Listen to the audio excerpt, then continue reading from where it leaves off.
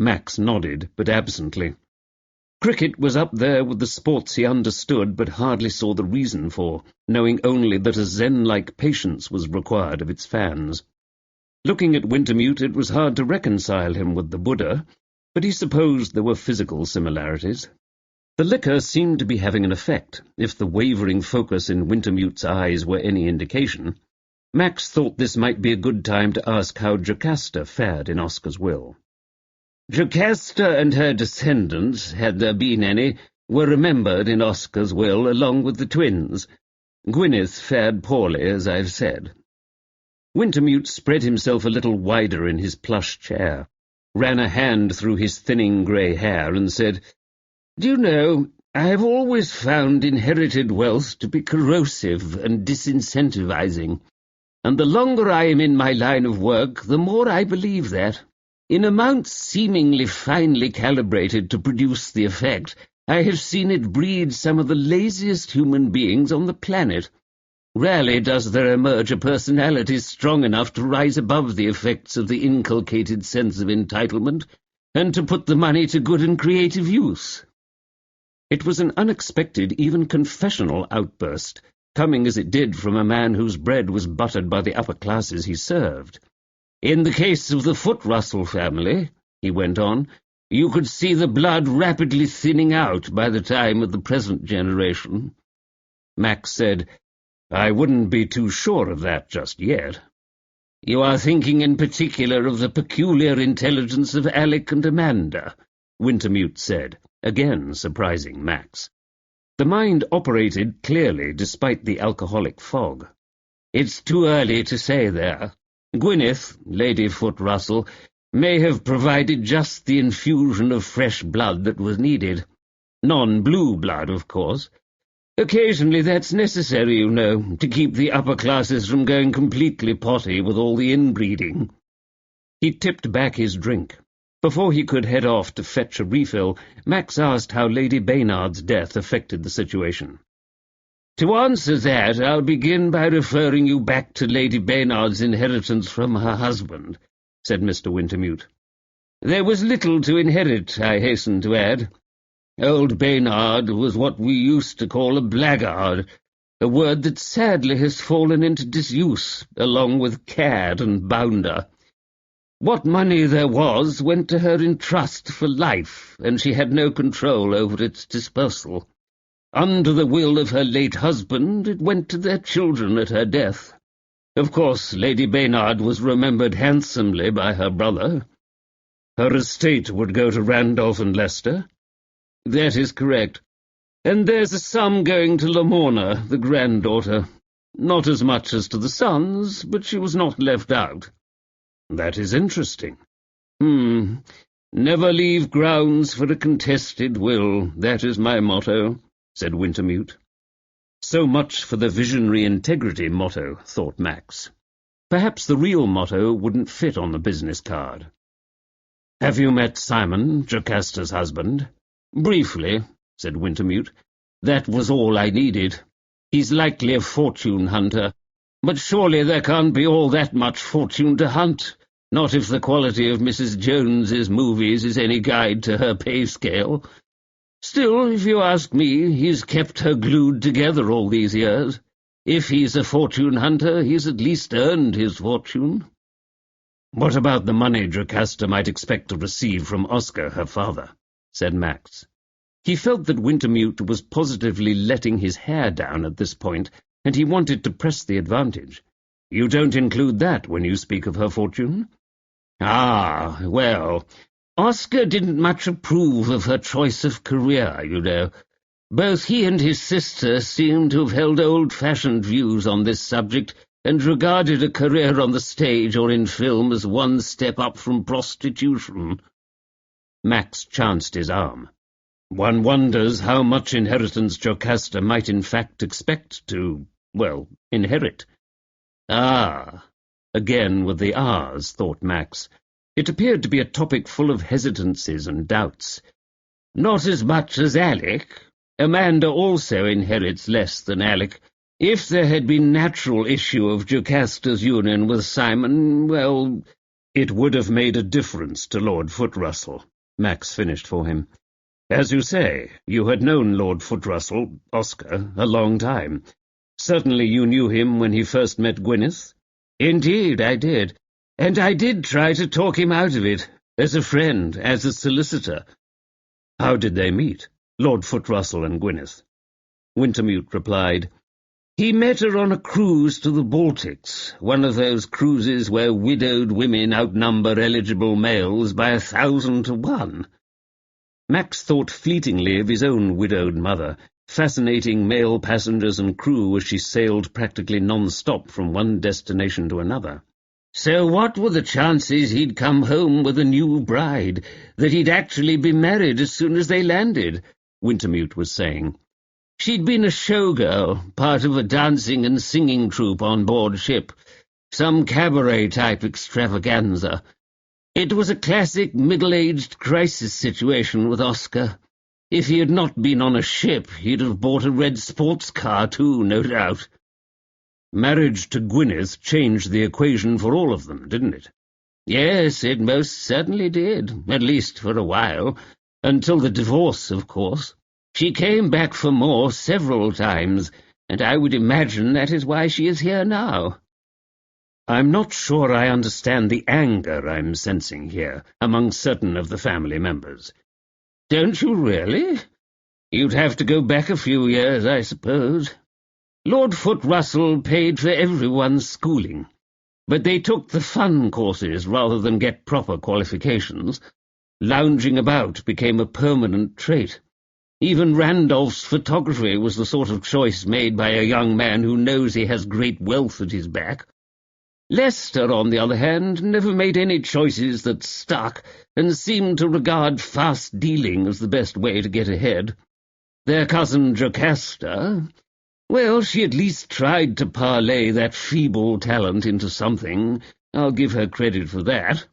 Great expectations, yes, indeed. Then along came Gwyneth. It was what they call a real wake-up call for the younger branches of the family. It wasn't until her removal, and some of them campaigned mightily for her removal, that hopes rose again. But the twins coming along in the meantime somewhat diluted those hopes. They were his flesh and blood, after all, and baby Alec was much to be desired as a male to carry on the title. I gained no impression that Oscar was fond of the children, said Max. Fondness had nothing to do with it. A hereditary title did. Lord Footrussell was married before, a union which produced Jocasta. What happened to his first wife? Oscar's first wife is both divorced and dead, said Wintermute. In that order.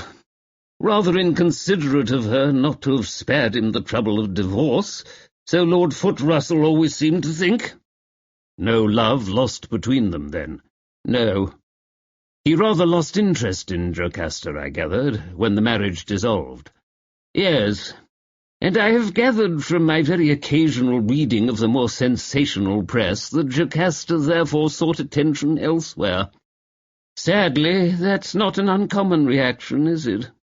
Wintermute was by this point on his third drink. He went to reach inside his jacket pocket for his Mont Blanc and dropped it on the floor. The interview ended with him on his knees crawling about, while Max hobbled about trying to help, scanning the floor and the far corners where the pen might have rolled. "The thing is," said a thick, garbled voice coming from behind the sofa, "the thing is that I feel there will be an explosion, and soon. So much money, so many who feel slighted. Yes, Aha!" Wintermute stood, holding the errant pen aloft. "Mark my words," he said, "we haven't come to the end of the trouble yet." Max left Wintermute shortly afterward in the company of Cotton, who was attempting to get what sense he could out of the man while he was still on this side of sober. From outside the door, where Max listened unabashedly, he heard Wintermute again mention money in the neighbourhood of £50+ million. A sum worth killing for, some might think. Max leaned back against the wall and wondered. Did Wintermute's being again called to the castle become a sort of catalyst, speeding up the plan to kill Lord Footrussell, if plan there had been? For the killer, the natural assumption would be that Wintermute was contacted to draw up a new will for Lord Footrussell, and perhaps also a will for Lady Baynard, if for some reason she had changed her mind about including Lamorna in her bequests, or about any of a dozen other things. The killer wouldn't want this complication. It could mean being left out. So any old existing will was preferable to one that didn't yet exist and might be deleterious. Of course, it might also have been to the killer's benefit, but could he or she take the chance? One thing was certain. There was no way to ask anyone, and the killer couldn't risk waiting to see, waiting for the final will to be prepared and sent back for signing, or worse, to be signed. And all this begged the question, did the killer even know about Oscar's appointment with Wintermute for the coming new year? Inheritance. Musing on the topic, Max was reminded of Lamorna's mention of Esau and Jacob. She had said the whole thing reminded her of that Bible story. There had been an inheritance at stake there, and a trick played on the father. Jacob, with the connivance of his mother, had tricked his father into giving Jacob the blessing reserved for the firstborn son, Esau. Max had always felt it was an unsatisfactory story in terms of bad behavior being rewarded rather than punished.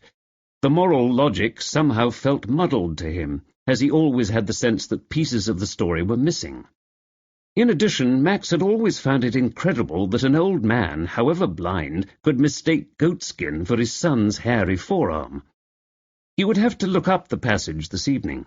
The day was getting away from him now. He wanted to talk with the disappointed Gwyneth, Lady Footrussell. Chapter 20. I Feel Pretty. Max had hopped his way up a mercifully short flight of steps to the tower room of Gwyneth, Lady Footrussell, and knocked at the wooden door. "Come on in," she called. "I'm just putting on the finishing touches before dinner." He had a struggle with the massive door, so she had had to come over to admit him. She wore a skirt that was more a suggestion of fabric than it was actual garb. It bore a print in shades of tan and buttercup yellow to match her hair, somehow highlighting her fairness and the frailness of her fashionably thin form. "That nice Inspector Cotton sent that dour little policewoman to tell me you'd be dropping by," she told him. Max watched her resettle herself at her make-up table, this gossamer woman who had somehow given birth to those changeling children. Her hair, held back with combs, fell into soft curls at the nape of her neck. As he watched from a chair by the window, she sucked in her cheeks and dusted a brush tipped in pearly pink over the resulting cheekbones before painting her Cupid's bow mouth in a harmonizing shade. Now she had a little black pencil she was using to dab at her eyelids, a process Max could barely stand to watch without flinching and covering his own eyes. "I've told the police everything already," she said. Dab, dab, blink. "So I can't imagine what new information you think can emerge now." "I just had a few questions. Call it curiosity, if you like. Of course, you're not officially obliged to talk to me." She pivoted around to give him a flirtatious once-over. "I can't say I mind," she said. "It's just that I think you're wasting your time." She sat posed like a Selfridge's mannequin on the bench before the make-up table, toes pointed inwardly in a would-be sexy ingenue pose that managed only to appear infantile. He thought fleetingly of Lolita and her Humbert. It occurred to him that Gwyneth, even in her 40s, had not quite achieved adulthood. She had a face smooth as glass, a perfect complexion, with a somewhat flat aspect to her expression around the blue eyes. Like Amanda's, her skin was so thick and creamy it seemed impossible blood could be flowing and veins pulsing beneath with the force of life. That type of skin barely wrinkled with age. Max was reminded by her flawlessness of a famous rock crystal skull he had seen once in the British Museum. Supposedly Aztec, it had been examined and proclaimed a fake. Max wished it were that simple with humans to spot the counterfeit. She looked at him in the mirror, blinking her eyes and smiling with conscious allure. "You wanted to ask me about something?" she said. "Well, shoot." I gather Letitia's death was as much a surprise to everyone as was Oscar's. Oh, yes. It was to me, anyway. It was surprising in completely different ways, of course, but it really is a double whammy to lose them both. Letitia complained of aches and pains, maybe too often. Is there a subject more boring? Mostly it seemed in line with her age. She was ancient, 75, but she was lively with it, if you follow. Given to loud, strong opinions, not all of which made perfect sense. One thing she said that I agree with was that all was not well in the Joneses' marriage, if the veiled references to starlets and harlots were any guide. Jocasta's show business career was a problem for Letitia, I gather, said Max. Oh, and mine. Gwyneth abandoned her make-up for the moment, turned, and leaned forward in an exaggerated bid for sympathy. The wide-set eyes bored in on him with flattering attention. Max was reminded somehow of Lester. She was trying too hard. Letitia could not seem to get it through her head that showgirl and prostitute are in no way related professions. I worked jolly hard, singing, dancing. I was rehearsing or performing all the time. That must have given you and Jocasta something in common, your similar backgrounds. You must be joking. Besides, Simon paid me much too much attention for Jocasta's liking, if you know what I mean. She turned back to her mirror. The little outburst had dislodged a speck of mascara. She dipped a cotton swab in one of the little jars on her table and cleared away the smudge. "Lamorna is free now, I gather," said Max to her reflection. "Free to leave. Do you think she will?" Gwyneth had been leaning away from the mirror for a wide-angle view. Now came the first flash of anger, one that almost sounded like spiteful jealousy. Perhaps she had been told about Lamorna's inheritance. "What complete balls!" said Gwyneth. It was a voice that could have been used to flash-freeze vegetables. Max was to hear the tone more than once in the coming hours. "Lamorna has always been free to come and go as she pleased. She makes it sound like someone held her captive. For Oscar's part, I know he didn't like having her here. Certainly he'd have shed no tears over her leaving." "Like Dorothy," said Max. "Wizard of Oz. She only thought she didn't know the way home. Anyway, why the anger, Gwyneth? Surely you didn't have a lot of hope things would change during this holiday?" "Didn't I? He told me himself he was going to get that solicitor in here after the New Year, and he'd make sure I was better compensated. What he meant by that exactly, I don't know. But it sure would have been more than the nothing I got." She was now busy applying some sort of metal curling device to her lashes. Max felt overall it was a task to be undertaken when she was calmer. "At least your children are provided for. That must be a relief and a blessing." "Yes, I suppose there's that," she said vaguely. "The boy seems to be coping well. So does Amanda. But I wonder if the stiff upper lip thing can't be carried too far." "Alec's always trying to prove how macho he is. When one has been simply handed everything in life, there is more to prove, isn't there? He's got looks, now he's got money. As for Amanda, she'll be all right. Don't you worry about her. She's tough as old boots."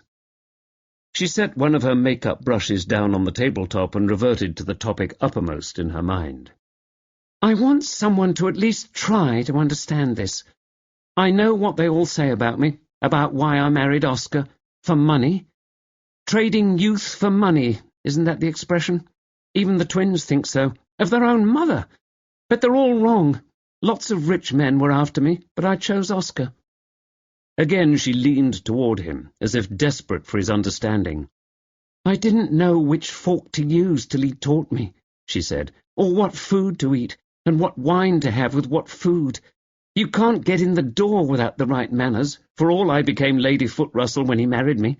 He taught me it was lower class to say I was completely whacked, upper class to say I was utterly exhausted. Things like that. Things that gave you away. Give one away, I mean." "Is that grounds enough for love?" She shrugged. "I thought so." It seemed clear to Max that while she may not have loved Oscar in the conventional romantic sense, she appreciated that he had things to teach her, things she was smart enough to learn. She still dressed more like Lady Gaga than Lady Muck, yes, but he filed that in the category of youthful exuberance. It would soon be time to outgrow some of it, however. "So he did a Professor Higgins number on you," said Max. Higgins? Who's he when he's at home? "He's a fictional character in a play. He transformed a flower girl into someone who could pass as a lady." "I was no bleeding flower girl," she said, sounding remarkably like an Eliza Doolittle who has skipped a few lessons. "But I take your point.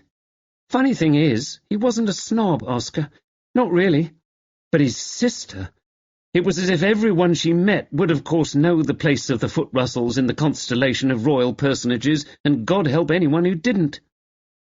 She screwed up her eyes in remembrance, risking another smudge to the mascara so recently and artfully applied. Then she swivelled round in her chair, her superb ankles and knees angled to the side in a ladylike pose, and looked at Max with a doggedly earnest sincerity. Again he was momentarily reminded of Lester. "Oscar never gave up trying to improve me, you know. He said my history books were rubbish, and he encouraged me to find something better in the library. Take what I wanted so long as I left the rubbish books behind." "That would be books about the Knights Templar, would it?" "How did you know?" "Lucky guess," he said.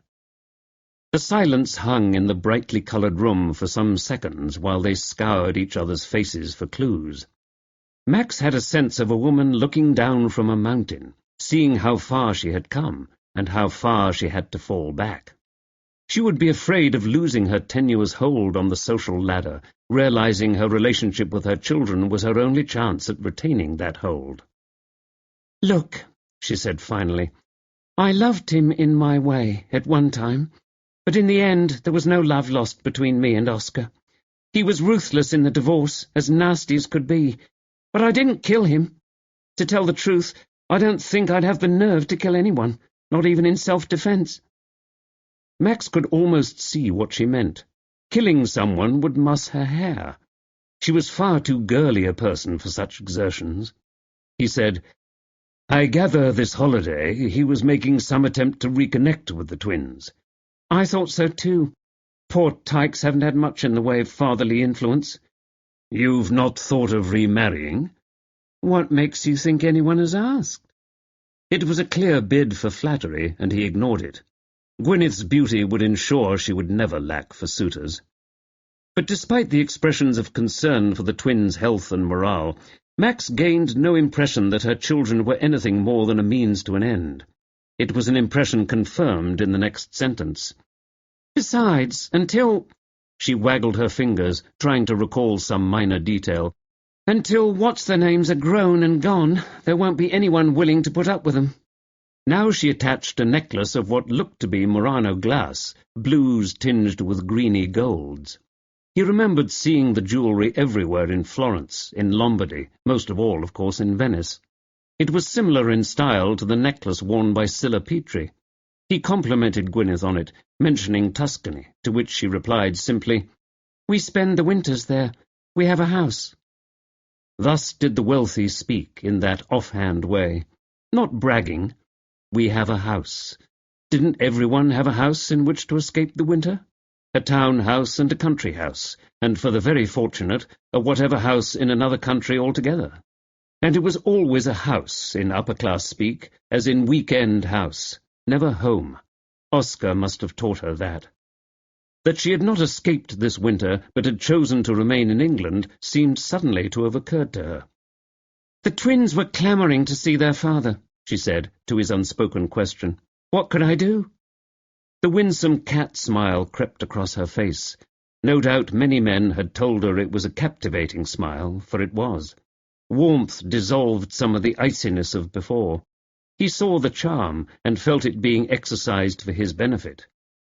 "You say they were anxious to see him," he took up. "It helped that I promised them a shopping spree if they behaved while they were here. There was money riding on it." She stopped, a pout on her shiny lips. "Well, for some people there was. At least I don't have a motive for killing him now, do I? The police can't pin this on me. Something to be grateful for." She caught his eye in the mirror, turned, and said, "You think I'm silly, don't you?" That was so close to what he had actually been thinking, Max was momentarily at a loss for words. although frivolous was the word he had in mind. "I think your priorities may have wandered a bit out of line," he said at last, gently. She shrugged. "As the saying goes, walk a mile in my shoes." Gwyneth's beautiful wide eyes with their coal-black liner followed him as he left. The door closed on his broad back. She noticed he was barely using the crutch, and instead seemed to be testing his weight on the injured foot. Good heavens, she thought, what a dishy parson, or whatever the hell they're called. I'll have to start going to church. But after a moment she leaned her head in her hands, exhausted and defeated. Whacked. To think I went through all that for nothing. Chapter 21. At Dinner. The pale December day had rapidly given way to a silvery gloom. Fading light iced the water, and a cold wind told the story of more snow on the way. It was approaching the time of the full moon. Max, standing at a casement window in his room, saw the castle's winter garden under a sky like a sheet of aluminum, dense and impenetrable. He thought with a sudden sharp longing of Nether Monkslip, its fields and gardens filled with flowers in summer, when he would gorge on the colours of his new-found village. He was turning back into the room when a sudden movement caught his eye. It was Lester, capering in the garden. There was no other word for it. First loping across the open area, limbs flailing, like a puppet guided by an indifferent puppeteer, now crouched and trying to hide behind a pergola, peeking out periodically. It was the darting movements Max had seen. A smoother operator than Lester might have gone undetected. With his slightly protuberant teeth, Lester resembled a rodent with curly black hair scuttling in the dark, a look of weak cunning on his face. As Max watched, Lester straightened, spun unexpectedly to the left as if grabbed by unseen hands, and disappeared in a narrow walkway between the castle buildings. What had the man been looking at? Wait, he saw it now. Two figures, both wearing coats, one male, tall and lanky, and one curvaceously female, headed for the door leading to the cliff path. The curving castle walls seemed to cup them in a wintry embrace. It was Randolph, and he was with Gwyneth. There was no mistaking her fair colouring in the moonlight. As Max watched, Randolph bent toward her, intimately putting an arm around her shoulders. The sea far below made a distant swishing sound, barely audible through the windows set in the deep stone walls. He couldn't hear what was said. It was like watching one of those old silent films, the kind Jocasta with her extreme gestures always reminded him of. The pair reached the wooden door. Randolph pushed back his hair, a pointless exercise in the wind at water's edge, but apparently an incurable habit. The moon moved from behind a cloud, and Max could see his smile. That patronizing smile. Gwyneth's face was blocked from Max's view. They disappeared through the door. Max turned from the window, a frown of concern on his handsome face. He hadn't made the association before, but why wouldn't Randolph take a romantic or sexual interest in Gwyneth? He reflected how perfectly set up the castle was for spying on one's friends, family, or servants. And what in creation had Lester been doing out there? Music drifted up the stairwell to Max's room, and entered with a gush as he opened the door into the hallway. It was a stately tune he didn't recognize, full of menacing strings and twiddly flutes, and suitable for background music in a costume drama. He realized the whole situation was like that, the shadowy castle walls casting a baroque quality over everything, adding to the sense of gathering menace. Entering the corridor, he was swallowed up by the darkness, the electric sconces offering faint illumination until he neared the top of the stairs into the great hall. A gong sounded, echoing and ominous as it reverberated up the staircase. He found Milo near the foot of the stairs, hauling back to give it another good whack, although the first might have woken the dear departed. In the cavernous silence of the hall, its oak walls darkened with the glaze of centuries, an aroma of onion mixed with garlic hung in the air, and that of seafood broiling in butter. Max realized he hadn't eaten much since the morning, and his stomach started to send hopeful signals of good tidings to his brain. The room was in shadow, its small windows partially blocked by snow and casting a white gloom. This was only slightly relieved by the march of candelabra down the centre of the table and by the Christmas tree lights illuminating one far corner. He supposed Milo had felt the family needed cheering. The great hall had no windows at floor level, only openings high in the walls where the vivid hues of stained glass shone like gemstones. Just as no marauder could peer in, neither could anyone peer out.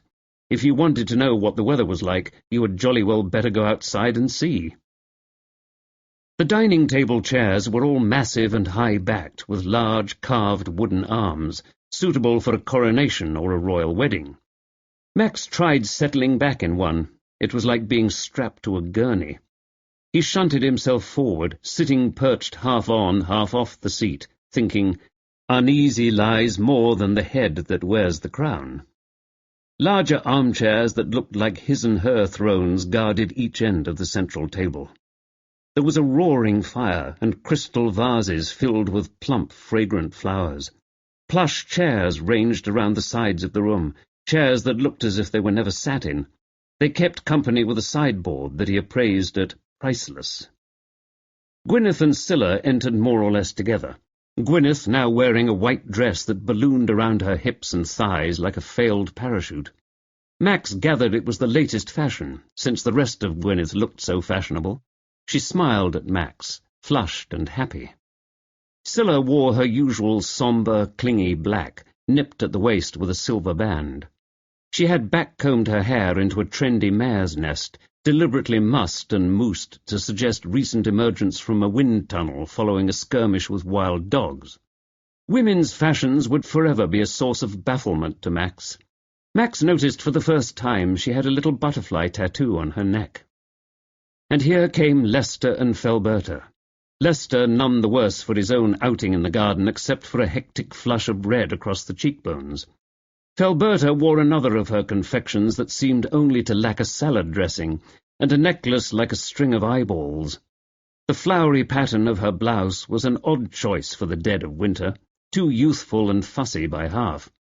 Still, Max supposed the colours might be meant to cheer her up. Surely someone or something needed to. "How I shall miss Letitia and her spreadsheet-like analyses of the bloodstock lineage of this or that great and noble family," she was saying as she entered. "And Oscar. How I shall miss Oscar," said her husband. "He was so full of—" "Life, yes," said Gwyneth, looking up. Max may have imagined it, but it seemed to be a warning movement. "Shit. He was so full of shit." "I see you've heard about his will," said Gwyneth. "He left us a pittance, considering what there was to go around." "You're telling me?" But she no longer looked as perturbed as she had been. Had Randolph been making reassurances on that score? "It makes it harder to mourn him, knowing how he really felt," said Lester. "Speak for yourself," said Gwyneth. "He was, after all, the father of my children." Max stole a look at her. This was certainly a new tune she was singing now. Lamorna clumped in and sat down heavily next to him. She wore a why bother sort of frock that may have been, and probably was, from the last chance bin at Oxfam. Over it she wore a mouse-coloured sweater that fell in droopy folds to a puddle at the top of her thighs. She leaned into him with an urgent whisper. "There is something I just remembered, passing by Lady B's room." She looked around, then lowered her voice still more.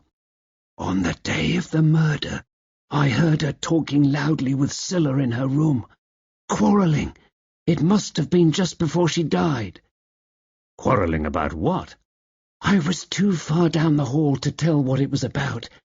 But what I want to know is, could it have brought on her attack?" This was said with more than a little hopeful relish.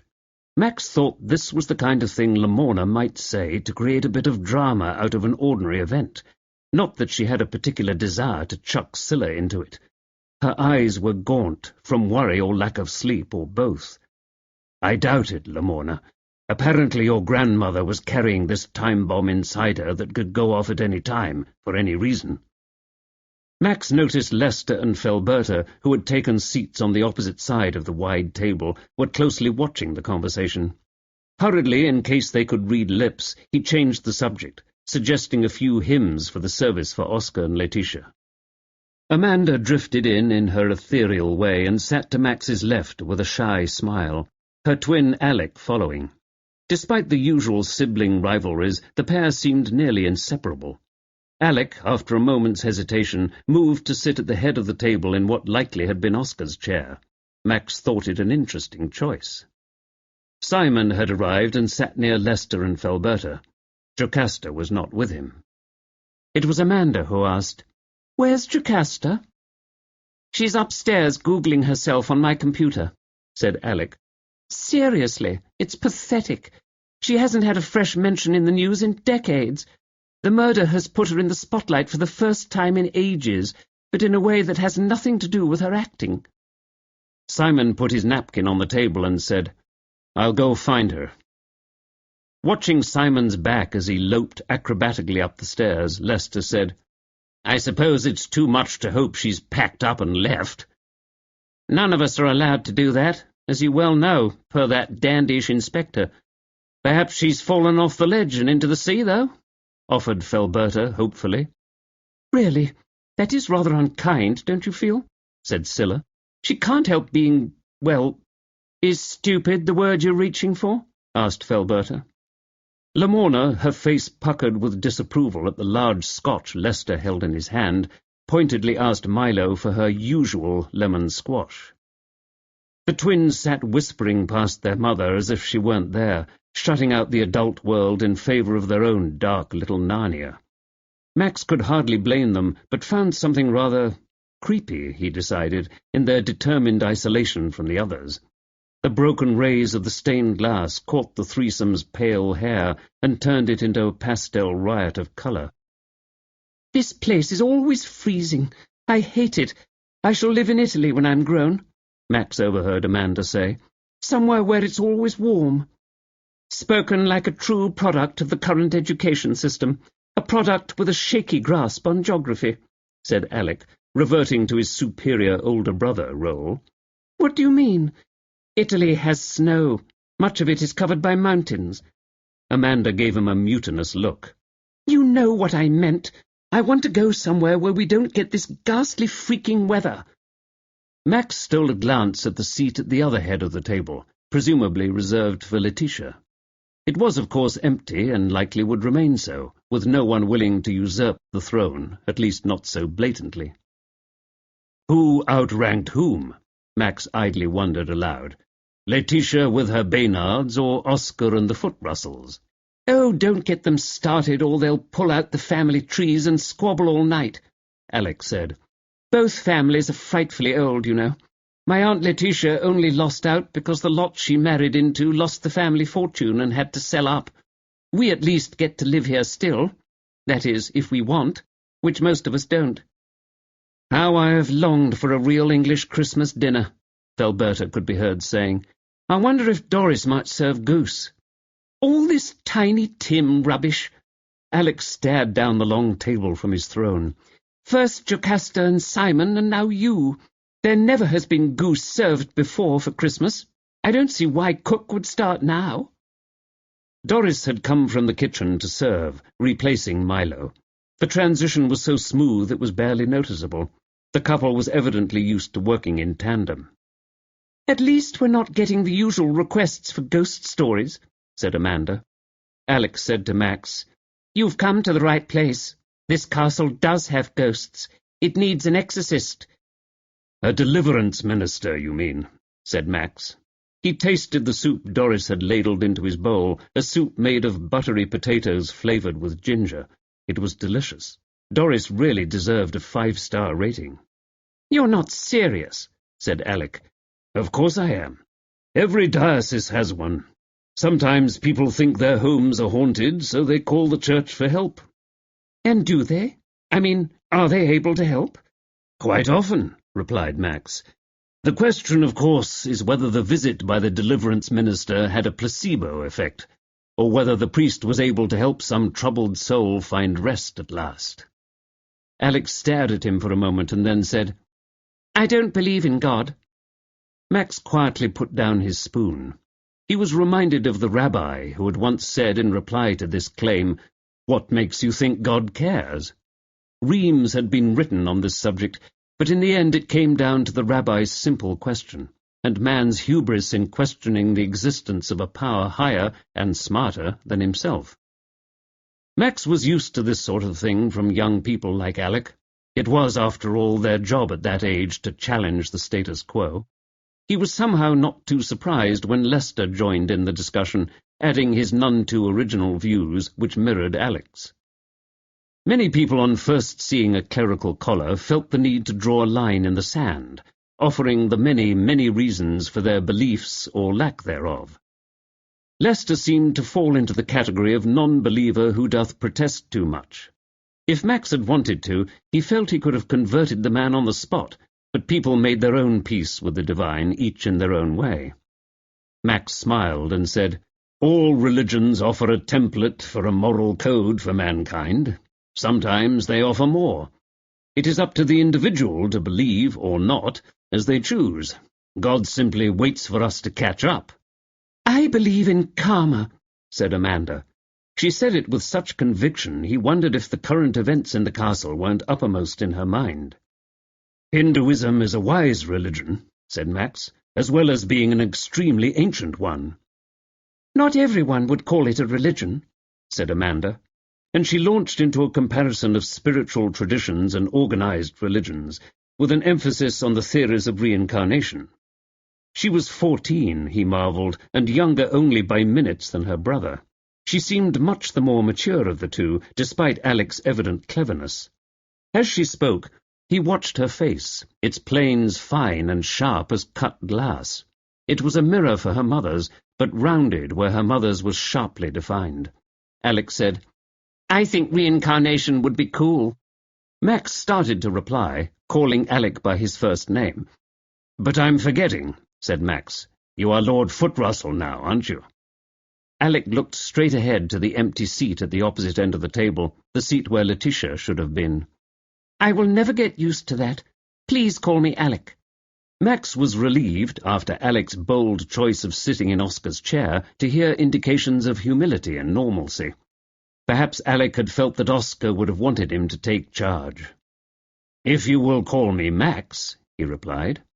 "I never got used to being called Father Tudor, even by someone of your generation, and even when I'm old and grey I don't think I'll care much for it." Max took a slice of bread from the silver bread-basket. "You're not thinking of renouncing the title or anything like that?" "Are you mad? Titles are a chick magnet." At that his sister made a choking sound as if her soup had stopped in her throat. So much for Amanda's vaster stores of maturity. But she had been keeping a careful eye on Max, and she now said to him, "I know why you're here." Max thought that certainly put her one step ahead of both his bishop and even himself. He turned to give her his full attention. "You're sizing us all up," she said evenly. "You're gathering impressions as you weigh our potential as murderers." That was so near the mark, spot on in fact, that Max chose to elide past the moment rather than directly lie to the child. "It was actually Lamorna who wanted me here." He glanced at Lamorna, who sat grimly staring across the table at Felberta. Lamorna's sudden windfall might have been expected to make her happy, but it seemed to be making her anxious. He didn't suppose Lamorna had had a lot of practice in thinking and acting for herself, and her situation might indeed be anxiety-provoking. Max tuned back in just in time to hear Lester say, "I need to make friends, business contacts. Maybe I should join Twitter or something."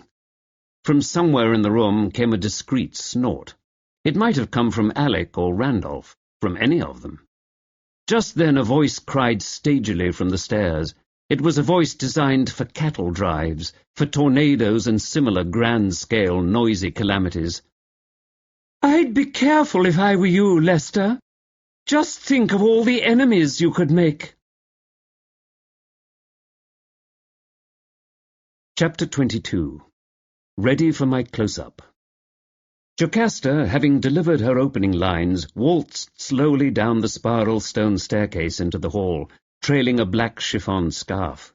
She was followed by Milo and Simon, who had collected her from somewhere in the castle. She tottered unsteadily on the style of high platform shoes with which many a more nimble woman had come to grief. Around her shoulders was a cloak with a stiff stand-up collar, not unlike the Queen's in Snow White, a cloak she held close against the chill. She looked like a child playing dress-up. Randolph rose to take her hand, kissing it in an exaggerated, courtly fashion. "Let me help you to your seat, dear cousin," he said. Jocasta smiled her over-the-rainbow smile, a fluttery beam of gratitude and whimsical yearning. "What melancholy!" she cried, looking up at him adoringly. "How do you bear it here, on this lonesome coast? And such tension within, as if the very ribs of the house were breathing." Ruthel Narwith, Knives at Midnight. She rolled the R in ribs like an opera singer, her voice trilling to a high falsetto that pinged off the high ceiling. "Whatever are you talking about?" Alec wondered. "I think you'll find the line was roof of the house," said Simon. Said Jocasta. "Oh," said Alec. "She's in one of her movies again, isn't she?" He said this flatly, as if it were a normal occurrence, Max noted. Undoubtedly it was. Jocasta, if Simon read her right, and he was certain he did, was tonight playing the part of an upper-class woman with a Rhodine accent possessed by a mysterious flesh-eating microbe. Jocasta raised one eyebrow now at the interruption to her performance, an eyebrow waxed to a perfect half-moon shape. The price for such glossy perfection, as Simon recalled, had come to something like $25 a brow. Max studied Simon closely, while pretending to be absorbed in buttering a piece of bread. By a trick of the candlelight, Simon appeared to be wearing eyeliner. Very Hollywood, but Max decided overall he'd been blessed with the kind of thick eyelashes most women could only envy. The Valentino-ish touch was at odds with his boyish all-American appearance. Jocasta, beneath her cape, which she dropped on the floor for Milo to pick up, was ready to party in a sparkly gold-and-silver top, cut low and worn over a floaty, too-short grey chiffon skirt. Max recalled that she was no doubt dressing from a suitcase full of clothing brought with her for the holidays, an impression confirmed when he heard her say, "I suppose I must get into town soon to buy a mourning costume." Max's mind filled with wonderful images at this idea, most of them Victorian and involving heavy black veiling and locks of hair wound inside mourning lockets, or braided into heart shapes. Letitia at least would have appreciated the gesture of the net veiling. Scylla complimented Jocasta on her jewellery, and Jocasta reached up to touch one diamond earring. "The real ones are in the safe back home," she said. "I never travel with real jewellery." Scylla wondered if that were true, about the real earrings being safe back home. They might well reside in a pawn shop. She'd heard rumours Jocasta was on her uppers, along with Simon, of course. Milo, with Jocasta's cape draped over one arm, said, "I wish to ask everyone if everything is satisfactory." He smiled, the candlelight throwing the plains of his face into fantastic hills and valleys. "It is my desire to assist the family however I can, especially at this time of such tragedy." The group regarded him in strange silence. A few nodded their satisfaction. After a moment Milo left, gliding around a stray footstool in a graceful skater's motion, a footstool evidently put there for no other purpose than to waylay and topple the unsuspecting. Alec murmured to his departing back, "He's like something out of an old black-and-white movie." Jocasta agreed. "Lon Chaney," she said, nodding enthusiastically, "only much better looking. How that man could act! They called him the Man of 1,000 Faces." She sighed. "Such a pity they don't make stars like that anymore." Milo and Doris reappeared with the main course, which was fresh-catched turbot broiled in lime and butter.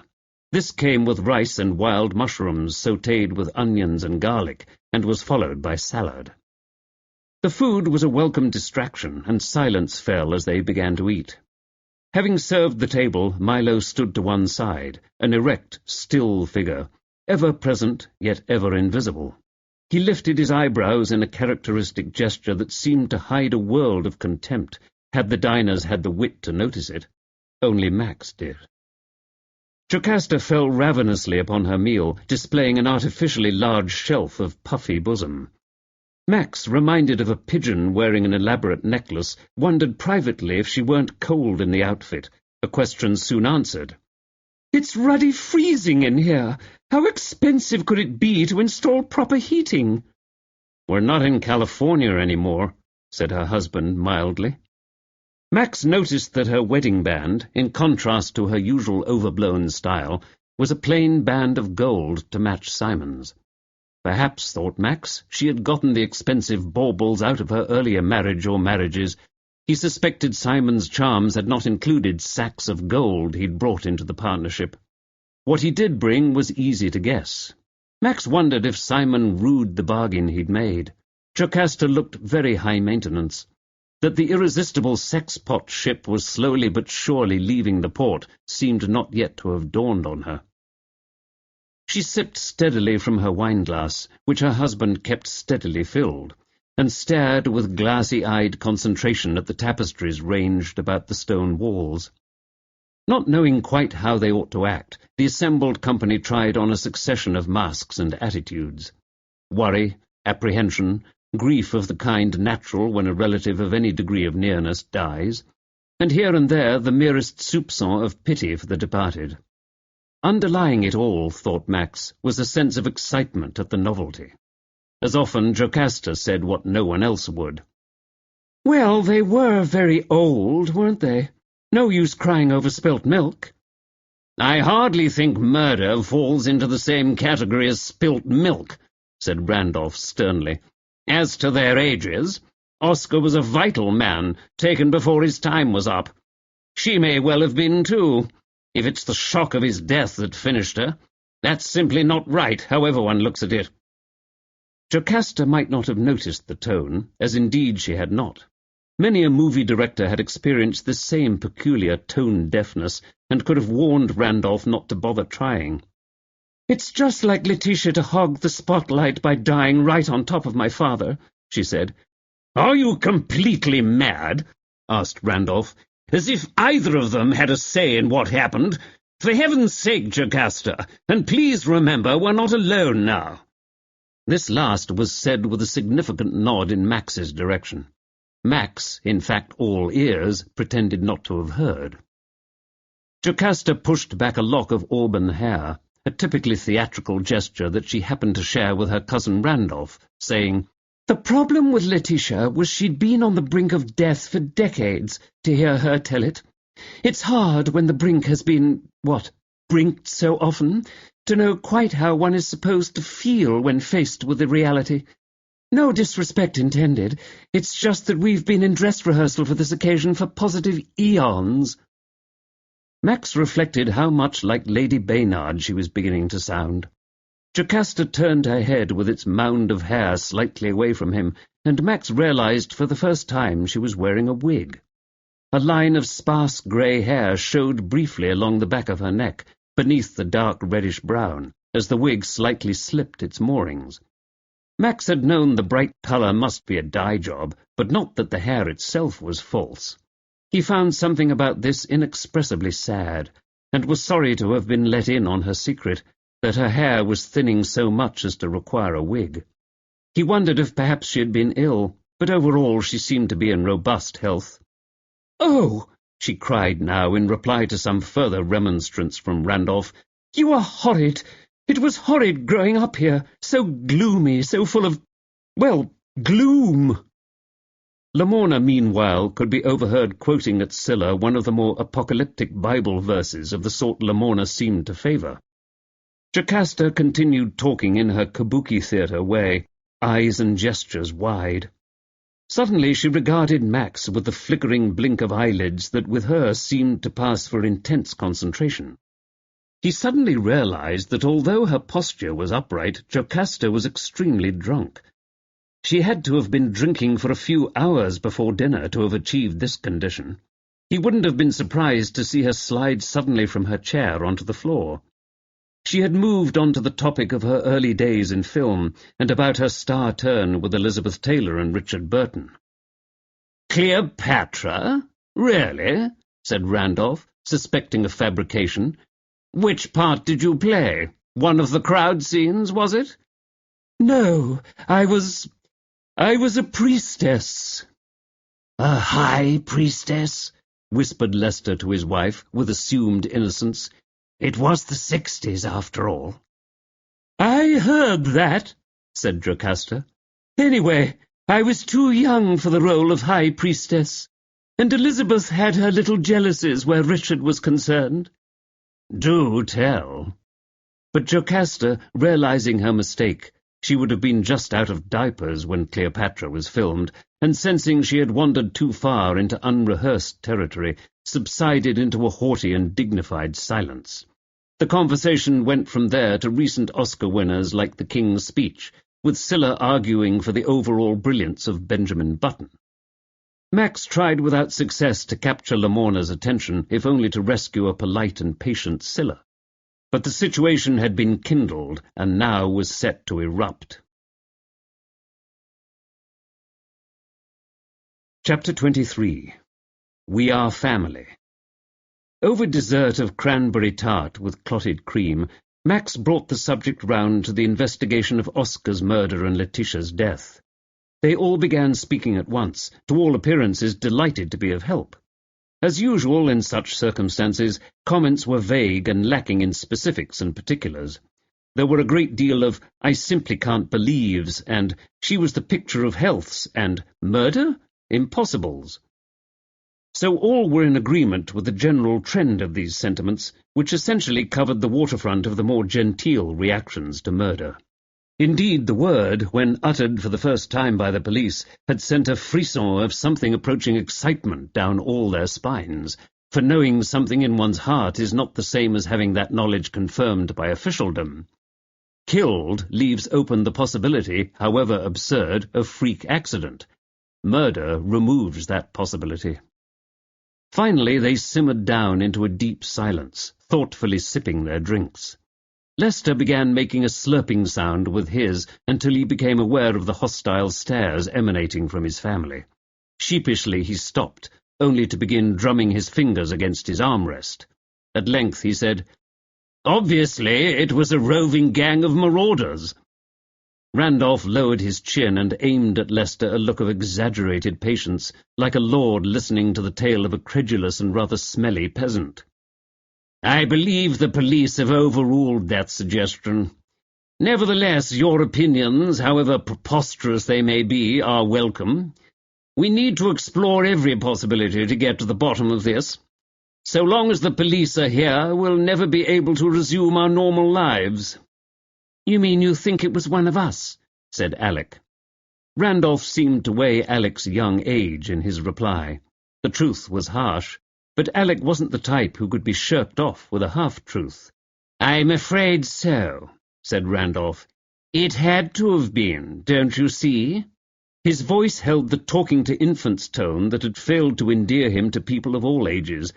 It was the same voice that had presaged many an unruly family dinner discussion. Tonight was to be no exception. A memory flashed into Max's mind of a scene he had witnessed one day at the beach, in Brighton or somewhere ordinary like that.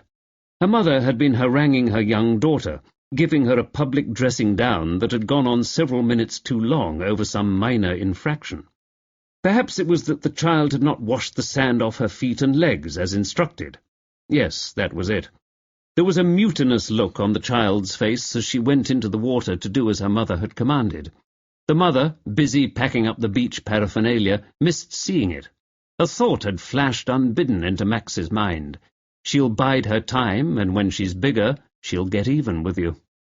Lamorna's contribution to the discussion had been to repeat several times her theory of divine retribution, interspersed with little outbursts of "frightful" and "my goodness gracious." There was a ragged edge to her voice, but she was dry-eyed. They all were.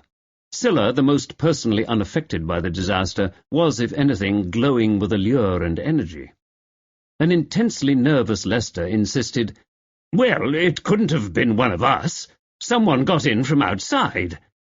"I'm afraid the police do think that is quite impossible," said Max. Lester rejected police thinking with an airy wave of his hand. "Nothing is impossible," he said, "and I wouldn't believe a word the authorities said if I were you." He cited an article he'd read in one of the tabloids where a space alien's ossified remains had been found somewhere in a desert, but the CIA was as usual covering it up. Unable to stop himself, Max asked, "Why on earth would the CIA do that?" "Simple," replied Lester complacently, expanding under the attention. "So they have time to train one of their own operatives, altering his appearance surgically so they can use him as a decoy for when the aliens return."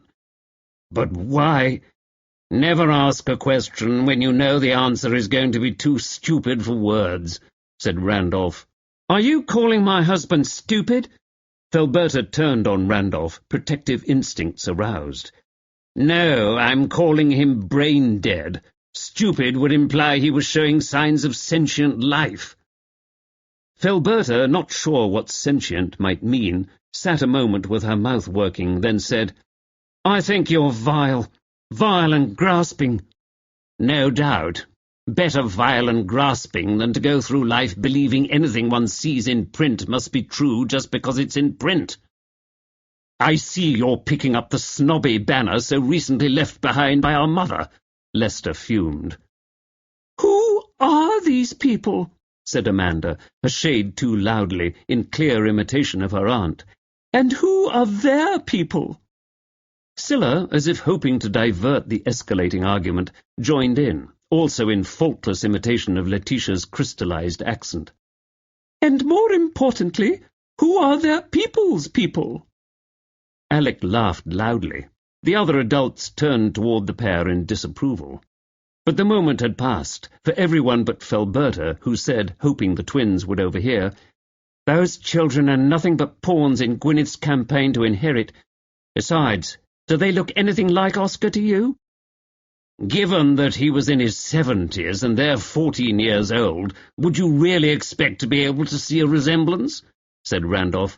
"Oh, come off it. You know what I'm saying." "I do," hissed Randolph, "and I'm not saying you're right or wrong. I'm saying there will be a time to start flinging allegations like that around, and that time is not now." Felberta sniffed, fluffing the collar of her blouse and adjusting her strange, unwieldy necklace. Lamorna now sat quietly, her eyes downcast, no doubt withdrawn into her tiny, holier-than-thou world of sentimentality, steeped in dark judgment and brutal remonstrance. She might have been Bloody Mary awaiting the happy news of the execution of her cousin, Lady Jane Grey. Jocasta leaned over her plate to stare down the table with the intense focus of the inebriated. Her red lipstick had smeared, an unhappy reminder of her vampire movie career. Max heard her say, slurring her words, "I wouldn't worry about any of this if I were you, Gwyneth." The th in Gwyneth's name gave her particular trouble. "You weren't in her will." "I was," said Gwyneth. "I was so too in her will." "And you know this? How?" "She told me so. She said I was a major beneficiary." "She told me the same thing," chipped in Lamorna. They all looked at each other. "Well, it sounds like she's been up to her old games," said Gwyneth, putting her fork on her plate with a clatter. "It hardly matters now," said Jocasta. She paused to empty her wineglass. "It's time you found a job, anyway." Gwyneth glared at her. "How dare you say that to me? When have you ever held a real job? Playing a bimbo vampire, please note, is not a real job." "Bimbo?" spluttered Jocasta, every word a slurred effort. "Look who's talking!" "If the Manolo fits, wear it," murmured Randolph. Well, zing, thought Max. Tension crackled like lightning through the room. He felt it as a rise in his own body temperature, a faint beading of sweat across his brow. Jocasta kept reaching for the wine bottle in the middle of the table, stretching her body across whatever and whomever was in her way to reach it. More often than not, it was Lester, who sat to her left. "Steady on, old girl," he said, on the third or fourth reach. "Mind your own beeswax." "Do people still say that?" Randolph wondered, with exaggerated innocence. "Isn't that expression simply ancient?" "Like me, you mean?" Jocasta asked, pouring the wine with elaborate drunken care, a chemist on the verge of a major discovery that would both alter mankind's perception of the universe and the layout of the periodic table. "I'm not so green as I'm cabbage-looking," she added. "What a perfectly idiotic saying, I've always thought," said Simon, sensing a brewing conflict and determined to save Randolph, if he could, from needless immolation. "Who, apart from certain of our elected officials, actually looks like a cabbage?" "Felberta, for one," said Jocasta. She aimed an elbow at the table and missed. Wine sloshed onto her hand. "At least," snapped Felberta, setting down her own glass none too steadily, "at least I don't dress like I'm opening a third-rate vaudeville show." At that, the vaulted ceiling seemed to press in on them with the weight of centuries. It wasn't the first quarrel in that room. One had ended with a dagger through the heart of one of the then-Earl's vassals, but there were echoes of the past in every face and gesture. "How dare you!" Jocasta snarled, red lips taut as wire. Max noted with interest that it may have been the first time he'd seen the mask drop.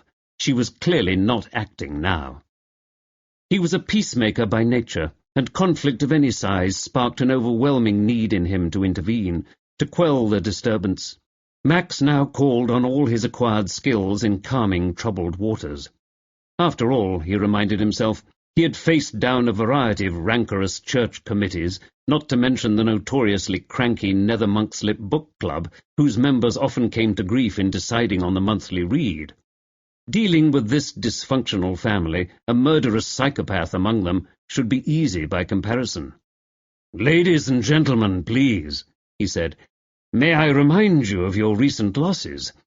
Let's show some respect, if you would, for the deceased. Besides, a united front might be your best defense right now. As I'm sure you're aware, the police are watching your every move closely." His words, particularly the latter part of his message, quieted them all, but the shift in mood effectively signalled that dinner was over. They slowly stood and made their ways with varying degrees of stability and focus toward the stairs. Jocasta overshot the exit and made a beeline toward a door into the garden. She had to be led to the stairs, with elaborate solicitousness, by her husband. Lester hesitated, clearly wanting a private word with Max. He began to say something and then thought better of it. He swerved off, his wife at his heels. Lamorna walked out without a word.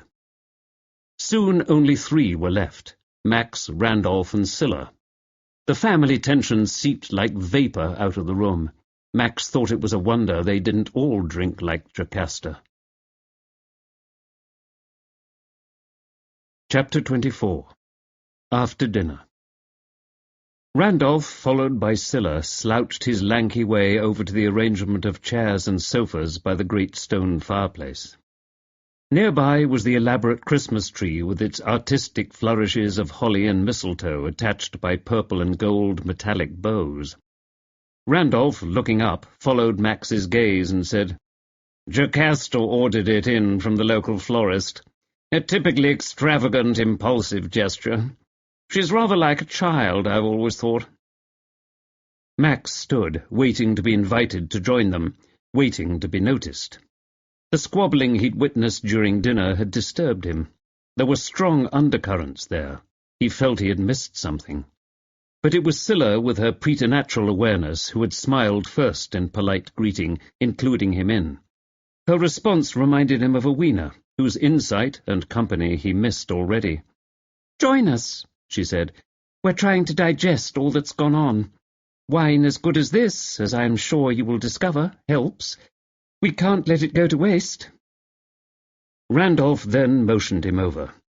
Minutes later, the three sat huddled near the fire like regulars at a pub, Scylla curled up in her chair like a question mark. Before them, on a low table, were glasses of wine in varying stages of fullness. Accompanying the Côte du Rhône was a cheese plate supplied by Milo. Max helped himself to an excellent bleu on a wafer-thin slice of toasted French bread. "What must you think of us?" said Randolph. "Somehow I feel I owe you an apology, although none of them are my doing. You mustn't mind Alec for a start." "Not at all," said Max. "He's still creating himself, and one way teenagers do that is to argue with the oldies. It helps them to tease out what they actually do believe." Randolph harumphed. "Alec seems to regard himself as representative of his generation and is given to making blanket pronouncements about the thinking processes, likes and dislikes of everyone within that generation. However, one has to take into account that he only represents a tiny fraction of the privileged segment of the population at large, so his opinions may be flawed at best. The rest of the people his age have more mundane concerns about earning a living, getting into a good school, and so on. For Alec, it has been handed over on the proverbial plate, with garnish. For all his mother's grousing about money, he's well set up compared with most." Max said, "Do we ever really appreciate those comparisons, especially at that age? Youth, after all, is always wasted on the young. He may just not realize yet how well set up he is for the future." "You're very kind, Vicar," said Randolph, "and if you don't mind my saying so, a tad idealistic." It was an adjective Max had heard applied to himself before. Every time it made him bristle. Idealistic was a word he equated with gullible and rubish, as if he were some sort of hayseed from the provinces. He sat deep in thought, holding his glass between his hands like a chalice. His eyes, with their dark grey irises, gleamed in the firelight. A parade of ghosts from his former life in MI5 might have been passing before him, including the elusive man with the unusual sunglasses who haunted his dreams. "You must admit," Randolph was saying, "Lamorna qualifies as a skeleton in any family's cupboard." "The day of their calamity is at hand," intoned Scylla in Lamorna's dolorous tones. "Any passage in the Bible that involves death and destruction is Lamorna's very most favourite. She just breezes right by the love one another bits."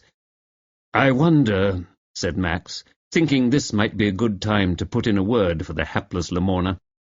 "I wonder what she will do now. I think she's rather frightened of what may happen to her." "I suppose Letitia was a form of protection from the outside world," said Randolph. "Really, I've no idea, but I can't picture the new heir chucking her out." "Can't you?" said Scylla. "I have the idea that's exactly what he may do when he's a bit older and a certain amount of time has elapsed." Her voice trailed off with the smoke from the fireplace. She held up her wine-glass to the flickering firelight, watching the play of red and gold. After a pause, she shifted the subject. "I suppose Bambi will stay with Jocasta long enough to see what his cut is." "Who, Simon?" asked Randolph. "Most certainly." They spoke quite openly, Max thought, with the easy give-and-take of people who had worked in harness for many years. Like Milo and Doris, in fact. It was almost as if he were not in the room. At that moment Milo entered, this time bearing the coffee tray. At Randolph's direction he put it down with a slight clatter on the table and left the room. A gust of wind rattled the darkened panes, which Max could now glimpse beyond the screen. Ice crystals had formed fractals on the windows, and tree branches bearded with ice threw their ominous silhouettes against the sky. Max sank back sleepily into his chair, fighting to remain alert. There had been a lot of wine at dinner, a different wine for each course, and Max felt like the snake that swallowed the mongoose. He wasn't used to rich, heavy food, especially since his tofu-laden organic years in Nether Monkslip, and he could feel his body marvelling at this new Henry VIII-ish lifestyle. "Whiskey?" Randolph asked. "Oh, why not? Might as well be hanged for a sheep as a lamb." "Thank you, that would be most welcome." Randolph rose and yanked on a bell-pull by the fireplace. Max began to wonder if Milo ever got a break. Perhaps with their inheritance he and Doris wouldn't stay much longer. Milo, the perfect servant, somehow knew what was wanted, and appeared almost on the instant with a tray holding a bottle and glasses. Randolph, having formally bid Milo a good night, unstopped the decanter. He poured Max a generous dollop of a brand of single-malt whisky Max had not enjoyed since his days of the high life in London, and then only infrequently. The strong spirit ran smoothly down his throat.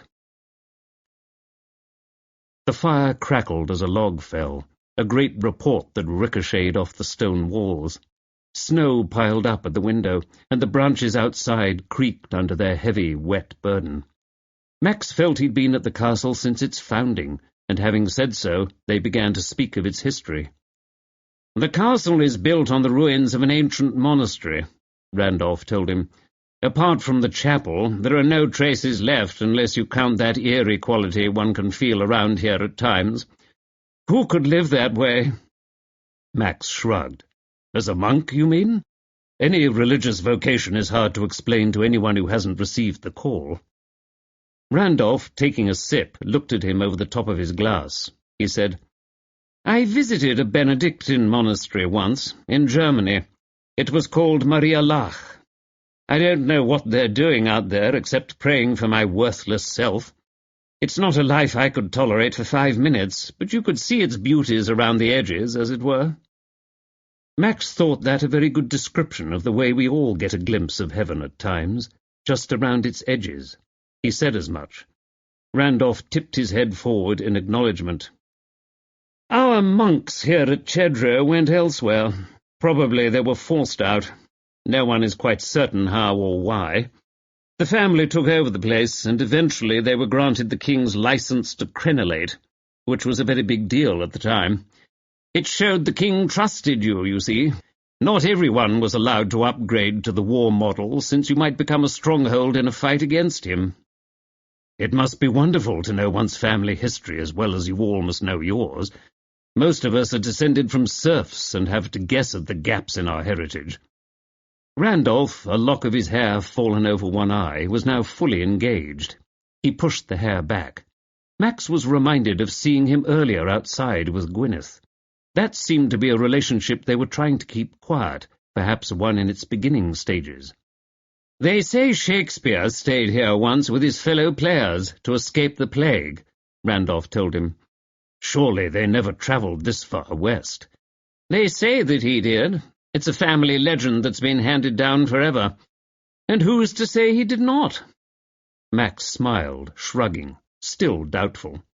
He tipped the glass to his lips and finished the last of the excellent whisky, thinking this was the life, for Max was a man of Epicurean tastes whose self-indulgence was rare, not least of all because a vicar's stipend didn't run to luxuries large or small. He put down his glass. Randolph, taking it as a request, poured again from the decanter. "How lucky you are to live on such a property," said Max, "even though these manor houses are a huge upkeep and a worry, I'm sure." Max felt that given his experiences with the roof of St. Edward's, he was becoming rather besotted with the maintenance of ancient structures. "But it's important that they be preserved, not torn down to make way for the new. Lamorna pointed out to me some of the architectural features. Defense against invaders seems to have driven many of the architectural decisions." "Oh, Lamorna." "Oh, her again." "Yes, she has taken quite an interest in the castle's history." Randolph's own interest in Lamorna quickly evaporated. "Try to picture it," Randolph went on. "There would be a large fire in the centre of the hall. That's where the servants and retainers would sleep. The concept of privacy is strictly a modern one. The mind just reels, doesn't it? The lord and lady who formerly had a smidge of privacy on a raised dais at one end of the hall, and here he paused to illustrate with a wave of one hand, eventually had a private or family room. It was called the Solar, with which you are familiar. Oscar's room, of course." He paused. "I saw you taking a peek in there earlier," he said pointedly. Max did not rise to the bait. Instead, he returned Randolph to the path of the family history, in which he seemed to take as much of an interest as Lamorna. "The family were explorers," said Randolph, in answer to Max's questioning. "Gambling blood runs through our veins, you could say. Because it wasn't all just about the challenge and the thrill. Oh, no. There were great fortunes to be made out of the undiscovered or unsettled lands. That those lands were already in the possession of the native populations, well, that didn't enter into the thinking, not for a moment. One ancestor in particular, Sir Champerson, took after Sir Walter Raleigh and that lot. He lost a fortune several times when one ship or another came to grief. He didn't turn a hair. That kind of thing, well, it's in the blood. Lost his life to it in the end, did Champerson. Drowned with his crew. Poor buggers. Imagine crossing the Atlantic in the type of ship they had, little better than a wooden tub with sails. Raleigh lost his life in a different way. Oh, yes. The famous charm that worked so well on Elizabeth failed him when it came to James. Funny thing, charm, and luck. I suppose it really does run out for some. Anyway, now the place is a tourist haunt for part of the year, and people show up at all hours expecting to see the sights, or to retrieve the umbrella or what-not they left behind over the summer. It's quite absurd, but they think somehow because a family is known to live here, that makes it different from a museum or an unoccupied National Trust stately home, as if we have nothing better to do than keep track of their rubbish all day. They have weddings now here at the castle during the summer months, a development my mother viewed with special horror. Oscar didn't mind, strangely enough. He was a bit of a romantic at heart. Well, you only have to look at Gwyneth to see that is true.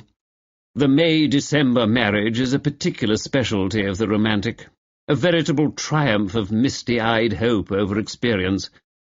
My poor uncle, one could really feel sorry for him at times. Somehow Max again brought the subject around to Lamorna. He could not have said why he persisted so, except that her particular request for his presence made him hope that if he could not get to the bottom of this crime, he could at least see to her welfare. "From what I have observed," said Max, "Oscar's relationship with Lamorna was different from her relationship with Letitia.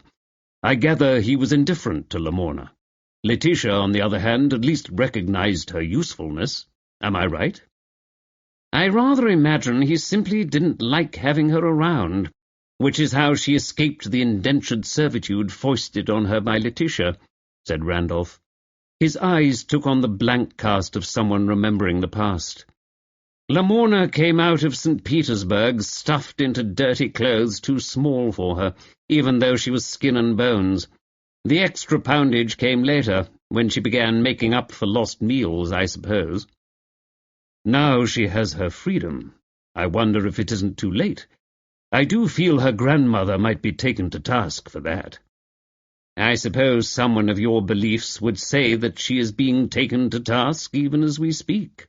Randolph smiled, less a smile than an aristocratic wince, a flash of teeth and an expression that said life with his mother had not always fulfilled its promise of good times for all.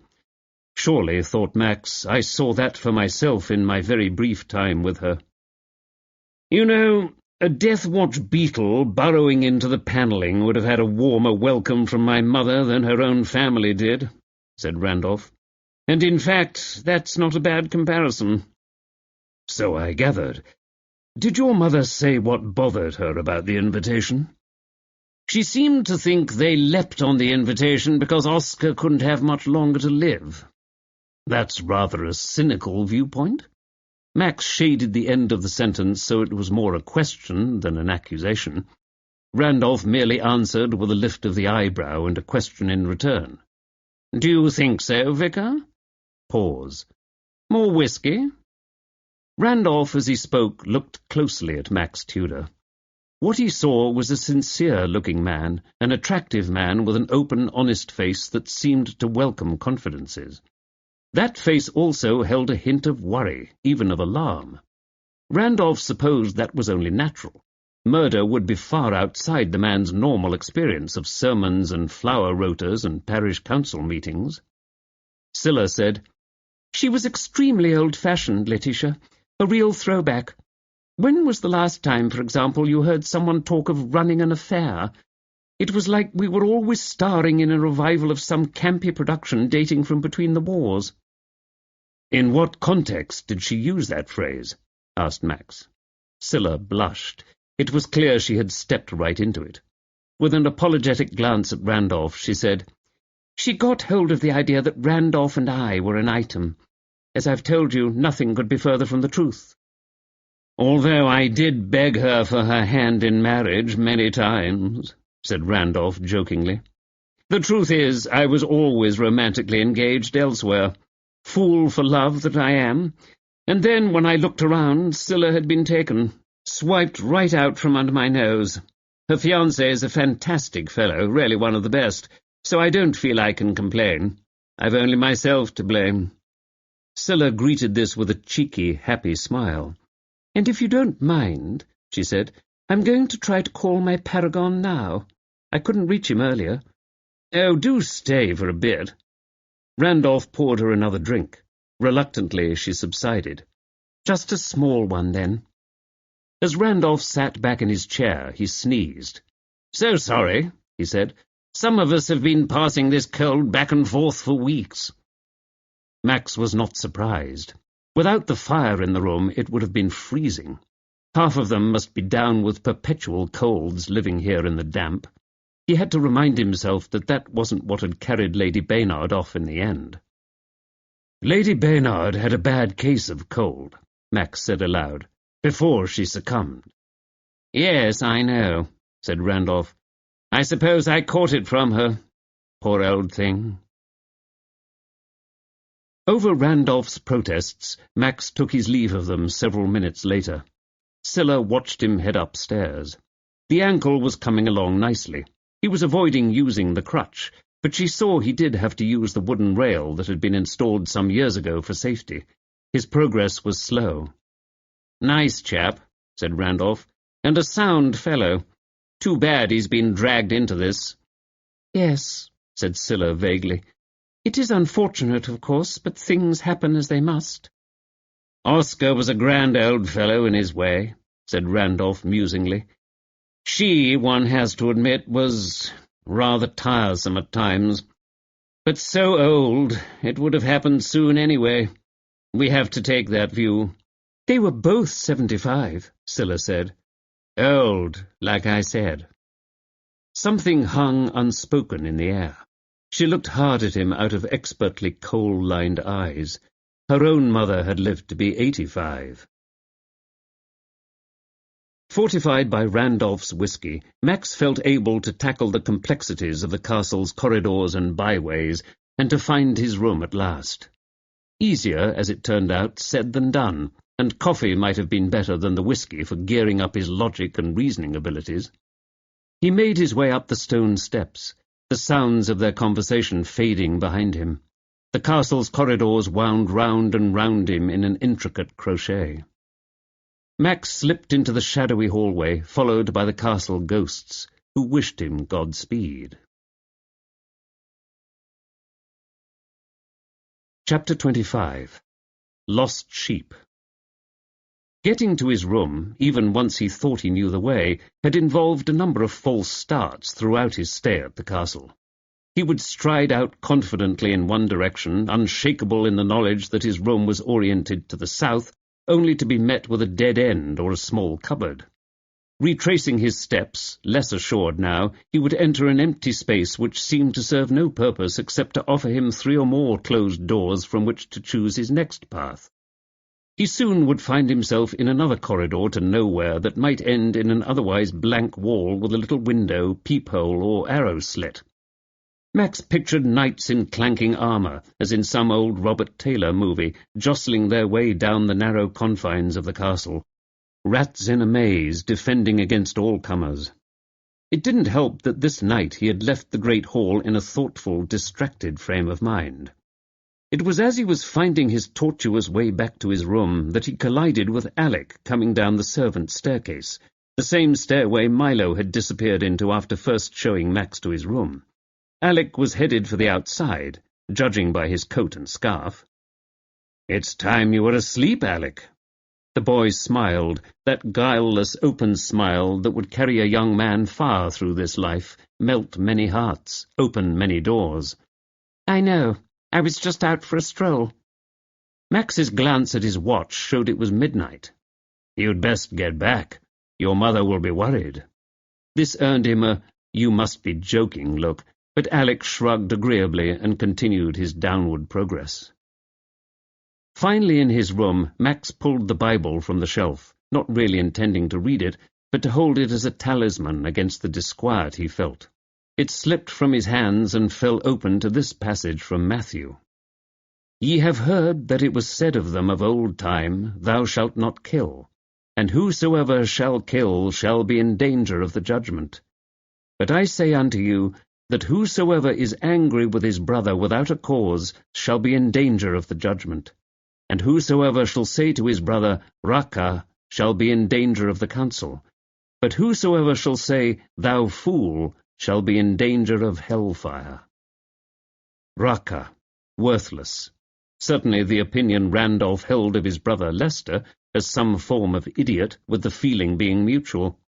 This grisly passage, as Max recalled, was the one that went on to advise the plucking out of eyes and so on. The house had two brothers at odds, that was certain, if the narrowed eyes and jutting jaws indicated anything. Max leafed through the pages which fell open to the start of Genesis 27. "And it came to pass that when Isaac was old, and his eyes were dim, so that he could not see, he called Esau his eldest son." The story Lamorna had mentioned. More about squabbling sons and an inheritance, and trickery over an inheritance. Max closed the pages, using one index finger as a bookmark. The hairs on the back of his neck bristled as if a skeletal hand had touched him. "What?" he said aloud. He raised his eyes. "What is it?" He read the entire chapter slowly, and then he put the book aside. He stood and walked to the east-facing window. As before, a movement caught his eye. Was it? Yes, a dark shape moving among the shadows, a black shape against a black wall. In the sea fog coating the garden, the shape floated free under a sky pocked with stars, making footless progress in the direction of the archway leading to the back regions of the garden. He'd have missed it altogether, but that the shape, momentarily washed by moonlight, turned to look back toward the castle for a flash of an instant, and Max saw a countenance dimly lit, grey with dark sockets, an indentation for nose and mouth. That was all he could have sworn to have seen. An impression merely. Then the face, the mask, turned away. It was as if nothing had ever been there. He knew if he tried to follow, the figure would be long gone, with 100 places to hide. So he stood a while, waiting for it to re-emerge, hoping for a better glimpse of the face in the changeable blue snowlight of the half-moon. It never reappeared. No less quiet in his mind, Max undressed for bed. Max in the long watches turned over restlessly, burrowing deeply into his high-count cotton sheets smelling of lavender and soap. The wind outside howled as he dreamt that leprechauns with tiny metal mallets were pinging away at his swollen ankle. Their pounding grew louder, more insistent. Coming fully awake, Max bolted out of bed. Someone was at the door. He allowed a moment for his eyes to adjust to the darkness, for fear of walking into some massive, immovable piece of furniture that had stood rooted to the floor since the 15th century. Fortunately, he had left the curtains undrawn. There was no need for privacy, as there was no one who could see in from below. And above the sound of the wind, he heard a scream. It was a scream worthy of the worst of Jocasta's movies. High-pitched, shrill and frenzied, it seemed to go on forever, until it was silenced by a tremendous thud of something heavy coming up against something immovable. The knocking at the door began again, a furious pounding. Through the thick wooden door he heard a muffled cry. He recognized Lester's voice. Cautiously he inched open the door, and there was Lester peering back, a picture of stark panic. "Did you hear that?" he demanded. "That scream?" Max, already on the move, nodded. "1 second." He felt his way to the light on the bedside table, then threw on a thermal jacket over his bare chest and drew running pants over his pajama bottoms. He slipped his feet sockless into his trainers and flung open the oak door, which had creaked its way half shut, and rushed into the corridor, colliding as he did so with a brown bear. His heart gave a colossal leap, but the bear was Lester, wearing the kind of fur hat with ear flaps favoured by Russians during their long winters, as if he'd planned a stop-off in Siberia after his visit to southwest England. "What on earth was that?" asked Lester. He carried an electric torch that seemed to need new batteries. "What in hell, more like," thought Max. Aloud he said, "I think it came from the servants' staircase." No need to say what it was.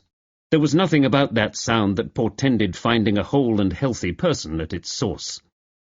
The light directly over the main staircase was turned off, and the corridor had only feeble electric light from the faux medieval sconces on the wall. These seemed to cast shadows more than they did light.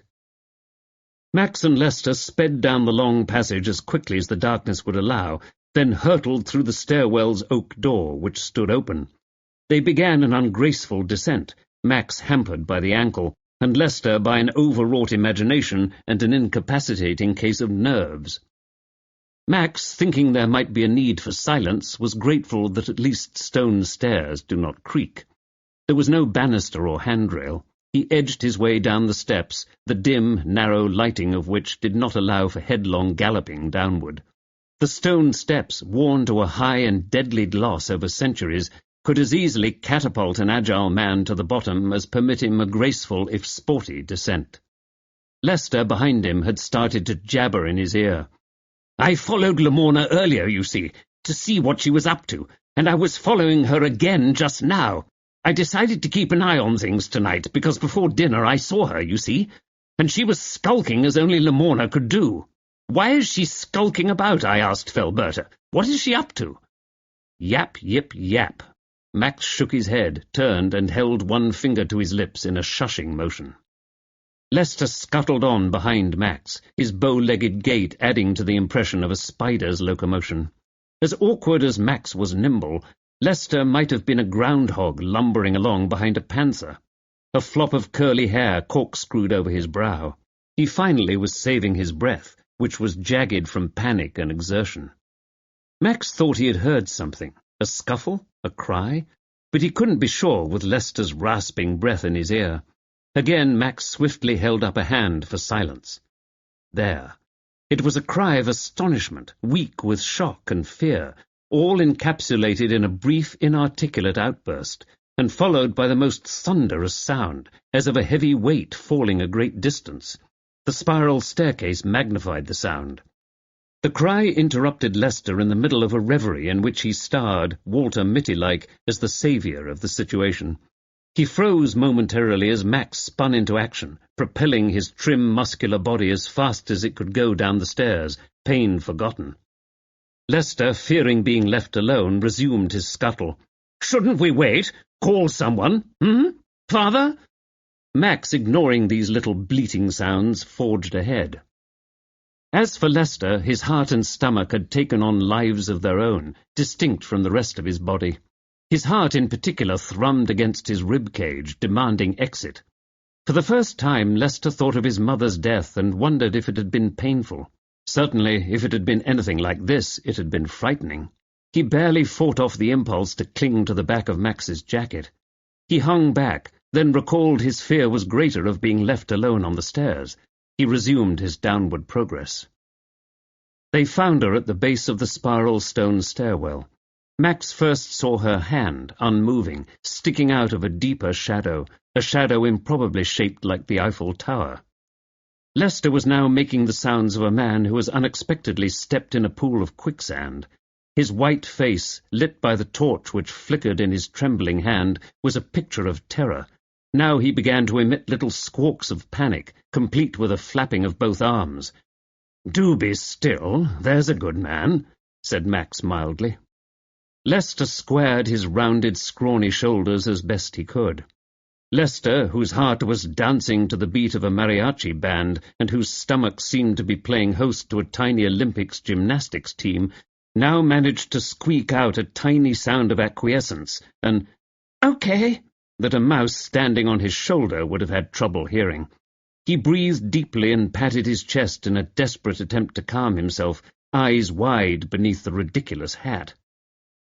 Max widened his own eyes to let in as much light as possible as he gazed at the body.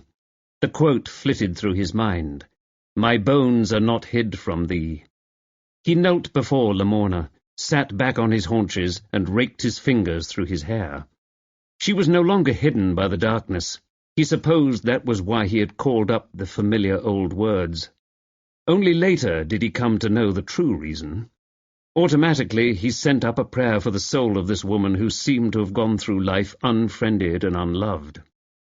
She would have to have been kicked and shoved down the staircase, he realized, as it was so narrow, just narrow enough for a single person to pass, and the walls, as someone flung her against them, acted as weapons in themselves. Lamorna's face, which Max could see had sustained serious injuries, thankfully was hidden from Lester's full view by Max's body. As with most head wounds, there was a lot of bleeding. Blood covered her face. Poor soul. Lester didn't look like he could take much more, and was only a heartbeat away from running for his life from the castle. He now emitted a sound that could best be described as a high-pitched yodel. Max spoke sharply to him, and again he seemed to collect himself, but with effort. "How?" he began. "How did—" Again his vocal cords seemed to be shutting down under the strain. Max looked closer, but without touching the body. It looked like, in addition to the head injury, the neck had been broken. Max, peering through the dim light, could see the outline of a torch. It was presumably hers. If it had belonged to her assailant, it would almost certainly have been used as a weapon and covered in blood. It was turned off. "She was pushed," Max told him. "How can you be so sure of that she was pushed? It's dark as a tomb in here. No pun intended." "I can't be positive," said Max, "but think about it. She's lived here for years. She knows these stairs are dark, and she knows to bring a torch to go down them. Why isn't it switched on?" He stood and peered around at the stone walls. Lester stared mulishly at the body, as if willing it to rise and quit playing possum. "The fall knocked it into the off position," he said at last. "Why would she fall if she had the torch switched on?" Max asked reasonably. "I don't know, do I?" the man nearly cried. "We just can't have any more of this, I tell you." "The police may be able to tell us more. I think those are signs of a scuffle, but we need better light in here to be sure. For now it's a crime scene, and we'll need to treat it as such." Max pointedly stared down at Lester's feet. "Move back, please." "Oh, for Christ's sake!" "Fine, fine. Play the big action priest-detective if it makes you happy. I'm tired of being a suspect. I'm tired of being held in this place. The killing has to stop." He held his stomach as if it had given him a small kick, as if politely to suggest now might really be a good time for him to leave. "I want to go home." "Not happening any time soon," said Max. His eye had caught on something. "Is that paper?" he asked. Lester dragged his mind back from the volcano ledge of horror and said, "Sorry, what?" Lester stood sheltering at Max's side, his chin nearly resting on Max's shoulder as he stood on tiptoe to peer cautiously at the body. Just then they heard, as if from a great distance, the approach of footsteps. Could hair actually stand on end, Lester wondered? He felt as if someone had sprayed his scalp with dry ice. He forced himself to turn his head round to look back up the stairs. He let out a whinny that even he seemed to realize sounded absurd, since he immediately clamped a hand over his mouth to contain the noise. Doris Vladimirov came into view around a turn of the spiral staircase, a near-Victorian vision in a ruffled nightgown and chenille bathrobe. On her feet were what appeared to be enormous caterpillars. She uttered a small cry of astonishment that hardly rose to the strangeness of the occasion. "Heavens above!" she said. "It's Lamorna," said Lester. His voice was still keyed up several octaves, minutes away from melting into gibberish. The sudden appearance of the cook may actually have stopped his heart. "I see that," she said placidly. Bodies in the stairwell might have been a weekly occurrence. Max almost expected her to wonder aloud who was going to clean up this mess. Max's gaze returned to the body. Lamorna seemed to have something clutched in her hand, a scrap of paper. "Shine that light over here a moment, will you?" Lester's hands were shaking so Max finally took the torch from him. What he could see of the note said, "Meet me at the OK at midnight." It was signed with what looked like a letter D. He looked at Doris but said nothing. Let Cotton handle it when he got here. Chapter 26. Family Conclave. Max sent Lester to rouse the household, on the theory that giving the man something to do would calm him. Given the timing of the finding of the body, he didn't think Lester could have had anything to do with Lamorna's death. "Tell them to meet me in the Great Hall," said Max. "Ask Milo to get the fire going." Max found some matches in the sideboard and lit the candelabra on the dining-room table. Eventually they began to emerge like moles from the dark stairwell, blinking in the quavering candlelight. He did a head count as they arrived. Max had already put in a call to Cotton after finding Lamorna. He planned to issue strict instructions to everyone not to move from the spot, then set out to wait for Cotton's arrival. Jocasta had fluttered into the room in a bright kimono, scarves trailing, red and orange this time, her arms waving to telegraph her distress to the cheap seats. Diamonds twinkled at her ears. What sort of woman wore scarves and diamonds to bed, Max wondered. "Oh, my God!" she cried. "Whatever next?" Simon was with her, tying an elegant silk men's dressing gown around his waist.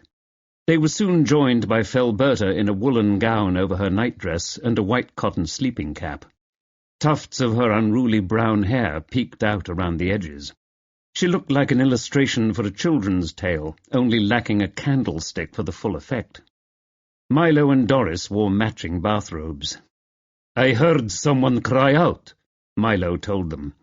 "It was the ghost," Doris said matter-of-factly. Eventually they were all there, Randolph and Scylla, Lady Jocasta Jones and Simon, Felberta, Gwyn and the twins, the Vladimirovs.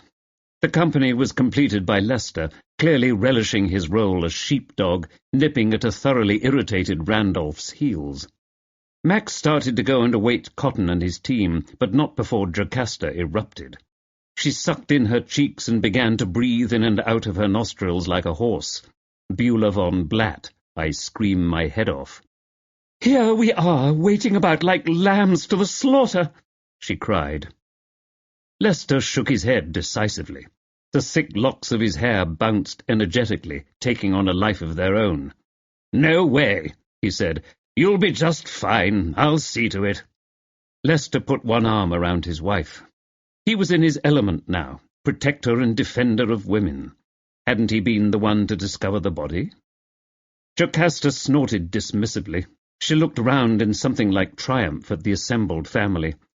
"I told you something like this would happen." "You most certainly did not tell us anything of the sort," said Randolph testily.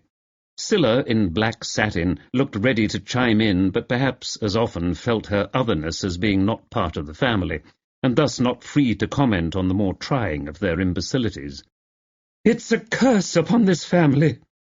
Jocasta raised both hands in classic silent cinema fashion to illustrate her shock and revulsion.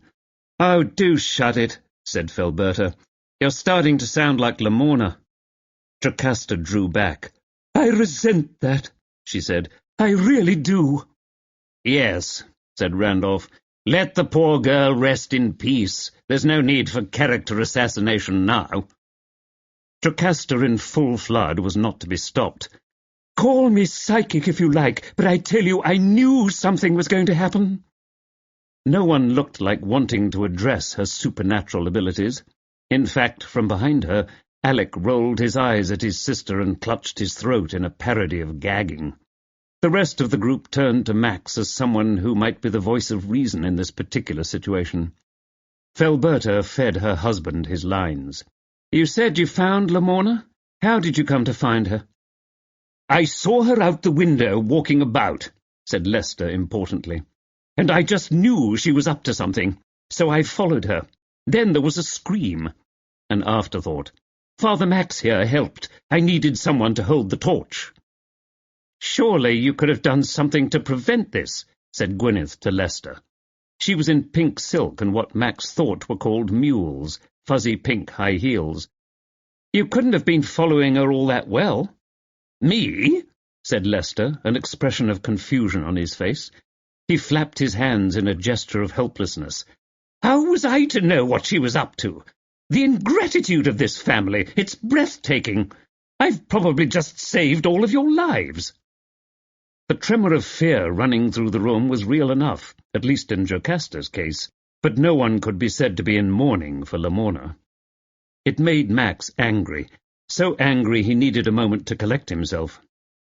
He turned to look out the window beyond the screen, and saw that snow had now hardened into something dense and wet that coated the window panes with a slushy curtain. Jocasta exhorted everyone to remain calm, in a loud voice guaranteed to spike everyone's blood pressure. She looked set to say, "The show must go on," and then, in an all-too rare lapse into good taste, seemed to think better of it. Max said to her, "I saw someone in the garden very late last night after dinner. Did you?" "Me? Of course not. Bloody freezing out there at night, isn't it? I was doing my vocal exercises, then I went to bed early. I was exhausted after that excruciating dinner." "Anyone else?" said Max. But no one did, or no one would admit to it. The fact remained someone had seen Lamorna, someone had followed her back inside, and someone, there seemed no reason to doubt it, someone had killed her. "If you are hiding anything, any information at all, this might be a good time to mention whatever it is, because Lamorna knew something, and you can see where it got her." Was it his imagination, or was there a slight shuffling or disturbance at the outer fringes of the crowd? He thought it might be coming from one of the twins, who stood behind their mother, who sat on the sofa, but when he looked directly at them, they stared back, both the picture of blue-eyed innocence. "Lester," he said.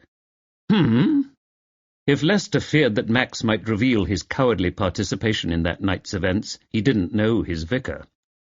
"Can you be quite sure," said Max, "that you saw no one? That you couldn't see who it was Lamorna was following?" Lester shook his head decisively, importantly, once more the go-to guy at the nerve center of the investigation. "Too dark," he said. "I only saw her, and that wasn't easy." The return of Lester's usual cockily confident manner continued, his poise seeping back into the cracks opened by his terror. Assuming the stance of a professional now hardened to crime, he said, "She was killed instantly, I would say. Wouldn't you, Father Max?" Max paused only a moment to wonder at the transformation before him. "No, I wouldn't," he said. Jocasta gasped. "But I don't think she suffered unduly, except from the initial fright at finding herself being propelled down the stairs." "Being propelled? What, she didn't fall?" asked Simon. Max shrugged. He was sure she hadn't fallen, but he didn't know what purpose might be served by airing his suspicions now. The set of his mouth and the fiery red of anger blazing across his cheekbones would have told Simon all he needed to know of Max's suspicions, but Max turned his face. Time enough for suspicions and accusations when Cotton got here. The rapid shift in an already depressed mood after the death of Lamorna continued. As Randolph said, "If someone could find it in themselves to kill that colourless little drudge, none of us is safe." They sipped coffee, thoughtfully augmented by Milo with a bottle of brandy, and waited. And thought. Lester was wondering if he could parlay the situation into some new business introductions. His wife was having much the same sort of idea. After all, as cocktail party conversation, it was hard to beat being in the centre of a murder investigation, twice. Somehow Lamorna's death seemed much more at second remove than Oscar's, Gwyneth was thinking. She was such a nonentity. Jocasta was wondering whether she shouldn't have bought those shoes she saw in London. They'd be gone when she next went to the store. It was always the way. Also, whether she'd remembered to run the garbage disposal before leaving the house. There was that awful smell last time. It was a peaceable silence, although one filled with uncomfortable anticipation of more grilling by the police. It was Simon who finally said, "I can't just sit here. I'm going to watch for them." In the end, they decided to join him. While no one said so, they shared a desire to remain within the safety of the herd. There was a room in the tall tower at the front of the castle, over the main portcullis, and they climbed to the top to wait and watch the police arrive. Lester grabbed the bottle of brandy and took it with him. The air in the unheated room was chill. They joined Max, who held his arms tightly around his rib-cage, wishing for gloves.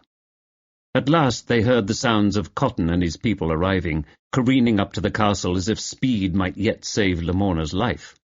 First came the uniformed constables and lower ranks, and finally Cotton himself, his car fishtailing on the snow and ice in the untended parking area. Max signalled from the window, using the torch to gain his attention. Cotton, looking up, nodded in acknowledgement. Max went down to meet him at the main door, and to show him to the crime scene. "Fasten your seat-belts," said Jocasta, watching him go. "It's going to be a bumpy night." Chapter 27.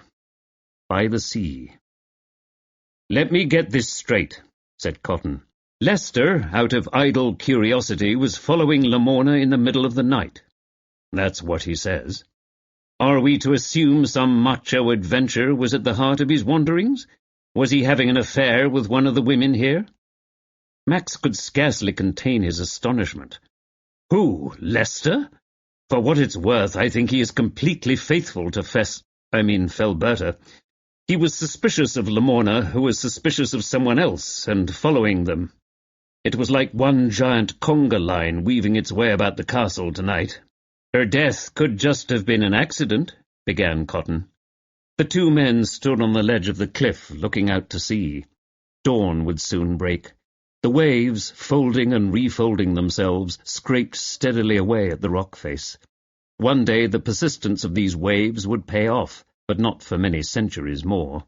The sea was rough, and the words of the two men were at moments lost on the wind, but they had chosen to come out here to ensure they couldn't be overheard. "But it wasn't," Max finished for him. "You've seen the body. It was overkill. If someone was trying to make it look like an accident, they badly misjudged." "Right, I totally agree. What happened to you when you fell was understandable, given the ice and the eccentricities of those varying treads, but she knew those stairs, knew the house, and was indoors besides. The whole thing begs the question of why she was wandering about at that time of night anyway.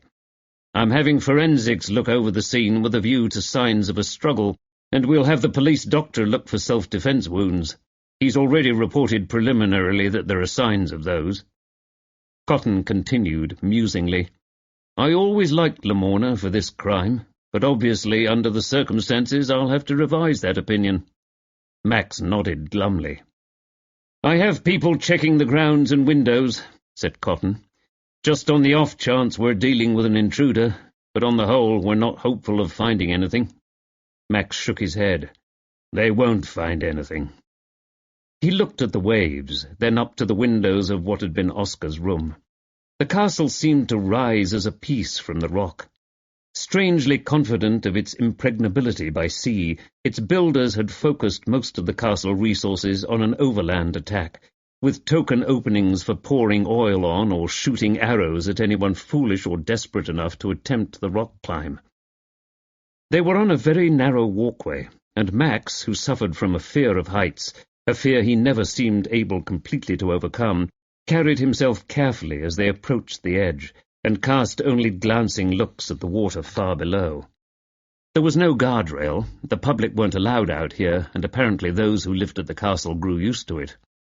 "It's an inside job," said Max. "Has to be." Cotton nodded. "And keep in mind, there is nothing to prevent complete freedom of movement within the compound, for lack of a better word," he said. "The individual doors to private rooms had locks, but access to any of the main buildings from inside the castle grounds was wide open. We're not overlooking the obvious, are we? I don't suppose there was any way in from the outside via the main door. Not without a Russian army at one's back, no. Locked, bolted from the inside, quite secure in the entirely medieval way of craftsmen who once knew a thing or two about sturdy locks and bolts, and the alarm had been set. And no way in from the sea. It was not a question. If there were, someone would have figured out a way to breach the walls centuries ago. One would have to have been an Olympic gymnast or a rock climber to even consider climbing the steep face of the cliff outside, and one would have to do it from a rowboat or similar, being tossed about all the while on the waves. There would be no other way, but the whole idea is ridiculous, fraught with difficulties. We'll look for telltale signs of a boat being tied up down there, just to shoot down the worst flights of fancy a prosecutor might try to get past a jury. But no, I'm afraid we're again stuck with the inmates for suspects. And really, when you think about it, would anyone have repeatedly broken in here to keep on murdering the inhabitants, especially after the first murder, when they knew security precautions were especially likely? Max, who had already followed the same train of thought, shook his head. Of course not. She was clutching that note, Max told him, and I think she meant it as a clue for us. What else could have compelled her to keep hold of it while she was being pummeled like that? "Meet me at the OK at midnight," it said. OK could be Old Kitchen. Has to be, doesn't it?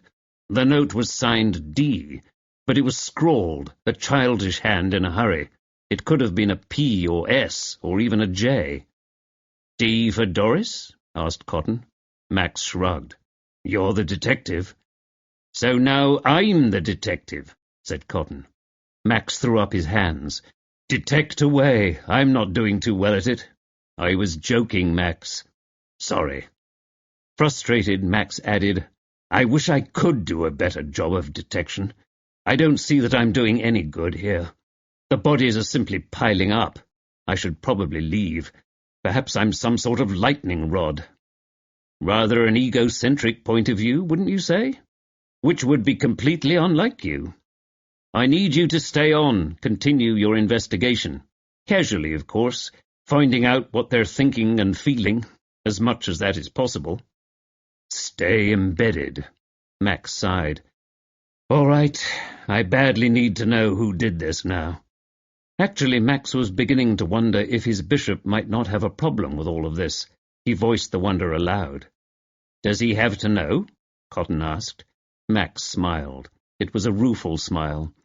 "Perhaps, yes, but not yet. Maybe when this is over."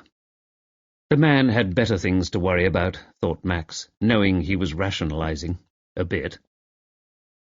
"So long as my regular duties are covered, and no one in my care is neglected, another day or two shouldn't matter. I have to say in all honesty that for me to stay any longer than that, well—" "I quite understand," said Cotton. "We'll make certain not to drop you in it. If you have to leave in a day or two, that's fine. Do what you can for us in the meanwhile, won't you?" Max, who wanted desperately to remain with the investigation, nodded. Cotton's mobile sounded. He looked at the display. "I have to take this," he said, and he turned away to listen. Max, eavesdropping on Cotton's side of the conversation, was also thinking hard about the victim, about Lamorna. The clue to any crime began there. Even completely innocent victims had their stories to tell of bad luck or bad timing, and he wasn't at all sure Lamorna was completely innocent. He was thinking that Lamorna in another life might have joined the military, given her thirst for rules and order, and of course for retribution, for due process, all the authorized processes of revenge. But was she not also, wondered Max, the type to think she should decide what that due process should be, to take the law into her own hands? Max thought overall that was exactly what she would do, and how she would think.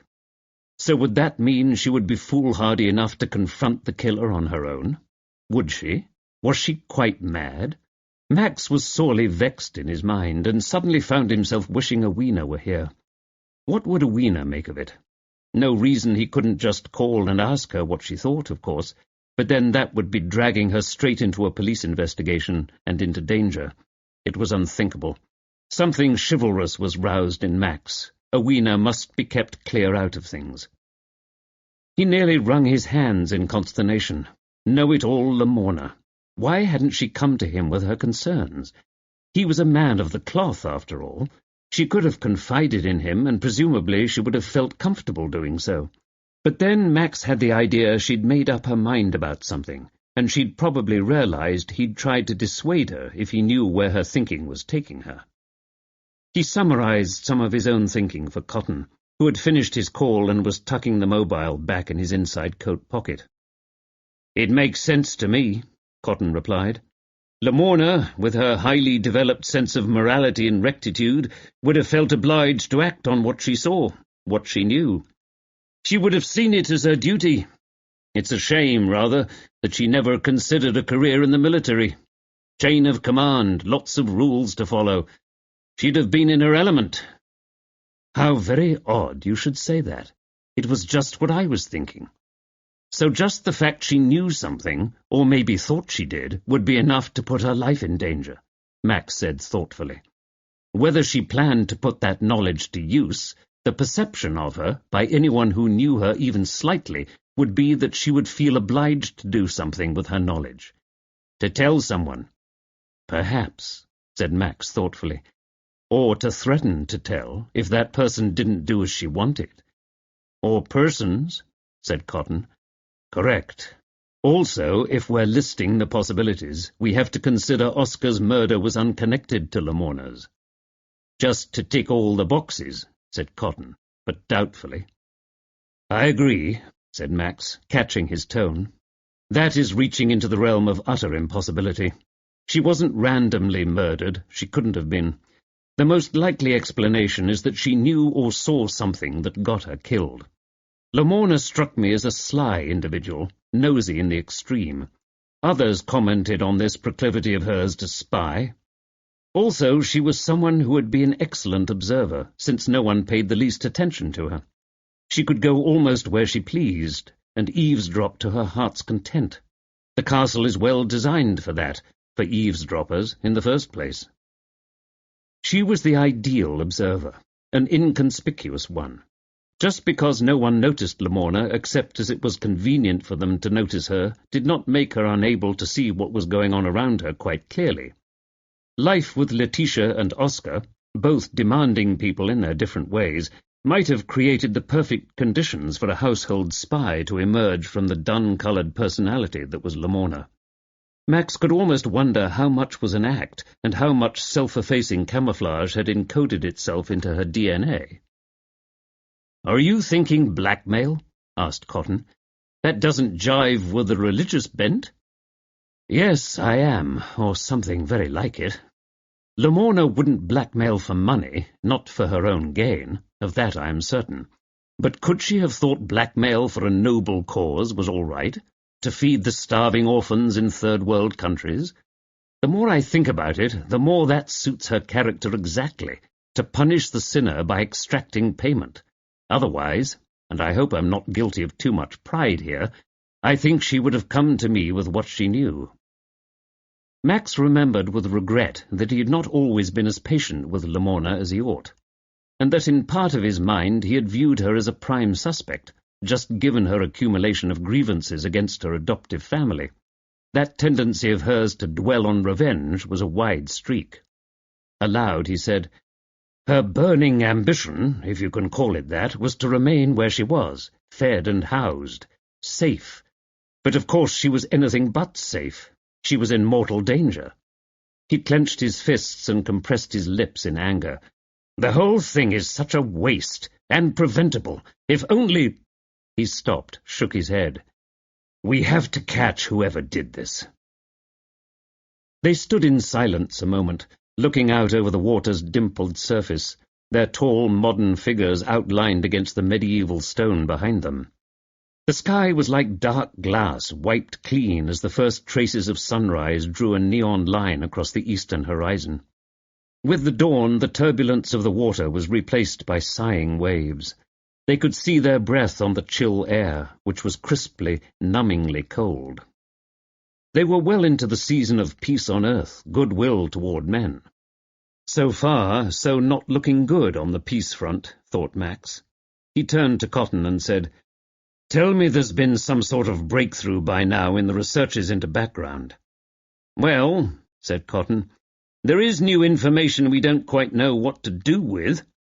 People who understand the U.S. tax code, I hear there are only 3 of those in the world. These experts say there is something fishy in the Joneses' finances, a fishiness of which she may not be aware. Jocasta's husband Simon is also her business manager, you may recall. It would appear he is embezzling from Jocasta Jones, LLP, a matter of forged checks and a forged power of attorney. That's interesting, said Max. Isn't it?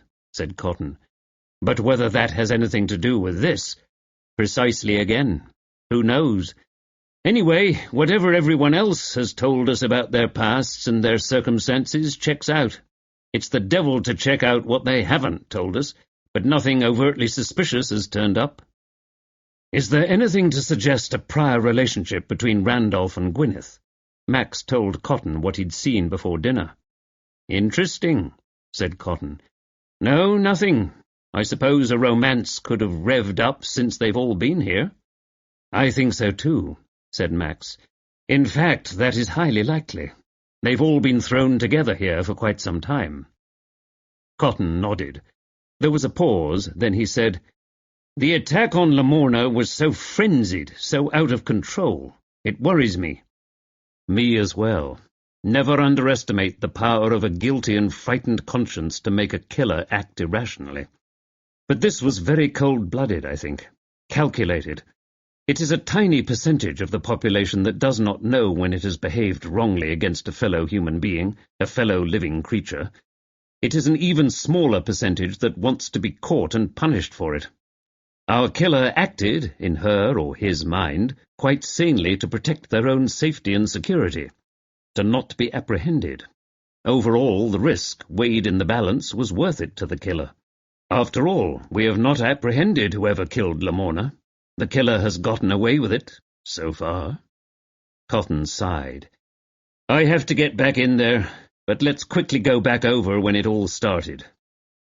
Max again walked through all he'd told Cotton already, concluding with, I remember Letitia's phone ringing and her shopping rolling about the compartment. Her knitting, white wool, her general high-handedness, how she first frightened away the young man who looked in the window, who was considering sharing the compartment with us, her mention most of all of her uneasiness with the situation. I wish I'd pressed her on that now. She never alluded to anyone she suspected? You're sure? Max shook his head. Not directly. She seemed to have issues with several of the family. And you say you saw a figure wandering about the garden earlier? Oh, yes, but that could have been anyone. Whoever I saw could have been wearing any dark colour, mind, but it looked like black. All cats are black in the dark, as the saying goes. Scylla wears nothing but black or dark grey, for what it's worth. Notice that it is dark as pitch out here at night, even with the stars. Without that torch you'd be in danger of falling straight off the cliff's edge and into the sea. I just can't be sure. His voice trailed off. Max was experiencing a strange uneasiness, a sense of vertigo that had nothing to do with his nearness to a sheer drop-off into the water. As far as he could tell, it was connected for some reason with Lamorna's mention of Jacob and Esau. Jacob and Esau, who were twins who competed even in the womb. Oscar and Letitia were twins, he thought. Amanda and Alec were twins. But so what? He dared a peek into the water, and just then, as he was puzzling his way through the clues, something slid into place in his mind, so neatly he could almost hear the click as it snapped into its rightful spot. His face lit up and his mind raced ahead. What did it mean? Cotton was saying, We've added one piece to the puzzle. Milo and Gwyneth worked on the same cruise line, and at one point were on the very same cruise to the Baltics. She is a singer, he is part of the waitstaff. But they never met, or so both claim. I suppose that is just possibly true. These ships are enormous floating hotels, but the crew is generally kept cheek by jowl in the hold. And I keep thinking how alike in age they are. He's around 40. Both his wife and Gwyneth are 42. What are you suggesting? I've no idea. Maybe it is a coincidence, and not an impossible one. Or they could be in cahoots. Max, 15 years before, had crossed the ocean on a private vacation, but had found himself seconded to go undercover on the trail of stolen art being used to fund an IRA operation. He'd never been on a cruise before, and was surprised to learn nearly everyone on the crew did double or triple duty. The art auctioneer, who turned out to have nothing to do with the theft, turned out to be an opera singer who entertained the passengers in the Winter Garden in the afternoon. The waiter, who appeared nightly at his table, also did room service delivery. These people tended to crop up at all hours, working double shifts, and often wearing different attire. He, of all people, was surprised to realize how disconcerting it was to have people pop out of their assigned roles, the roles in which he'd first encountered them. Someone in the castle had a secret role as killer. But who? Chapter 28. At the Cavalier. It was nearly noon, well past time for elevenses. Rowena decided to take a break from the Goddess Spell shop for some coffee and a biscuit at the Cavalier. She and Tara, having spent the morning unpacking a new shipment of medicinal plants and herbs, the shop smelled of fenugreek for the stomach, and hawthorn for the heart, and dandelion for the liver. The physical work and the aroma of the herbs, of course, had the effect of stimulating the appetite. Leaving Tara to mind the shop, with a promise to return with one of Elka's seed cakes, Rowena walked up the High to the Cavalier. Walking into the Cavalier these days was like walking into a steam factory. For Elka, in response to a business threat from a new shop in Nether Monkslip called the Coffee Pot, which was operated with Tuscan brio by the Grimaldis, had invested in an espresso machine. Now, in addition to the clatter of cups and saucers and the clinking of spoons, to the hiss of gossip was added the hiss of a milk steamer.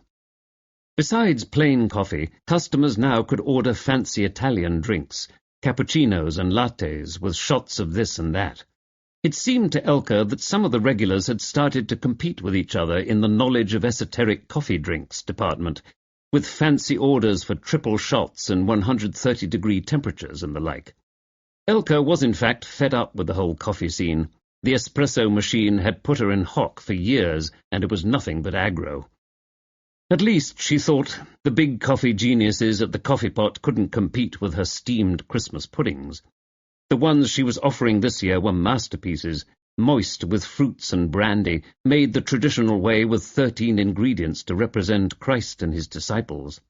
She'd spent the Sunday before Advent working on them, stir-up Sunday, and even her son Clayton had taken a hand in stirring the mixture. She'd made several wishes as she added the traditional new coins for good luck and prosperity. As usual, the wishes all had to do with Clayton. Rowena opened the door into a fragrant, steamy rainforest of a room, infused with the enveloping heavenly aromas of coffee and vanilla and chocolate, overlaying the usual scent of pastries baked fresh that morning. And was that the smell of brandy? Lovely. She was not surprised also to have found a larger-than-usual crowd sitting around the Cavalier. Predictably, from what she overheard over the tinkling of the shop bell as she entered, they were immersed in talk of the murder of Oscar and the death of Laetitia at the castle. Rowena, after wishing Elka a good day, asked her for a café au lait. "And I think I'll have a slice of that almond biscotti. It looks wonderful." "And well it should," said Elka. "I was up until 1 this morning over that biscotti. Not as simple to make as it looks. I find that a high oven temperature helps," ventured Rowena. "Do you?" said Elka. "Fancy that. Let's hope you don't go and open a bakery." Smiling grimly, she put the biscotti slice on a small plate covered by a paper doily, then excused herself to answer the call of an egg timer announcing that the next batch of biscuits was ready to come out of the oven.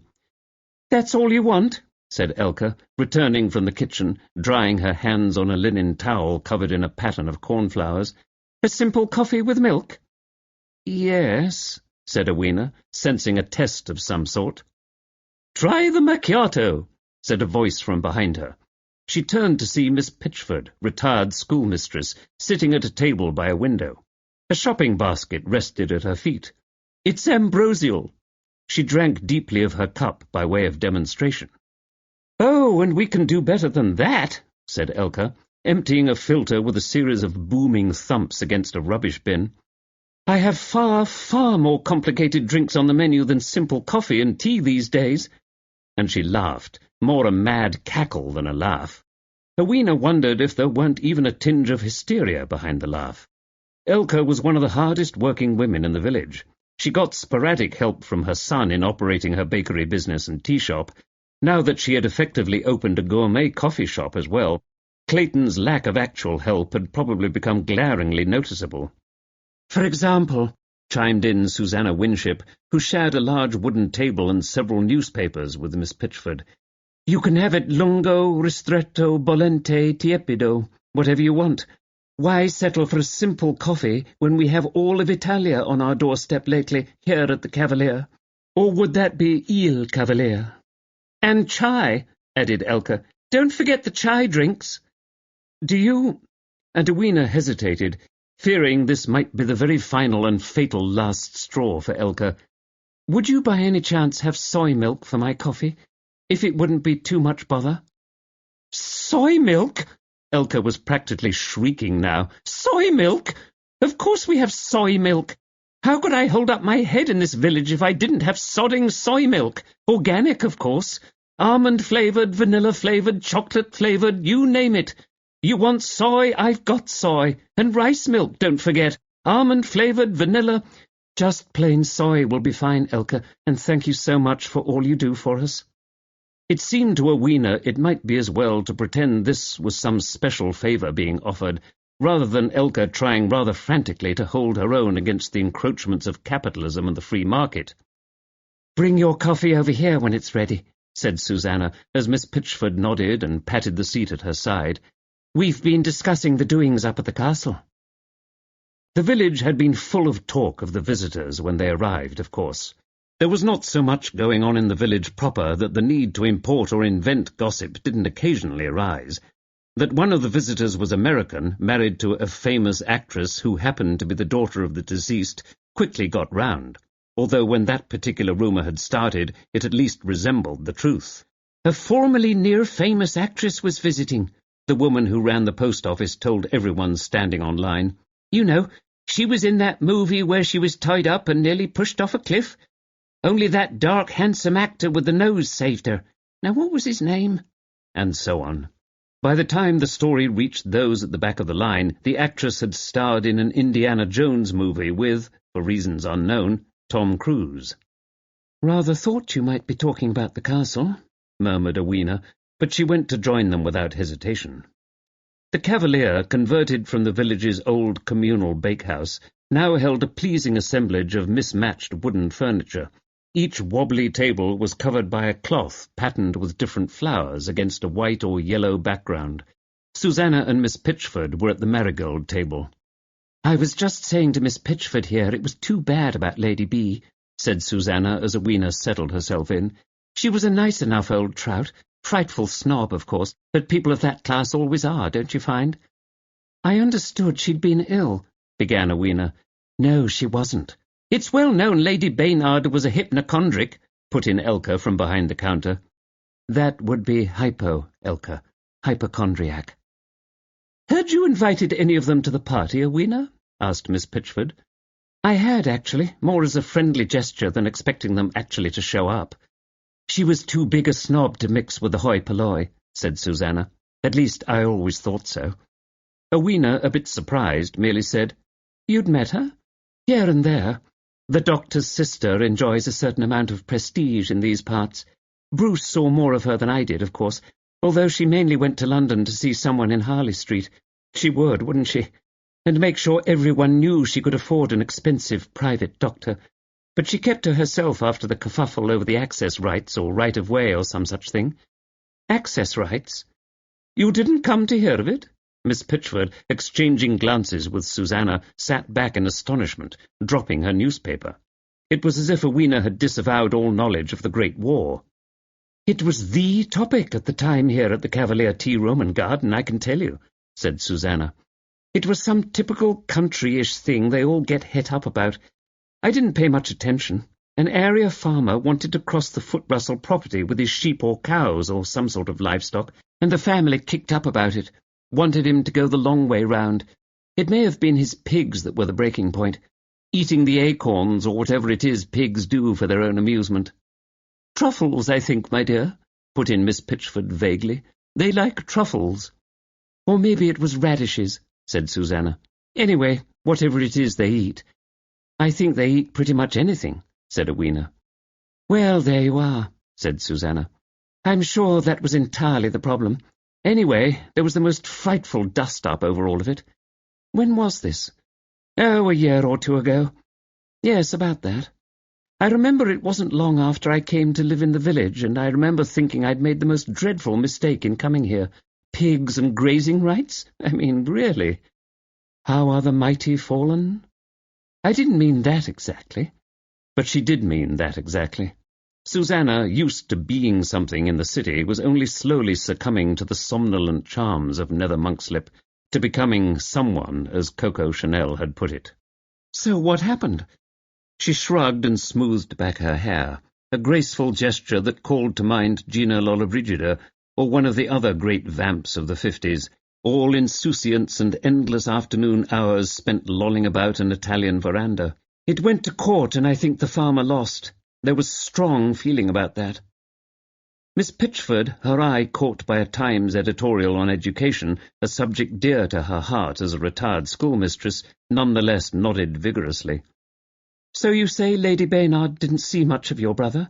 Edwina asked. "Lady Baynard. As you have gathered, it was never 'do call me Letitia' about that one. Anyway, Lady B was a difficult patient, and she wouldn't follow Bruce's dietary advice. She was naturally thin, but she didn't exercise either, apparently, other than to potter about the castle gardens and fuss about the hothouse.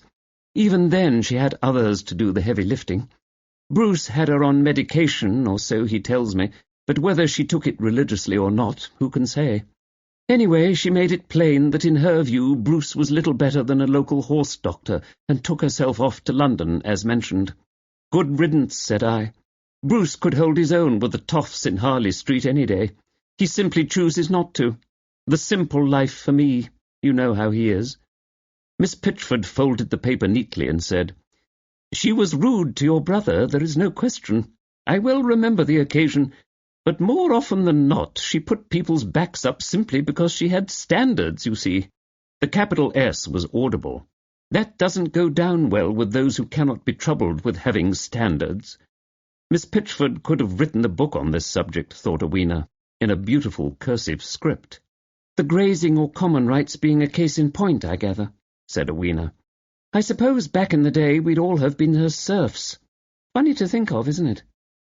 The biscotti rarely was a triumph, and she looked up to smile her appreciation in Elka's direction. Elka, however, was at the sink with her back turned, and was elbow-deep in soapsuds. "Yes," agreed Miss Pitchford, "not that I can't see both sides of an issue, and she did herself no favours by the way she spoke to Farmer Braddock. A spoonful of sugar, etc., especially since she knew she'd win, but that was Letitia's way." "She allowed you to call her Letitia?" asked Susanna. "You must have been on good terms." Miss Pitchford blanched visibly. "Most certainly she did not. Never would I dare call her that to her face. The very idea! I understand her niece, that dreadful actress, she played a dead Viking. I tried to watch it on the television. And her husband, the American in-law, they called her Letitia once, but their standards are quite different to ours, aren't they? They no longer have a monarchy." Edwina knew several Americans who would debate that opinion. She corrected her gently. "I think you must mean vampire, not Viking." She waited patiently for Miss Pitchford to calm herself. "Goodness gracious me," Miss Pitchford went on, patting her heart back into her thin chest. "What can they have been thinking?" They were thinking that was her name, and they were relatives, after all. But Edwina decided there was no point in pursuing that particular avenue of discussion. There was a good bit more in the goodness gracious line, but otherwise she felt she had learned all she could of the situation from Susanna and from Miss Agnes Pitchford. Collecting her things about her, she was preparing to rise and depart when Miss Pitchford said, "At least we can rest assured Father Tudor won't make that mistake. Cannot make it." "Oh," said Edwina, with what she hoped was a casual lilt to her voice, as she gripped her umbrella to her chest like a talisman against evil. "And why would he?" "I saw him leaving town earlier," said Miss Pitchford, always happiest when she had a tidbit of news that clearly was news to someone else. "He said he was going to stay at the castle. Just for a day or so, he said. To advise." "Oh, that divorce was his undoing, Lord Footrussell's." Miss Pitchford resumed her earlier theme, feeling all had not yet been said on this topic. "There is nothing new under the sun, is there?" She appeared to be gathering steam, so Rowena, still clutching her umbrella, sank back down for the duration. "As for the rest, of course, having invited themselves, I don't suppose it occurred to any of them to behave well whilst they were guests of the castle." She bridled, lifting her head in disdain at the thought of the goings-on of these invaders. "I thought Lord Footrussell invited them to visit."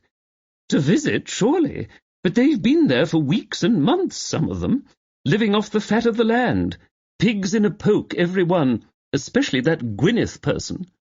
Rowena noted that it was Lady Baynard when it came to the formal niceties, but Gwyneth, rather than Lady Footrussell, as she was still entitled to be called, when it came to someone Miss Pitchford plainly regarded as a common interloper. "And you know what they say about fish and guests smelling after 3 days," she added. Rowena, marvelling at her ability to mix her metaphors, made a mental note to ask Max on his return exactly how the family, immediate and extended, all had come to stay at the castle, and finally to find out what in the world a poke was, anyway. She had already said her goodbyes and was turning to go when Miss Pitchford said flatly, "Madness runs in that family." Susanna was nodding. "Bruce always thought so. You know, that's a bit of a hobby-horse of his, madness." Miss Pitchford agreed. "They're all barking to some degree or other, daft as brushes." "And Max is staying there," said Susanna. "With a murderer?" Numbly, Rowena allowed the words to sink in. She was upset, she realized, that Max hadn't mentioned this plan to her, and more upset to realize there was no reason he should have done. "So I hear," she said.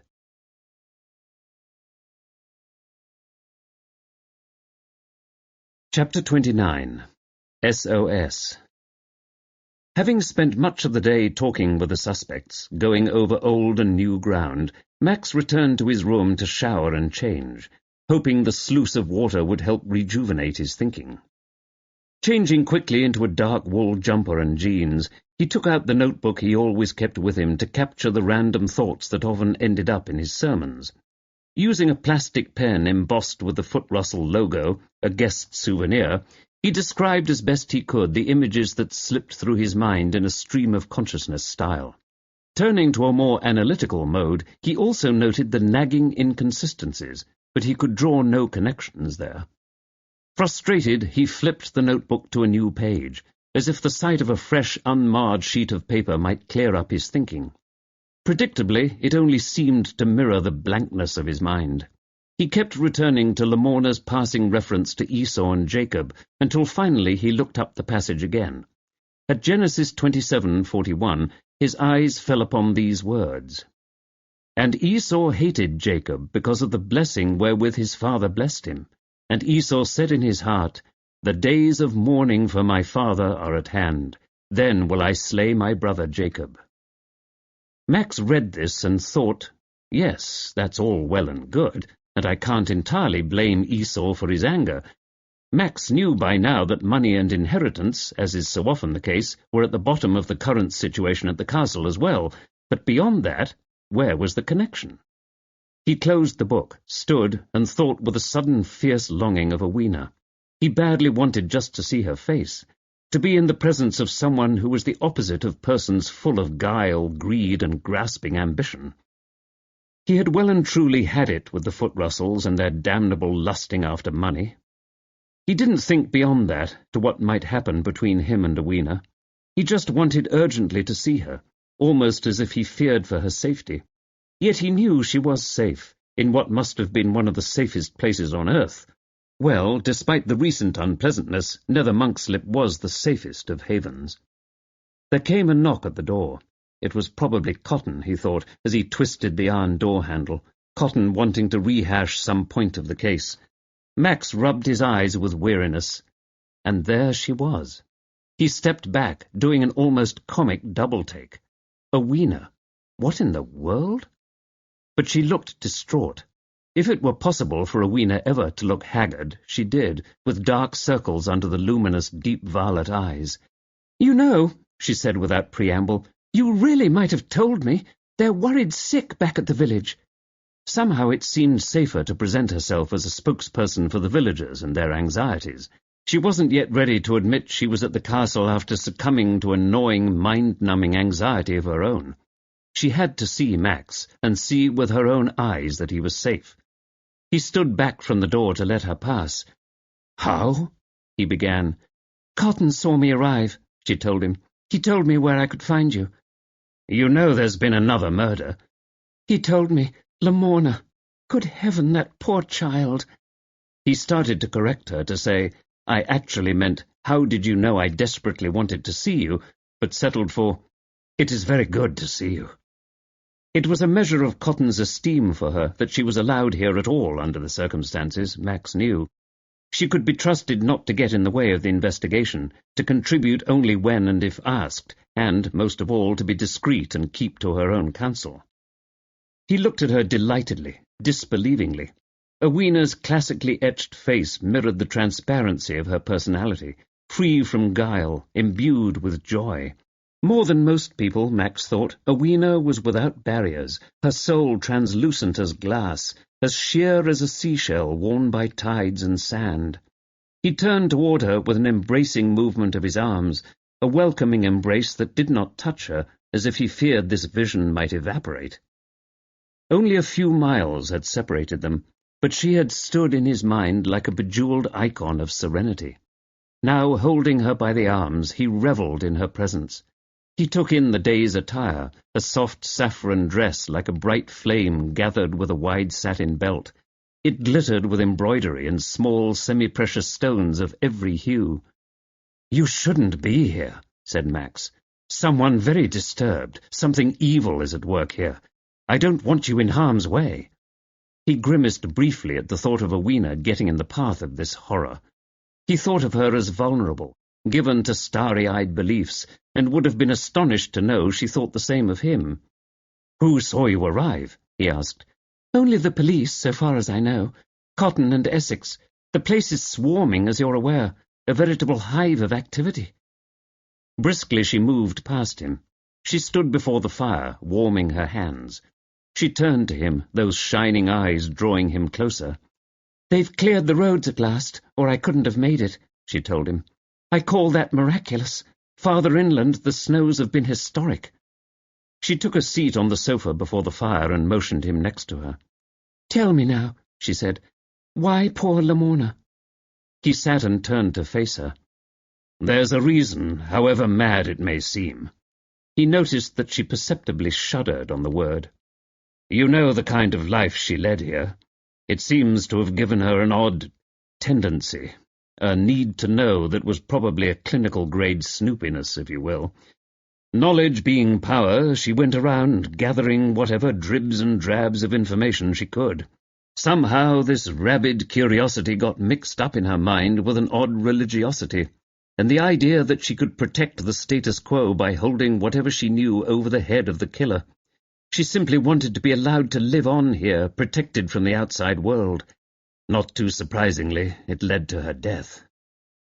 Max scrubbed with the palm of one hand at the day's growth of dark beard on his face. He'd forgotten to shave, distracted. Devastated was the word. Another death he should have prevented and could not. If only he'd been fast enough, made the connections. "She was the scapegoat," he said. "The sacrifice. Anyone could see that. I knew that. I should have—" "Should have?" picked up Rowena. "Should have? What kind of rule book are we playing by here? The omniscient Max Tudor/Superman regulations?" Max, suddenly swamped by memories of Paul, of the friend and comrade whose death he could have prevented, found himself with jaws working but unable to answer her. She laid a hand on his arm, the simple compassion plain on her face, in the clarity of those remarkable eyes. Max was so much the imperturbable one, she touched him as much to be sure the Max she was used to was still there. He, now completely undone by her kindness, and wanting to hide as the tears sprang from nowhere, His face, contorted in a mask of pain and bleak regret, covered his eyes with one hand. Drawing her to him, he rested his head against her neck. The contact, never sexual in intent, nonetheless acted as a charge, completing a circuit, bridging them together. Max leaned against the one person he knew with certainty would both be strong enough to catch him, yet never betray or judge his weakness, or even see this collapse as a weakness. They sat together a long time, her small white hand splayed across his back, able to feel his strong heart beat, until his breathing finally began to calm. He lifted his head. "Sorry," he began. "If you say you're sorry, I shall jump up and down and run about the room screaming. I may knock over lamps and throw things out windows. Now, when is the last time you saw Lamorna alive?"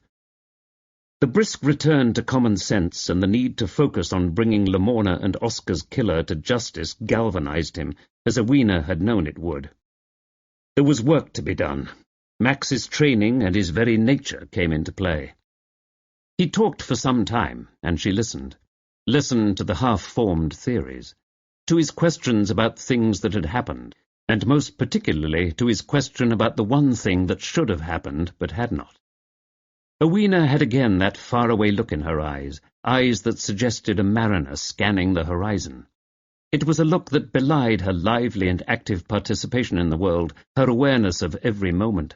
She hung on his words, but in the end confessed she could make no connections he had not made himself.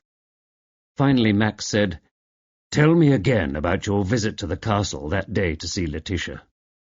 Awina, looking confused by the request, struggled to comply. "Really, there was nothing to it," she concluded. "I was here perhaps half an hour, not more. The shallow soil and the nearby sea presented some particular challenges for growing herbs, and I advised her on that. She offered me tea, which I refused, and then I left. The bees chased me out, rather. They were a complete menace that day. That summer, really. I told you this." Max's eyes in the shadowy room grew dark, his expression distracted. Awina leaned back, resting comfortably in the cradle of his arms. She examined his face like a buyer looking for flaws, her hands in his. After a very long while she smiled and stood. Awina had left, taking Max's heart with her. Max escorted her to the car park and saw her drive safely down the road that would take her back to Monkslip-super-Mare, and from there on to Nether Monkslip. She drove a car of robin's egg blue that looked like it ran on AA batteries. It had a coexist sticker on the back bumper, each letter represented by a symbol for a different religion. Max laughed aloud. And Cotton watched their goodbyes from an upper window, a broad smile on his face. Max walked slowly back into the castle.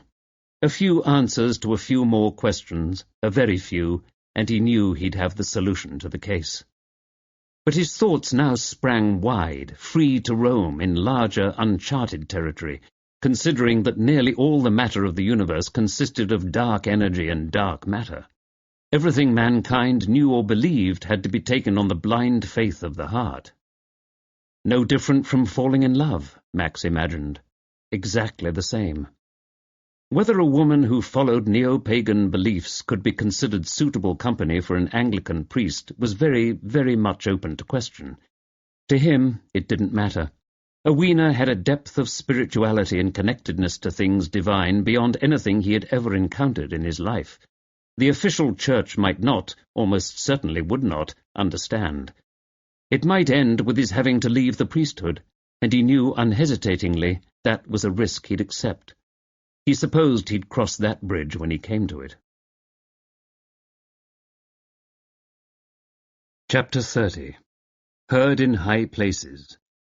When Max awoke the next day, it was with the uneasy sense that in his dreams he had been running, charging after some creature, man or beast, so fleet of foot or hoof that it had already turned the next corner just as he arrived there.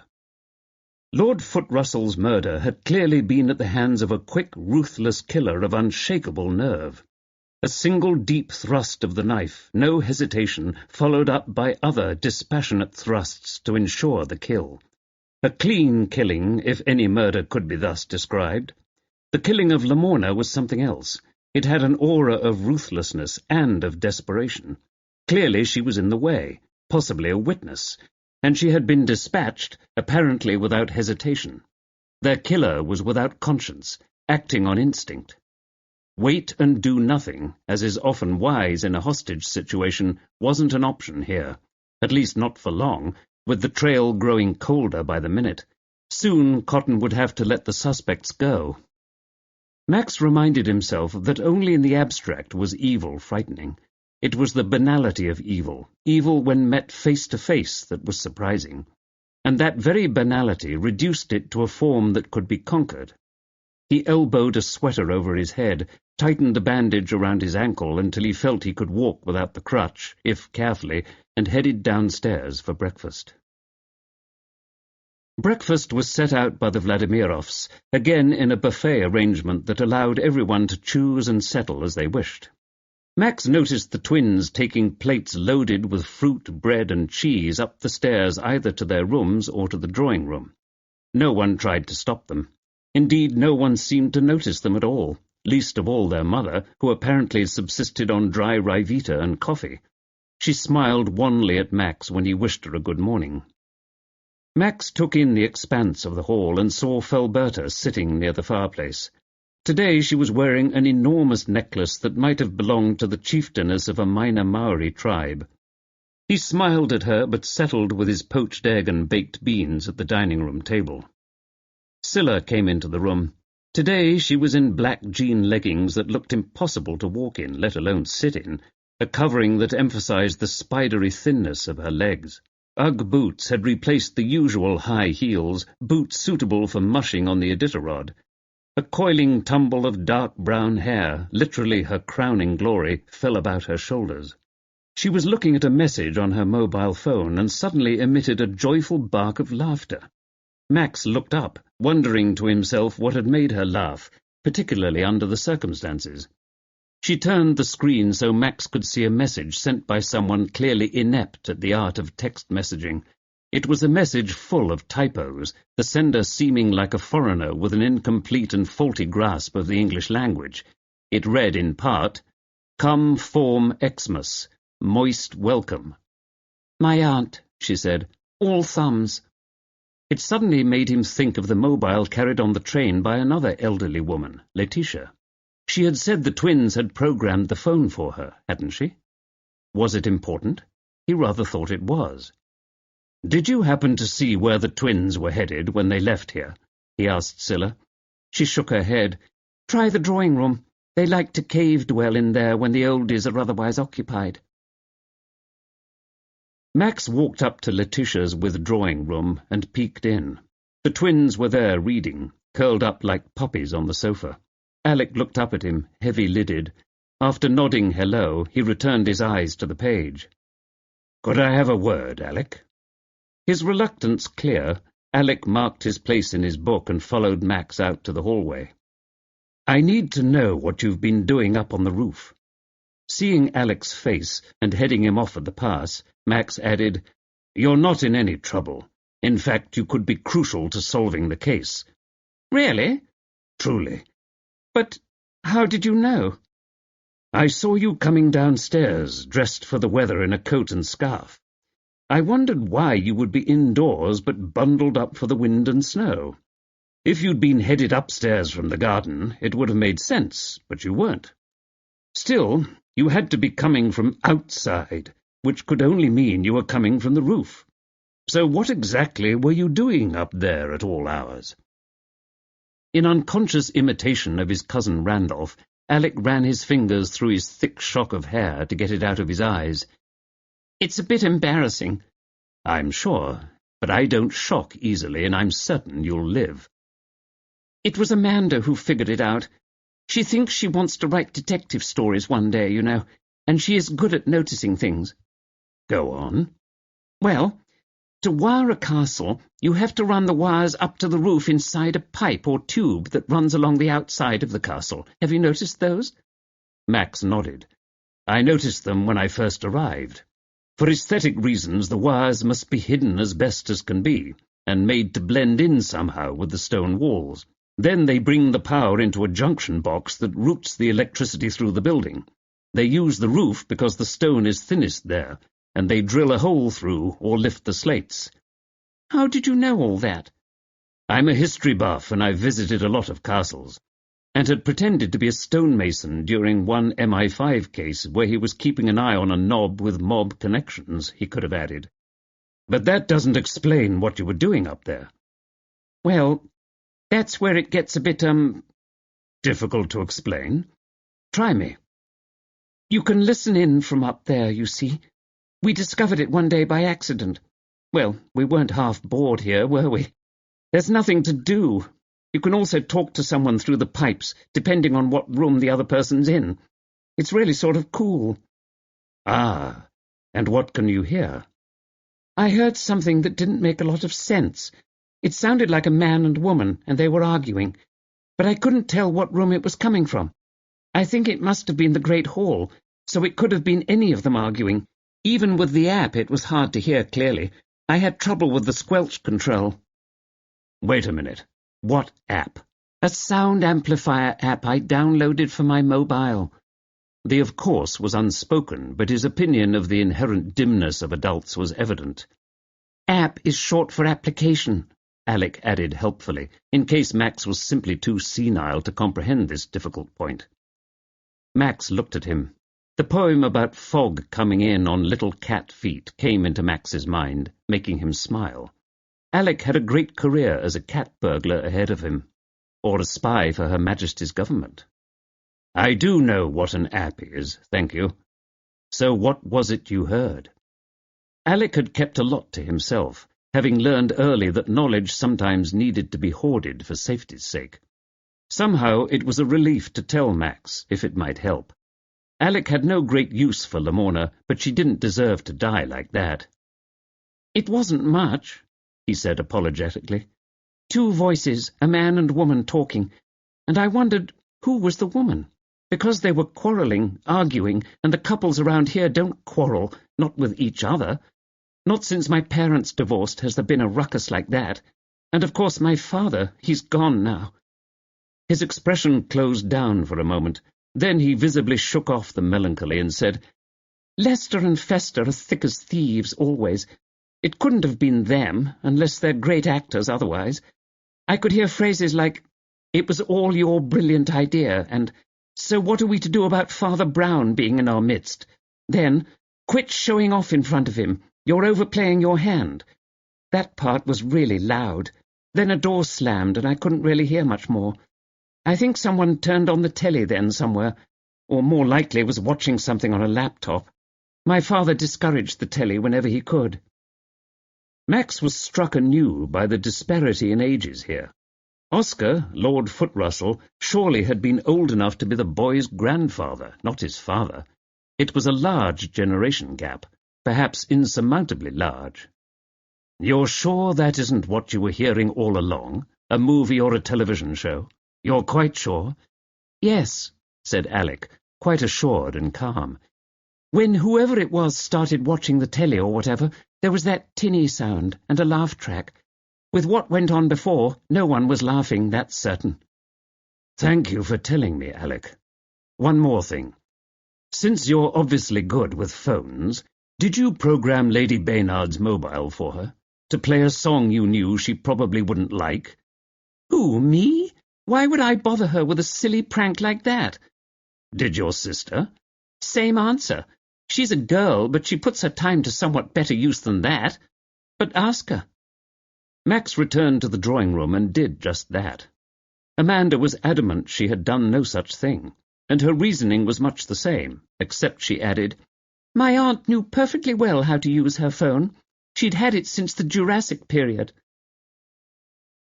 Max, on his way to see Cotton, ran into several members of the household. The first was Felberta. At the look of concern on Felberta's face, he said, Would you like to tell me all about it? If it's what I think it is, the police won't really care, certainly not in the middle of a murder investigation. It's simply not worth it, Father, she said, if it puts Lester's life in danger. And adjusting the appalling costume jewellery round her neck, she told him. "I think you need to tell me why you were roaming around the night Lamorna was killed," Max said to Lester a few minutes later. "The other reason." There was the expected bristling, the posing. "Does it matter?" Lester spluttered. "I saw what I saw." "To be honest, I don't think it does matter, but for my own satisfaction I'd like my hunch verified." He had just promised Felberta to leave her name out of it. Lester tried to face it out, but rapidly caved. "Well, I was, if you must know, looking out for my best interests." "And that would mean jewellery, paintings, other valuables?" "Well, His voice faded. He almost looked as if he might refuse to answer, but then he burst out, I had every right. My mother had some valuable jewellery she would have wanted Felberta to have." Max marvelled at that assertion. He wondered very much whether Letitia would think first of Felberta in this connection, but he studiously guarded his expression. "Randolph, as the eldest, looked set to take the lot," Lester went on. "There's so much, I didn't think he'd miss it. And he doesn't have a wife, so he doesn't need it." "Uh-huh." "But then I saw Lamorna, definitely looking suspicious. I started following her in case—" "In case she was on the same sort of mission. Really, does that sound like Lamorna to you? Lusting after jewellery?" "I guess not, really. But she was following someone, too." "Any further thoughts on whom she was following? Did you get any indication of height, sex, size?" "I never saw. She went over to the old kitchen. I waited. She came back out, and I followed her back to the castle. I was returning to bed, and, well, the rest you know."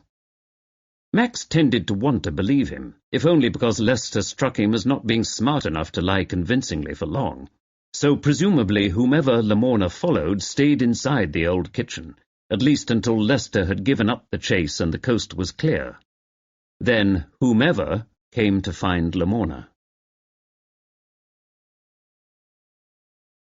Chapter 31. Be My Baby. Max actually ran into Cotton before he could get to the library. They stood to one side, conversing in hushed voices, Max being all too aware that the lack of privacy in the castle was nearly complete. He told Cotton about Alec's little hobby. Cotton blanched, then went on to say in a very low voice, "We have alibis galore, all worthless if anyone is covering for anyone else. For example, the cook and butler alibi each other, but that means nothing. They would." Cotton's mobile buzzed. He looked at a text message. "This just in from our U.S. colleagues," and he summarized the data in the report. "Do you want to talk with her?" asked Cotton. "I've a feeling this may be more in your line. She might be more willing to let her hair down with you than with the authorities." Max said, "Yes, I'll go and talk with her. Then I'll join you in the library." He found her having coffee in the great hall. "If I might have a word in private?" They moved up into the drawing-room, now vacated. Jocasta fussily sat down like an exotic bird settling on a nest, scarves fluttering. Max said plainly, "Did Lamorna ever find out about her relationship to you? That you were her mother?" The idea of denial played out across her face, but like Lester, she had few defences. The strain of questioning was probably wearing all of them down. "I gave Lamorna up for adoption. Leah adopted her to keep it in the family. She really loved Lamorna." This last was said with a look of utter bafflement. "You didn't object? You never tried to see her, or to be involved in her upbringing?" More bafflement. Max suspected also that Leah wanted to keep Jocasta away from the child and make the child her own. That was wise, in retrospect. How confusing it would all have been for Lamorna. He remembered that Oscar's will mentioned Jocasta and any offspring of Jocasta, legal or otherwise. It was standard legalese, but it meant Lamorna had shared with Jocasta in becoming quite a wealthy person on Oscar's death.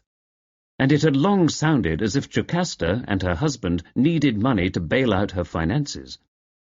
Oscar didn't know who Lamorna really was? Jocasta shook her head decisively. Did Letitia? Again, no. "You have to remember what it was like back in the day.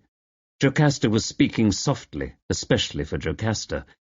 I gave up the baby to save my career from scandal. Even in those days, although ideas were changing, an illegitimate baby could be a career ender in Hollywood.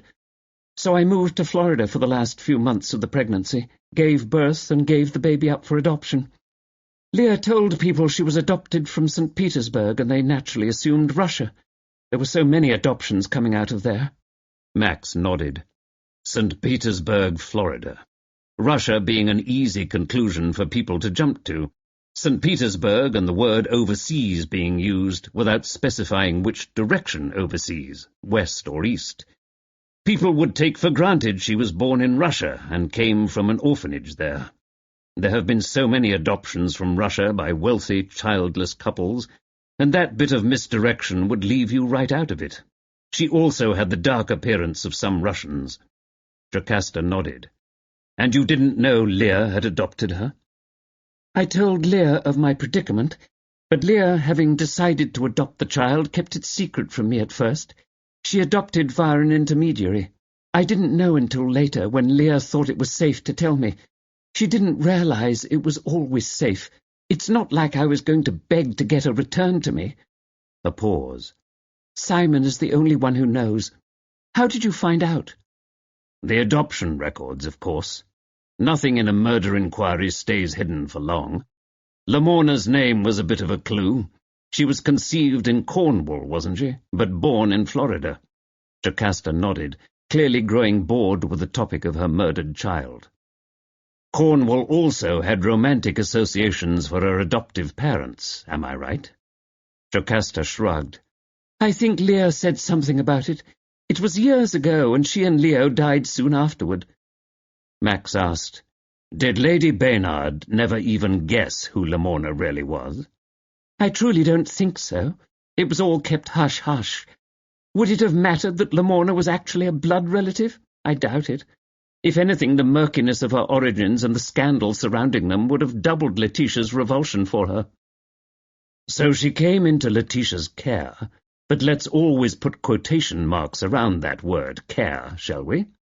Lady Baynard seemed to regard her as little more than unpaid help, given room and board in exchange for services. The adoption was a stigma, making her an outcast. Illegitimacy was, of course, what really bothered Letitia. Poor Lamorna. Not much of a life, and what there was, cut short. He was silent a moment, then asked her pointedly, Did she know? Lamorna? Silence. Did you get the chance to tell her before she died? She shot him a look of pure venom. If he'd ever suspected her of being capable of murder, that look alone would have sealed the impression. What good would it have done? Have ever done? I had a career to think about. She was just strange.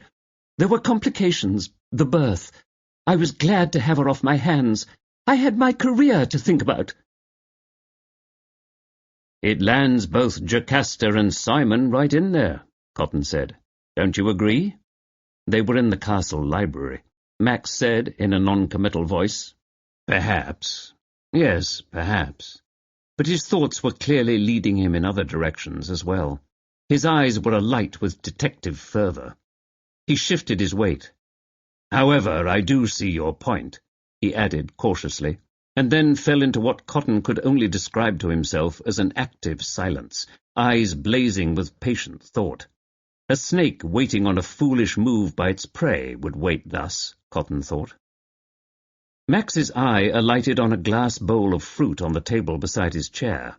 It had been there during the recent interviews, but he'd not particularly noticed. Now it leapt into his view, panning slowly into a close-up. Hesitantly, he reached for an orange, completely perfect and unbruised. All the food in the castle was of that quality, organic, probably locally sourced. Owena would be so pleased to know. He turned the orange round in his hand. Its barcode sticker was still attached. He looked up at Cotton. Can you spare one of your people to go over to the vicarage in Nether Monkslip right away? I need you to fetch something for me. Let me call Mrs. Hooser first. Keep your fingers crossed she hasn't tossed it out. Cotton didn't ask. He knew better than to question any request of Max's. All would be revealed in time. Max, meanwhile, was thinking of Paul's telling the early Christians, "We see through a glass darkly." Certainly, that was exactly what he had been doing with regard to this case. There was the smallest light shining through now, however. He felt a prickling of his skin, as if he had walked into a spider's web. And Max withdrew further into himself, as was his habit when troubled by a mass of information, apparently contradictory information that, given time, he knew would organize itself into a coherent pattern. A theory was taking shape in his mind, but the actors in this particular play stood in the shadows of the stage. And one, he thought, might still be waiting in the wings. Something about finding Lamorna made him think, too, of the way Lady Baynard had been found. Or was it where she had been found? These nagging thoughts that broke the surface of his mind quickly became submerged before he could grasp onto them. Cotton stood watching him, as if he were a telly with the sound turned down. "What exactly," Max asked, "were the terms of Oscar's will? Short version." "Oscar left the bulk of his money to his sister, a bit to his daughter Jocasta, a bit to the twins, the rest to various charities, including one for hedgehogs and one for donkeys. The legacies to his children were nicely calculated to prevent them from trying to challenge the will. Alec inherits the title." "And Letitia?" "Letitia left all her money to her children. Even Lamorna got a token amount. Well, token by this family's standards. There was a lot to go round." "All the money in the world," Max said, "and they still felt their share wasn't enough." He thought again of that furious little girl at the beach, of her suppressed rage. This would apply to Lamorna, but it applied to Lester and Randolph and Gwyneth and even to Milo and Doris as well, he realized, to all of them. They'd all been controlled and kept under control by Oscar's money and Letitia's, and the promise of at least some of it coming to them one day. "Let me call Mrs. Hooser now," said Max. He had a brief conversation with his housekeeper, who wanted to launch into a long story about Luther the cat and Thea the dog. She thought they needed counselling, but Max cut her off. "Thank you, Mrs. Hooser. Someone from the police will be by as soon as possible today. Have them call me from there, will you? And whatever you do, don't touch it, all right?"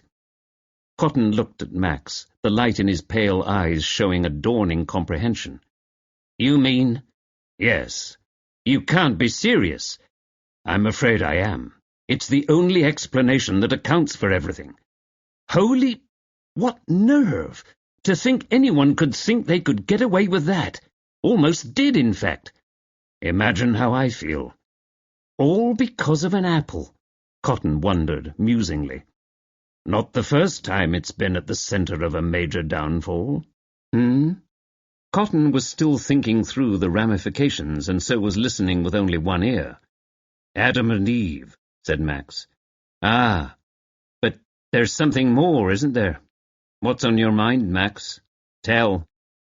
"It's just that I wonder—" Just then Milo came walking by the window, snowblower at maximum volume. "What was that? You wonder what?" asked Cotton. "I said, why Oscar? Why now?" "Go on."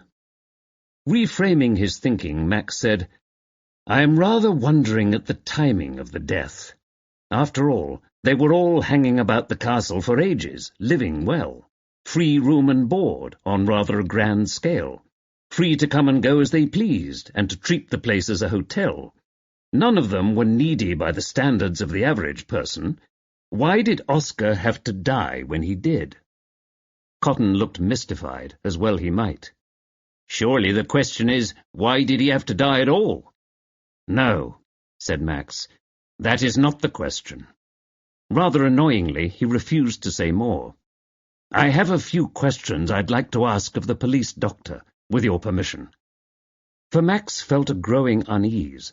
The carelessness of Lamorna's death, someone had barely had time to escape detection there. "They're all clamouring to be let go," Cotton was saying, "and even with Lamorna's murder I'm running out of reasons not to let them go in a few more days. I think Wintermute put a flea in their ears about their rights in this situation." "Lamorna's murder is problematic in many ways," said Max. Cotton said, "Motive didn't appear to be a big question until one excluded Letitia, the obvious person to gain by Oscar's death. It was always possible she was indeed the killer and struck down in some biblical way for her crime soon after it was committed. Barring that explanation, that it was Letitia who did the killing, it is hard to see money as a motive for killing Oscar. They only had to wait a while after all, and so much of his money went to charity." "Ah, but who knew that?" Max asked. "No one who will admit to it now. And of course there is not a shred of evidence to connect Letitia with the killing, which leaves us with revenge, or blighted love, unlikely, and or the good old crime reaching into the past, some misdeed from Oscar's youth in finance or sexual frolics, which leaves us with quite an old mess to sort out, a mess that might never be sorted out." "Oh, it will be sorted out," said Max. "I'm glad you're so confident," said Cotton. "I don't mind saying I'm not." "There's one more inquiry I'd like you to make." Cotton picked up the mobile again. This time the call was to headquarters. He relayed Max's request. "They're on it," he told Max. "I think we already have that information in our files. It's just a matter of someone searching." "I need to call Awena," said Max. Cotton, assuming this was a personal call, grinned widely at him, like the Cheshire Cat. Max powered up his own mobile. Cotton was amused but not surprised to see he had Awena on speed dial. She came on the line. In the background, Max could hear Celtic music playing in the Goddess Spell shop. He could picture her surrounded by amulets and talismans, the air rich with the aroma of herbs and perfumed oils and scented candles. She always smelled of the most exotic blend of everything beautiful in the world.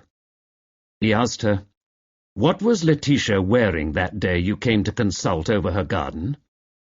"What was she wearing?" Awena repeated. "Max, it was ages ago. Let me think." Finally she said, "She looked like she was in mourning. You know, like someone wearing a beekeeper's costume circa 1900, with some sort of a beekeeper's veil or perhaps a mosquito veil. It's why she was content to be outside, but I was in danger of being stung to pieces and had to leave." Max thanked her and rang off.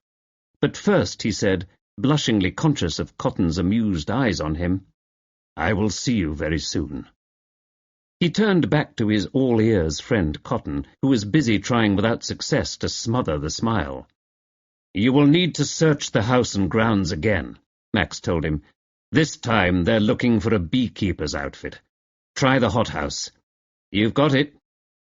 When Cotton ended this brief conversation, Max said, "On the day Oscar died, we know Milo found the body, correct?"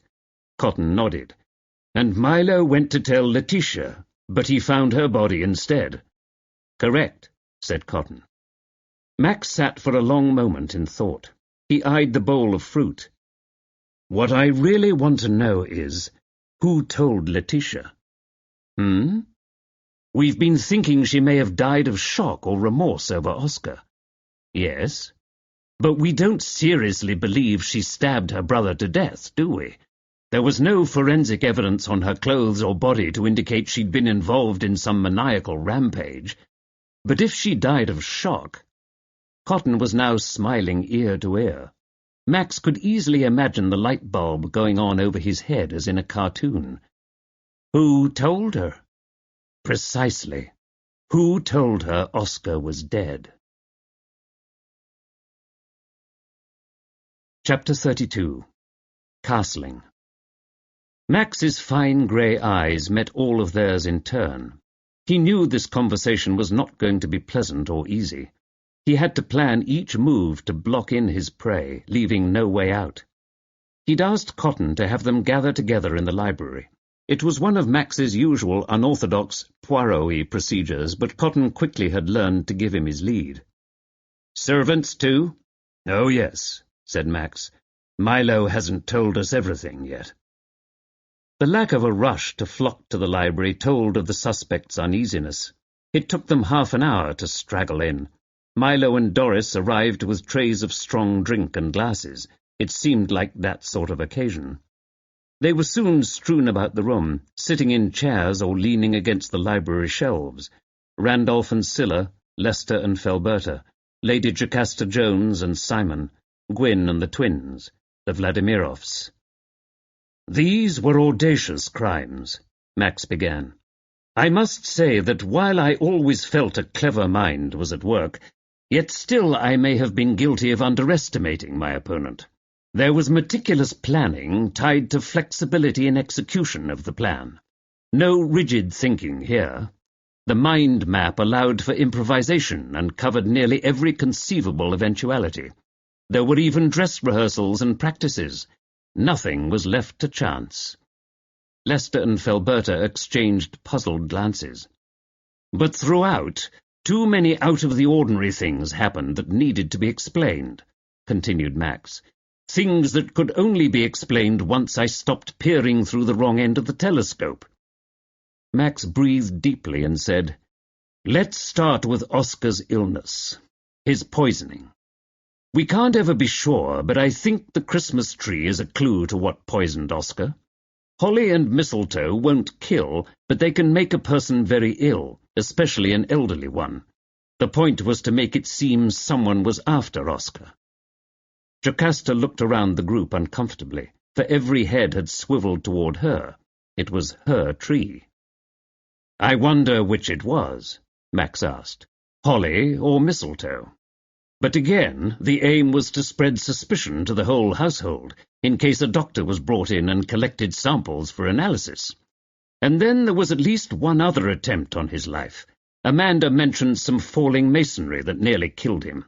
These little torments were the lead-up to the main event. But what really misled investigators was Letitia's death. "My mother's wasn't a natural death, after all?" "I thought so," said Randolph, as he turned to Amanda, next to him. "I thought so. It was too great a coincidence." "It certainly was, but not in the way you mean," Max went on. There had been an over-insistence throughout the investigation on the idea of Letitia's dying a natural death, an insistence that had come from the police, from all of those with knowledge and know-how. That very insistence misled me. I was trained to question every clue. "But sometimes," he went on, "as Freud famously said, a cigar is just a cigar. The woman had died, and it was her death that had provoked the unnatural death of her brother." The group looked at one another, mystified. "What on earth are you talking about?" demanded Felberta. She began to fiddle nervously again with her necklace. "Timing," said Max. "I'm talking about timing. The only reason the police thought Letitia died when she did is because of eyewitnesses who saw her alive, including me. The police doctors would naturally use that as a baseline, a starting point in their calculations. They never questioned it. The deaths were so close together there was no way to tell for certain, and no one questioned it, least of all me." "You know," said Lester, starting to get up from his chair, "I'm a busy man. You'll have to stop talking in riddles, or I'll have to leave." "Sit down," said Cotton, and Sergeant Essex took a step nearer. She had to tilt her head back to stare him down, but Lester sat. "This was all about the wills of the deceased, Oscar and Letitia," Max continued. "Letitia had some money of her own to dispose of, just not a lot. But if she outlived Oscar, she'd get a significant amount from him. Probably Oscar was fond of her, with that special bond most twins have. After all, they'd lived together for many years. The money she inherited from Oscar would transfer to her heirs, her children, at her death. But it is the timing of her death and Oscar's that made my train ride with Letitia crucial to the investigation. I had seen her after Oscar's death. She had outlived Oscar." "Yes, so?" This was Gwyneth. "I saw her leave for the train that day myself. So did Milo. I dare say so did several of us." Max nodded and said, "There were clouds of witnesses, weren't there? I just kept wishing I'd paid more attention to her on the train. She was such a type, a fossilized scrap of nobility, the sort to be rather a plague to clergymen of all stripes. I'm afraid we tend to avoid the Lady Baynards of the world where possible. They always have perfectly impractical suggestions for how the church, their local church in particular, should be run, although they seldom set foot in church themselves. I tried to dodge her, I'm afraid, but in a tiny compartment there is no escape. Don't feel too bad. We've all run screaming from her at times, said Lester. Max went on. Then I realized she was a type. A type, not a person. What do you mean? Asked Jocasta, suspiciously. She'd had more than one critic mention her tendency to play to type. I'll get to that in a minute, said Max. He lowered the timbre of his voice until it was a rumble, intimate and soothing. Let's go back to when Letitia was found dead. Before Milo found her dead. Yes, someone else found her, and realized they would have to act fast to kill Oscar, with no more lead-in attempts to kill him and spread suspicion. No more rehearsals. It was time to raise the curtain. Before Milo? This from Gwyneth. Max held up one hand to forestall her. It didn't really matter, of course, if one of the previous attempts on Oscar's life had been successful. It was, perhaps by chance, the early attempts were not, but there was all the time in the world. Then the day came when it was time to be in earnest. I'm not following this, said Alec. He turned to his sister. Are you? She nodded, a trifle smugly. Max, who had been sitting in his usual chair, walked over to the fireplace.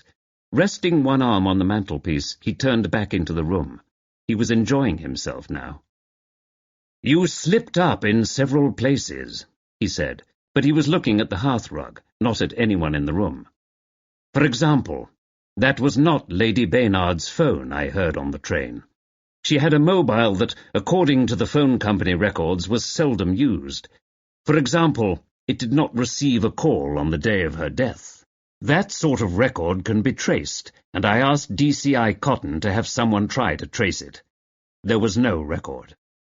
Max looked up suddenly.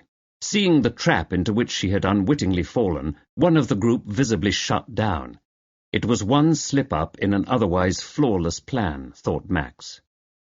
You called your accomplice from the station so this person would know you were there, that your presence as Letitia was being witnessed by many people, so your accomplice could now safely act to eliminate Oscar.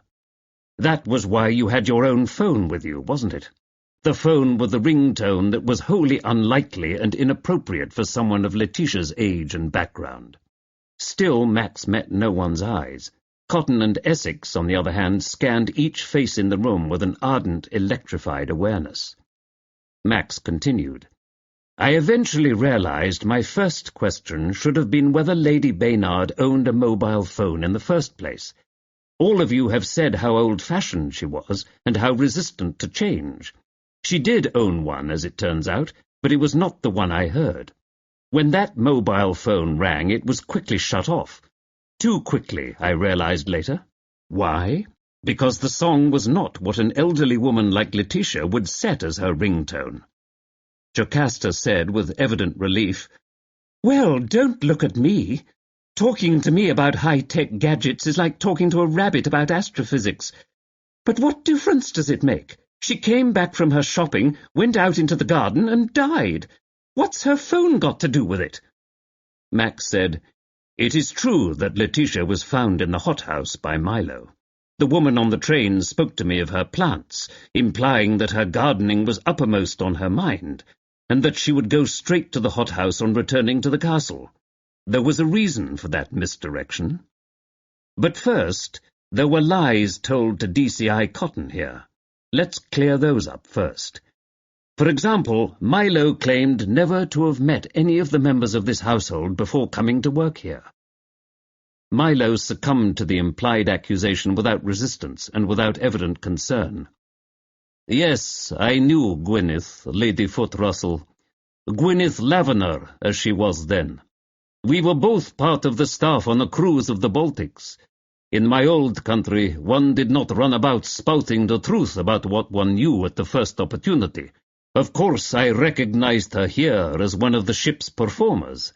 One would recognize her. She is memorable. Gwyneth visibly preened at this. "I doubt she recognized me. I was meant to be invisible on the ship, there to serve only, just like here. It was foolish of you to lie to the police. Do you think so, sir? Where I come from, it is foolish to tell them the truth." "I do see the problem," Max acknowledged. "The habits learned in youth are hard to break." Milo nodded, looking to his wife, who gave him an encouraging nod. "Then there were some misleading statements made about how you all came to be here," said Max. "Those were less serious lies, but for one of you to gin up a fake email, you, Lester, that might have been over the top." "I did not." "You were the only one to receive such a message. It is inconceivable that Oscar would single you out for special treatment like that. If anyone got such a message, it would have been Randolph." Lester began reasserting his denial, and Max interrupted him. "Remember, that sort of thing is traceable." "I didn't want to seem like a party crasher," Lester finally muttered. "That's all." "For me, the question remains," said Max, "of why he invited any of you here, especially since it led to his murder. I think Oscar wanted to get a sense of you, to decide once and for all on the disposal of his fortune, to remind himself of who and what you all were. Perhaps you'd changed. He got a sense, all right, and soon made an appointment with his solicitor to change his will. I think a few of you would have been out of things soon." Max added, "There was a further reason Oscar invited you, and this is the real shame of the situation. I do think there was this element. He was lonely. After a lifetime of ignoring all of you, he was lonely." "I don't know about the rest of you, but he invited me because he was dying to see me," said Jocasta. She fluffed out her petticoats. "I don't know what it is about me. People positively throng about wherever I go in the world." She gave the group a sunny smile. Felberta aimed a look at her, then turning to Lester said, without bothering to lower her voice, "I really am starting to think madness runs in this family." They all exchanged glances, perhaps thinking the same thing. Max cleared his throat and said, "Let's talk about another element I noticed. Perhaps was meant to notice. There was a bit of a secret romance going on, wasn't there, between Randolph and Gwyneth?" Those two exchanged glances. It was Randolph who said, "I fail to see how that's any of your business, even if it were true." Judging by the look she gave him, it struck Gwyneth as news. It was not true. "Do you? You're experiencing a failure of belief?" "Very well," said Max. "Let me see if I can explain why it's my business." He let a pause hang in the air, a pause timed with exquisite precision. It was only Lester, predictably, who began to squirm. There was an appreciable accretion of stiffness in the poses of the rest of them as they waited, slowly freezing into a tableau. "We've had large and small lies," said Max, "but through all of them I wondered why the story of Esau and Jacob was so much on my mind. It was on poor Lamona's mind, too.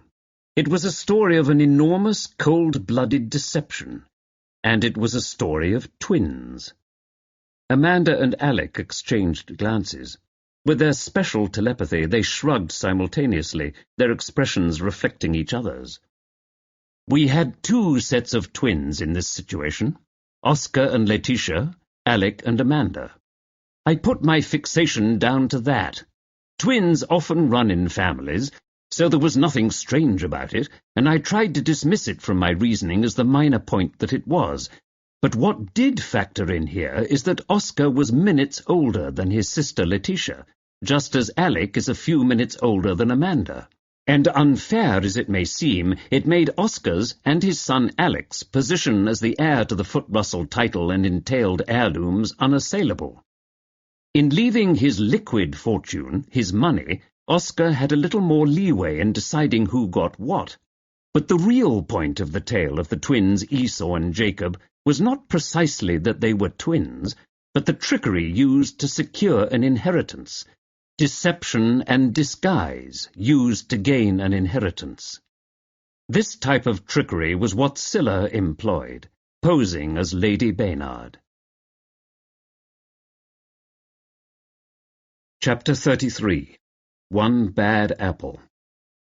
Max, turning to Randolph, said, "Your flirtation with Gwyneth, which you were careful to carry out in my view, was a decoy. The real love interest here is Scylla." Gwyneth was actually startled out of her chair. She stood as if to flee. Cotton motioned her down. "Don't be absurd," Scylla said, by contrast with Gwyneth, completely unruffled. "I'm engaged to be married. I told you that." She might not have spoken. Max went on. "Again, this is a story of deception, of impersonation. I recalled how Scylla had imitated Lamorna as we sat talking after dinner. Scylla is a gifted mimic, as is Amanda, by the way. But someone realized this mimicry could be a clue for the police, her showing off of this gift that played such a large part in the murder plot. Alec happens to have overheard this conversation, right, Alec? A couple arguing. Quit showing off, and you're overplaying your hand. Why would anyone make such an issue of it? I think because it could give the whole game away. You, Scylla, and Randolph kept your close relationship secret because Scylla would remain unsuspected only if she did not seem to profit, if she was only an assistant. Meanwhile, Randolph played up to Gwyneth to mislead me and others. You two, Randolph and Scylla, worked out a story in advance, a story that Scylla was going away with her fiancé to a new job with an American photographer. All that checked out with the police. But you, Randolph, planned to join her in New Mexico, where the chances were no one would connect you with this tragedy, especially if you lived in a remote part of the state, perhaps altered your appearance slightly. You'd be free to spend your money. Perhaps one day, after a few years of lying low, you'd be free to move on, to Europe or wherever you chose to live." Randolph examined his nails and said casually, without looking up, "And your proof of this is what again?" Again, Max might not have heard. "I remember Jocasta saying at dinner something about the actor Lon Chaney, the man of 1,000 faces." Jocasta nodded earnestly. They were on to a topic about which she knew a thing or two. "He used make-up techniques that were revolutionary for the time. He was a genius." "This conversation about Chaney came back to me," said Max, "as I pondered the fact there were 2 deaths in the family very close together, and why that was significant. It had to be significant, but I couldn't put it together, until I began to think in terms of disguise. If Lon Chaney could become the Phantom of the Opera, how hard would it be for someone skilled with makeup to make herself look older, helped by the recent fashion for ladies' veils?" Scylla had been staring straight ahead, but she blinked almost imperceptibly on his last word. "Now I asked myself, who could pull off such a charade? Jocasta, the actress, was the obvious choice, but this was a role calling for subtlety, nuance, and fine shading, not the more bombastic style that is Jocasta's specialty. Jocasta seemed to take this as a compliment, or perhaps was not really listening, preening and fussing as she was with the sparkly bracelet at her wrist. Or perhaps she didn't know what bombastic meant. "It couldn't have been Lamorna," Max went on. "She was too large a person for the role. Padding out a thin person is possible, but shrinking a large one, there are limits. The woman I sat with on the train had a small, cinched-in waist. Felberta was also the wrong build. That left Gwyneth and Scylla, Amanda being much too young to be a candidate for the role. Gwyneth was a possibility, although this was a specialized performance. She had been a dancer of sorts, but nothing in her background suggested the ability to act or impersonate." "Of sorts?" Gwyneth interrupted. "What do you mean, of sorts?"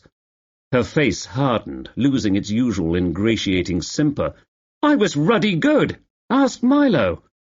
Max said, "And that is when I recalled Scylla was a stylist, who worked doing hair and makeup in places such as Hollywood, where they specialize in such special effects as aging, making stars look decades older, the way Brad Pitt in The Curious Case of Benjamin Button was made up to age backward in time. At dinner it was you, Scylla, who mentioned Benjamin Button. It won an Oscar for Best Makeup. Someone in your field would understand perfectly the reasons why. Possibly the mention of that movie was another of your little slip-ups that angered Randolph so. Randolph gave Max a look of twisted scorn. "You're mistaken, Father Brown," he said. "Not at all am I mistaken," Max said coldly. "Now, Gwyneth could have been made up by Scylla to play the role, a possibility I played with for a while, but the why eluded me, the why of their connection to each other. And again, you must pardon me, Gwyneth, this role would not call to your particular talents. It wasn't until Alec told me of an argument he overheard between a man and a woman, and I considered that it might have been Scylla and Randolph quarrelling, that the nature of their relationship became clearer. More than boss and assistant. Much more. It was not just a lover's quarrel either. The stakes were higher than that. The disguise was brilliant and thoroughly professional, Scylla, if you don't mind my saying so," said Max. "For example, few people remember someone's eye colour unless it's a startling colour." An image of Awena's unusual violet eye colour flashed from his memory. "But I did recall the colour I could just glimpse through the veil, a striking blue. Scylla's eyes are a deep brown, and that threw me off. That she was the impersonator, much less that there was an impersonator, didn't occur to me as I spoke with her." Max looked at them singly. "But wouldn't a clever killer use contact lenses?" "Yes, of course. And what does that tell you?" It was Amanda who answered. "It tells you that she had lots of time to plan and prepare. There was nothing spur of the moment about what she did." "Precisely what I thought, too," said Max. "Nonsense," said Scylla. "A lot of people just like a change of eye colour just for fun." Max, knowing he was right, didn't stay to argue the point. "Do you know how to knit?" he suddenly asked her. She hesitated, clearly churning over how best to respond. "Really, it's a simple question," said Max. "Yes or no? Do you know how to knit?" "Yes, I do, of course. So what? Most women know how to knit." "I don't think that's actually true, you know. Nor do most men necessarily know how to change a tire." Doris piped up. "I never learned how to knit. Never tried to learn. Ruddy waste of time when Marks and Sparks has such nice woolens." "The woman I met on the train was knitting some white fluffy thing," said Max. "A blanket." Scylla arched an eyebrow and looked pointedly at him. "So? First contact lenses, now knitting. Is this what you call evidence?" "So nothing," Max said, still with the same calm yet insistent demeanour. "It's just one more piece in the puzzle. The police found Letitia's knitting in the drawing room. You remembered to replace it. You thought of everything."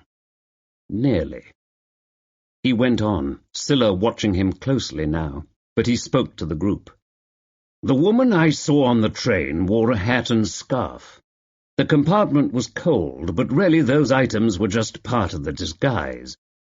Also, Scylla had something on her neck to hide, a butterfly tattoo. And of course she wore a grey wig. It was an impersonation that was not very difficult for an accomplished makeup artist." "Letitia always looked 10 years younger than she was, anyway," said Jocasta. "Have you ever noticed how often that is true of very difficult, selfish people? It's almost as if, having sucked all the life out of everyone around them, they erase years of wear and tear on themselves."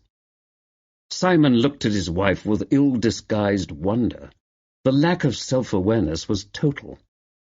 Max was saying, "I talked with one of the experts in disguise at MI5, who is an old friend. She says nothing too dramatic like a complete latex mask would be required to achieve the appearance of an older woman. A ruse with a complete mask that has been attempted in recent years, by the way." Not too long ago, a young man boarded a plane with a false ID, wearing a mask of a very elderly man. Only his hands gave him away. In this case, our impostor even thought to wear gloves. But the disguise technology today has improved beyond measure, so I'm told. Here, in this case, maybe a touch of latex was glued on to create wrinkles about the eyes, but mostly some shadowing and a change in colouring were all that were needed, particularly since I had never met the original Laetitia. Scylla used a wig, a scarf to cover her neck, and gloves for her hands, as I've said. Always the main giveaway, says my expert, the hands. Scylla even pretended to have Laetitia's cold, which came in handy. She could obscure her face with a handkerchief if she thought I was looking at her too closely. So, Scylla, tell us, precisely what was your job again at Ealing and Pinewood, and in Hollywood? She paused for a long moment before answering. Hair, makeup, the same job as it is now. Prepping people to be photographed. No, it was a lot more than that. I asked DCI Cotton earlier for a little more detail on your job description. It wasn't just hair and makeup.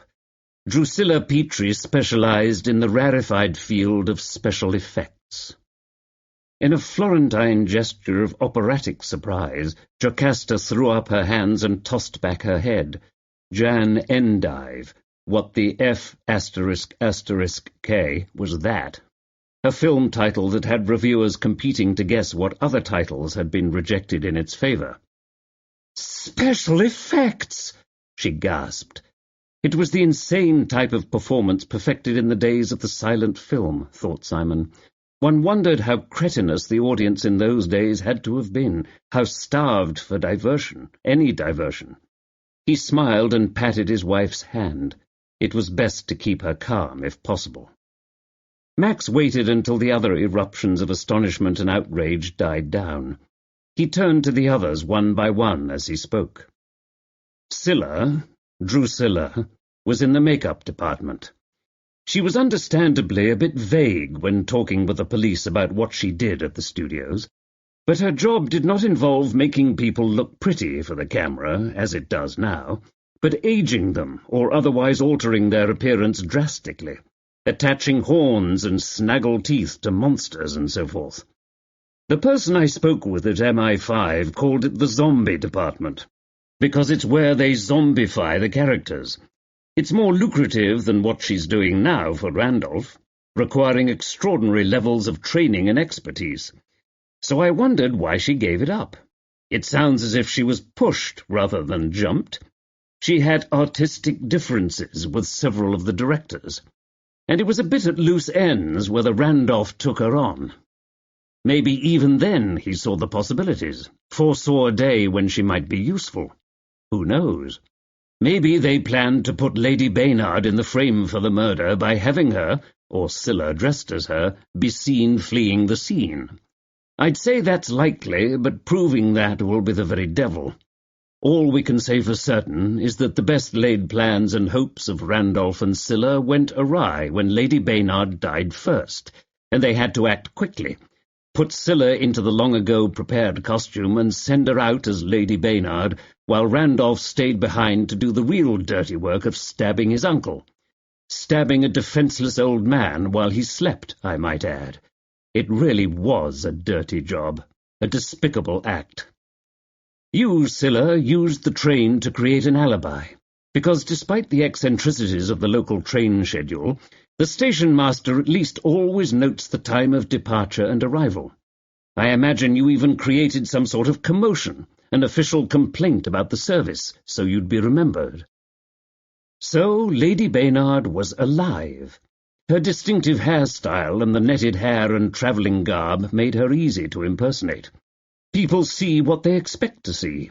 It was your good luck to run into me, but it didn't really matter. You only needed someone reputable, and you would have latched on to anyone vaguely fitting that description. Laetitia had a reputation as a bit of a recluse because she avoided the villagers. However, she entertained lavishly when it was someone she deemed important, Doris told me. Meaning, someone from London. But she'd feuded with the villagers in the past, and as far as they were concerned, she kept to herself. No one could have sworn to her exact recent appearance. You, Scylla, even talked with me on the train about the hothouse, since you knew that was where the body already was, and where it would be found later, once you'd safely returned and gotten out of costume. The others, one by one, had inched their faces around to look at her, taking in her general size and appearance. Those who knew Laetitia best seemed slowly to be admitting the possibility of what Max was saying. It is possible for a younger woman to imitate an older one. Impossible for an older woman to imitate a much younger one, especially the walk, the spring in the step. It is easy for a younger woman to imitate an older one who walks with difficulty. I should know. I felt and looked 100 years old using that crutch. But covering all the bases, you used a wiener for your dress rehearsal. An habitué of the sound stage and the theatre, you wanted a dress rehearsal, didn't you, Scylla? A dry run. If it didn't work, the impersonation could all be passed off as a joke. Again, anyone would do for your purposes, but it was a wiener who met you on your dry run on the train. You actually invited her to the house. That could have been a step too far, but it came off beautifully, reinforcing the idea in a wiener's mind that she had met Lady Baynard of Chedrow Castle. When I compared notes with a wiener, our descriptions of the person we met matched. Of course, neither of us had met the real Laetitia.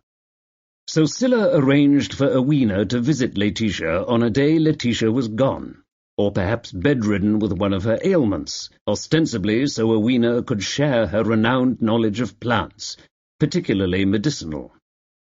Why wouldn't a wiener believe Lady Baynard had it in mind to plant a special garden of such plants and wanted to take a wiener's advice? But your idea was in part to reinforce that the impostor, you, Scylla, were the real Lady Baynard, so later descriptions from people like me, from those outside the family, would match more closely. It was a risky ploy, even an unnecessary gilding of the lily, but you were using a wiener as a practice witness. Randolph, who is clearly the more cautious of the two of you, may also have been angry with you, Scylla, over this ploy which he saw as unnecessary and risky. And this was a part of the argument Alec later overheard. But once you set this in motion, Randolph had to play along to ensure that you weren't caught out. Randolph escorted a wiener to the garden, where he introduced her to the fake Laetitia. Again, this was to establish what Laetitia looked like for future use. Scylla, dressed as Laetitia, wore gardening gloves and a veil to blur her face. As to alibis, what mattered were alibis for the time of Oscar's murder. Now, Scylla would make sure she was in the clear for that. I'm sure she showed herself as herself in Staincross Minster, then slipped back into her Laetitia disguise. This explains in part why she was travelling with such a large bag. She had to carry around a change of clothing. But Randolph had no alibi for the time of Oscar's death. That was the risk he had to take. No one else had an alibi for that time either. So long as he left no incriminating evidence to link him to the crime, the authorities could not legally single him out. But you two also gave yourselves some leeway with the time of death. It would be warm and humid in the hothouse, affecting the coroner's estimates. You probably hid her body under a tarp, just in case of anyone's walking by and peering in the window. This had the bonus effect of helping keep her body warm, making her death appear to be more recent, and fudging the time of death for investigators. "I'm not hearing anything that sounds like proof," said Randolph. "Ah," said Max. "I'm so glad you asked." Now we arrive. When I was with the fake Laetitia, she had a little mishap with her belongings, and the contents of her shopping spilled everywhere. One apple inadvertently ended up in my pocket. Earlier I sent the police to fetch it from the vicarage, and mercifully it was still there and undisturbed. That is to say, the fingerprints on it were undisturbed. It's a good thing for us you were wearing gloves after you first handled it, Scylla. They all looked at each other, mystified, but two of them, Max noted, had turned a whiter shade of pale. "You see," said Max, "the impostor did not have time actually to shop, not with all the changes of costume she had to deal with in the ladies' room at the station, and so she carried shopping with her from the castle and onto the train. Let's trace the sequence of events. The impersonator has gone by taxi to Nethermonkslip, and from there by train to Staincross Minster and back again. Since ostensibly she was shopping, she carried from Staincross Minster an old-fashioned string bag full of a mixture of things from the chemist's and other shops. But she has brought those items with her, stuffed into her pockets as she left the castle, or into that large bag. But the fake Laetitia did not visit the shop she claimed to me to have visited. She simply did not have time. Not if Scylla had to make a point of showing herself around as Scylla to establish an alibi. "You could not possibly know who bought what where," said Scylla, starting to rise. "I'm not going to sit and listen to more of this." Sergeant Essex stood. "Actually, you know, I think you are." "Your downfall was an apple," said Max, "and this is why and how. The apple I picked up on the train had a sticker label on it, one of those barcodes. Those numbered codes reveal a date and place of origin of the apple. You can even look it up on the internet. You, Scylla, had taken fruit from the bowls that Doris set out at the castle, either from breakfast or from the bowl kept in here." He indicated the glass bowl by the armchair. "The date on this particular label on this particular apple showed it was an apple that had gone on sale a week ago." "You have got to be kidding me," said Scylla, but her expression was increasingly wary. For the first time she stole a glance at Randolph. "The store mentioned by the fake Laetitia on the train was Fast Freddy's Market. Now, as it happens, Fast Freddy's had sold out of its apples the day before, and on the morning of the murder had received all new stock. Scylla, where you put your foot in it was by claiming to have gone to Fast Freddy's Market, which was nearest the station. That apple came not from Fast Freddy's, but from somewhere else, and we can prove it." Doris piped up, "I would never shop at Fast Freddy's. They sell rotten fruit coated in pesticides." She clearly took umbrage at the very idea. "I only shop for produce at Manfrey's. They sell fine, fresh produce, organic, local grown." "The apple that fell out of your bag," said Max, "the apple I picked up on the train, was sold by Manfrey's." Chapter 34. Cliffhanger. A dead silence seeped into the room. Someone coughed, a gentle cough that reverberated against the vaulted ceiling, echoing back into the quiet room. It was Lester who finally spoke. "What's all this got to do with Lamorna's being killed, then?" "What do you think?" said Amanda. "Lamorna never could mind her own business, and she didn't have the sense to stay out of something as dangerous as this situation was." She turned to Max. "Am I right?" "I'm afraid so," said Max. "Lamorna's snooping about had everything to do with her need to control things and people. If she could keep tabs on what was going on, she felt more secure in her little universe. This is true of all of us, but Lamorna was such an outsider, she felt spying and prying were the only way to gain the control she craved. Lamorna was killed only in part because she saw Scylla and Randolph going to meet up at the old kitchen. She also saw Scylla, in her Laetitia disguise, returning from the train journey she shared with me, and going into Scylla's room. Then she overheard quarrelling. It was just odd, she thought at first. She was not alarmed. She said something to me about it at dinner.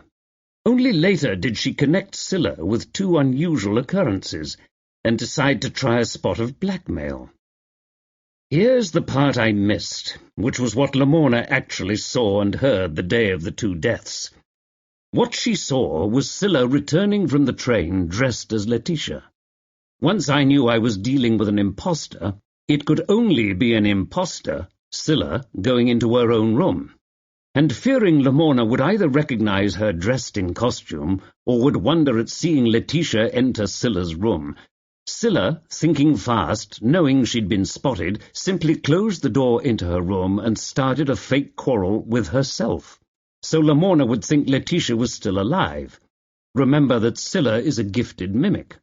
Lamorna told me what she'd seen and heard, rather what she thought she'd seen and heard. And once again I was half listening, not understanding the import, or that what she saw and heard was important, until after Lamorna was killed. Then there was a skirmish among the ladies at the table, and I forgot all about it. I imagine Lamorna did, too. Then later that night, Lamorna was killed. Max said, "There was one further thing, an odd thing. It was as I was standing at the top of the cliff with DCI Cotton this morning that I thought how easy it would have been for someone to dispose of Lamorna that way.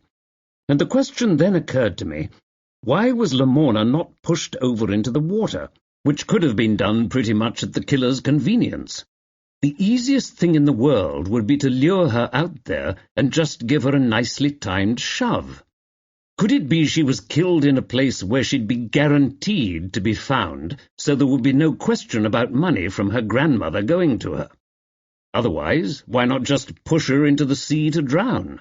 A much easier, much surer method, quieter also. But her body had to be found. The killers wanted no delays or legal entanglements, which would happen if she simply disappeared." Max sighed. "It's a sad tale all around. The night she died, she'd been spying on Scylla and Randolph, and had followed them to the old kitchen tower with its upstairs bedroom. That's where they met to conduct their affair, and to discuss what to do next. It was private, unlike the castle, which was too full of ways to be seen and overheard, as Alec and Amanda know well.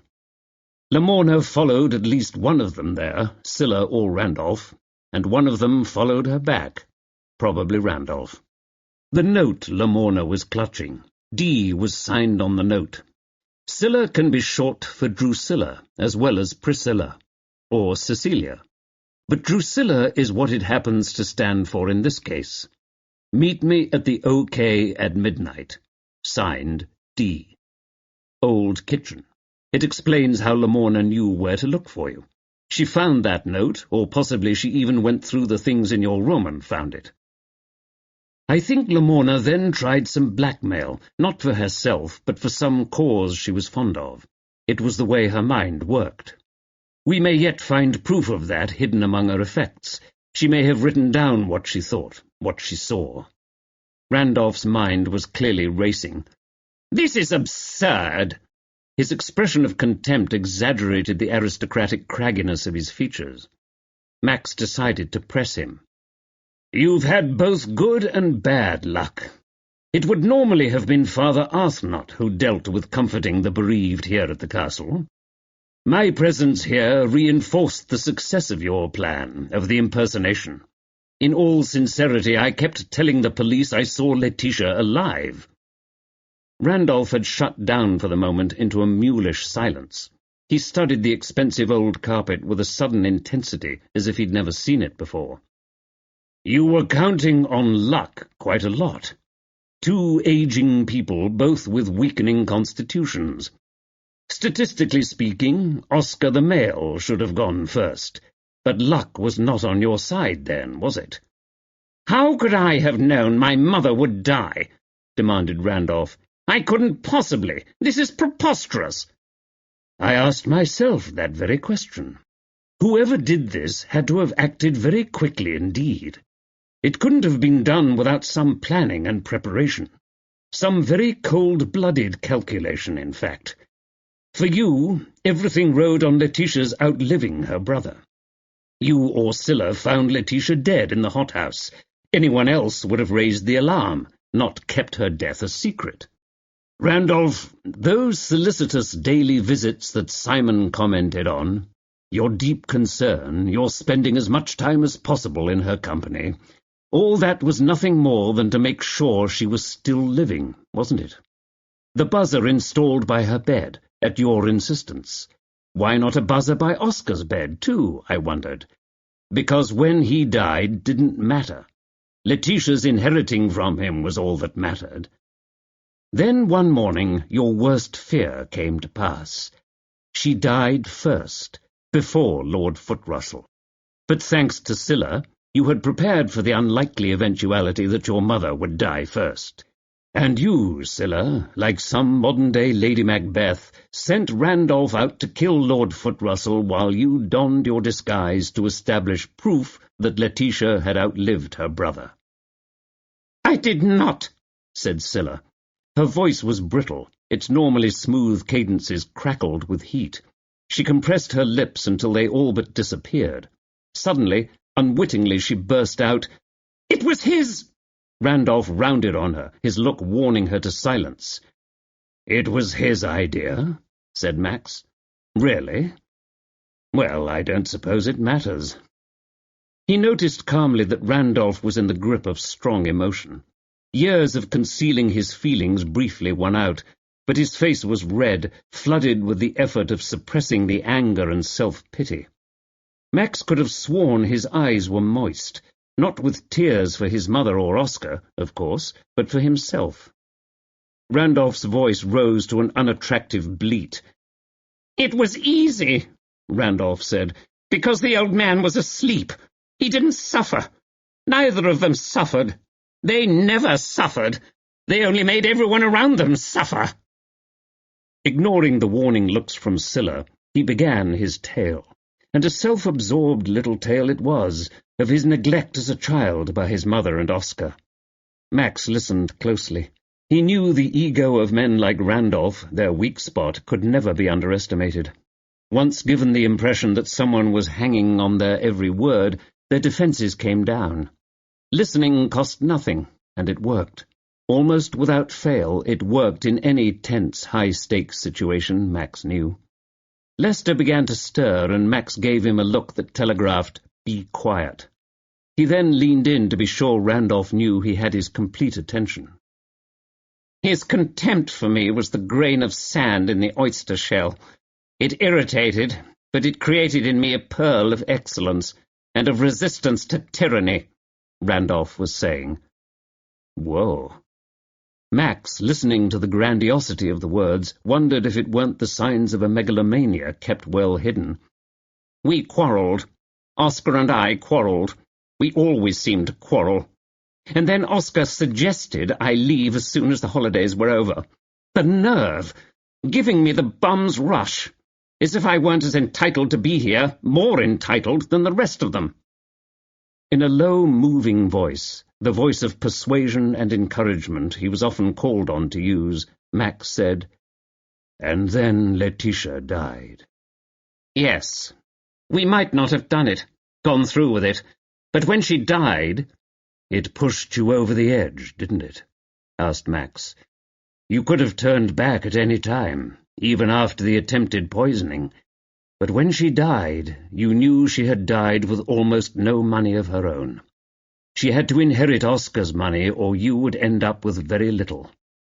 "If my father hadn't lost it all, been such a loser—" "Let me be sure I'm hearing you correctly," said Max, deciding to pile the flattery on, layer upon layer. "Because I think it was brilliant, the way you thought on your feet here. Your mother died a natural death during the early morning hours. She would often go out to her hothouse, regardless of weather. That was her routine. But her death moved up the planned timeline, so Oscar had to be murdered, and Scylla had to don the disguise you were planning to use as an alibi if needed.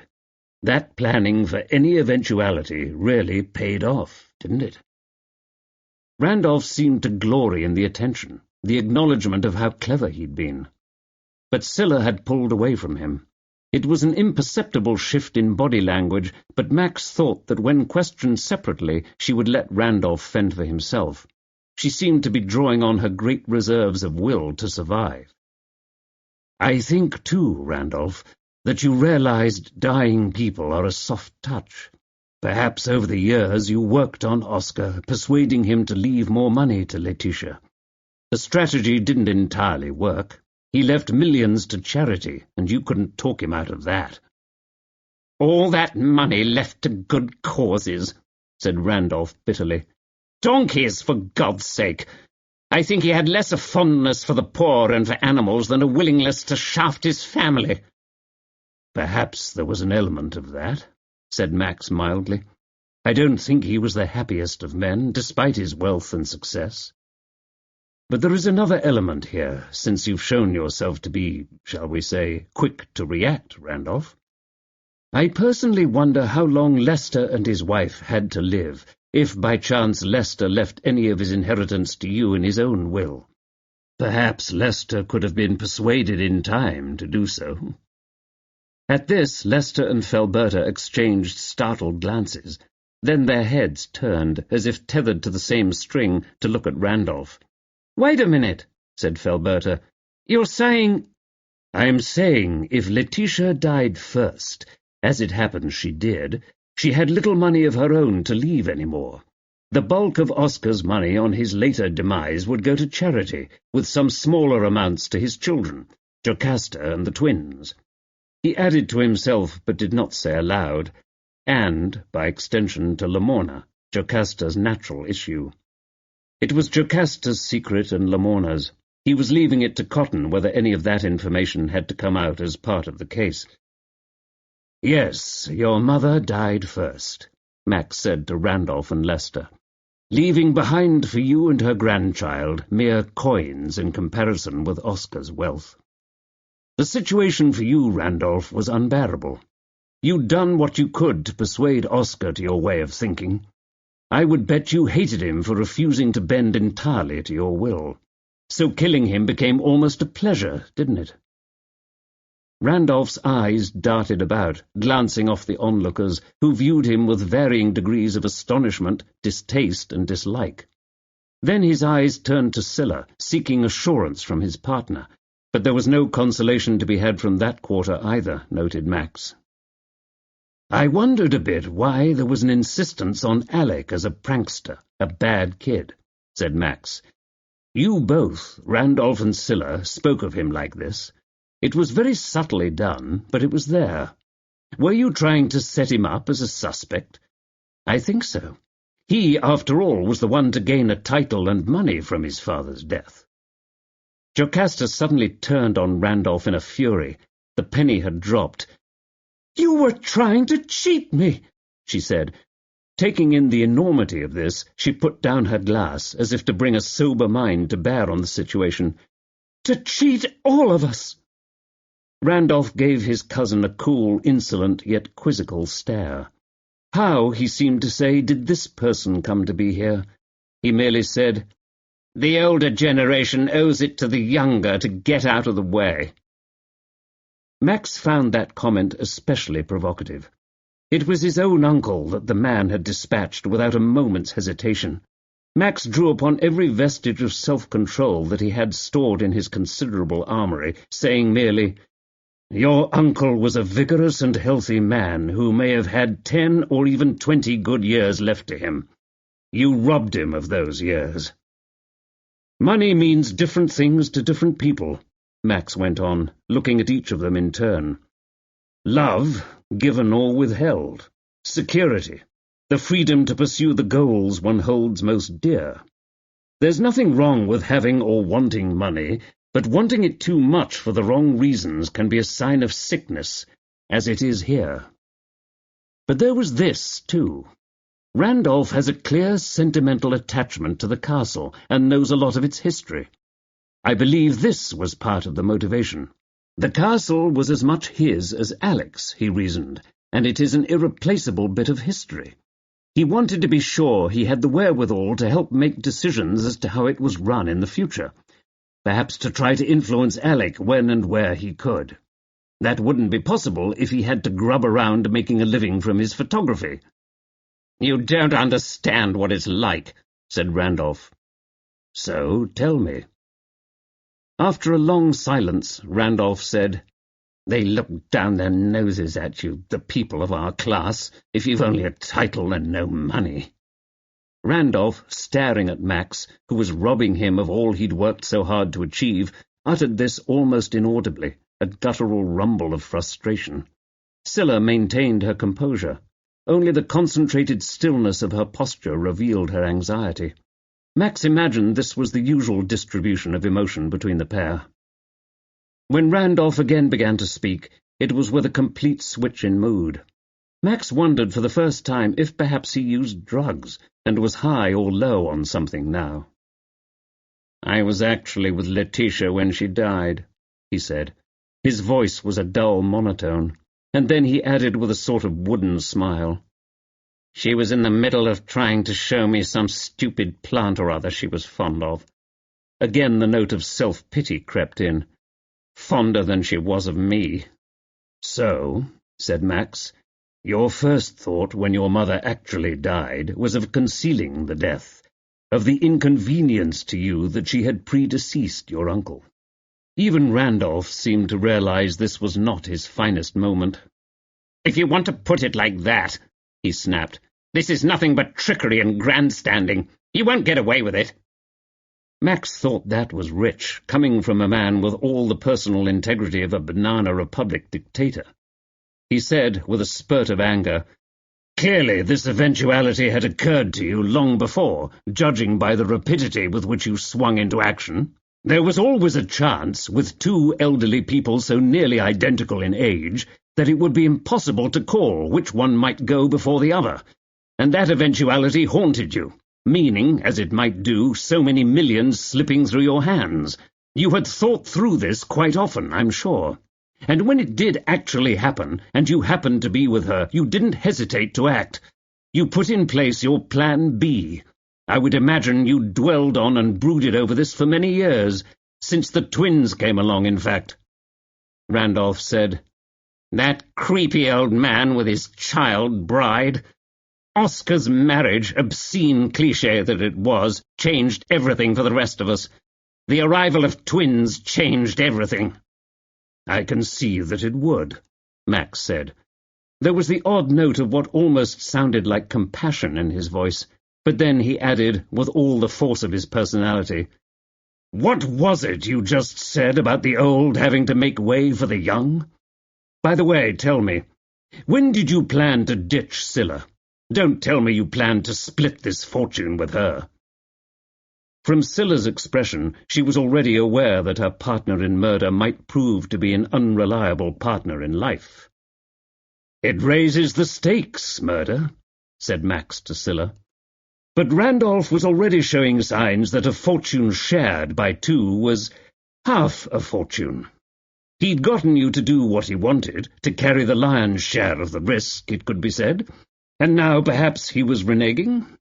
It would be small wonder if you, Scylla, simply lost it, as they say, if you were pushed past all reason, if you told the police everything you knew to save yourself. Scylla seemed to warm to this sympathetic view of her motives, but she maintained her silence.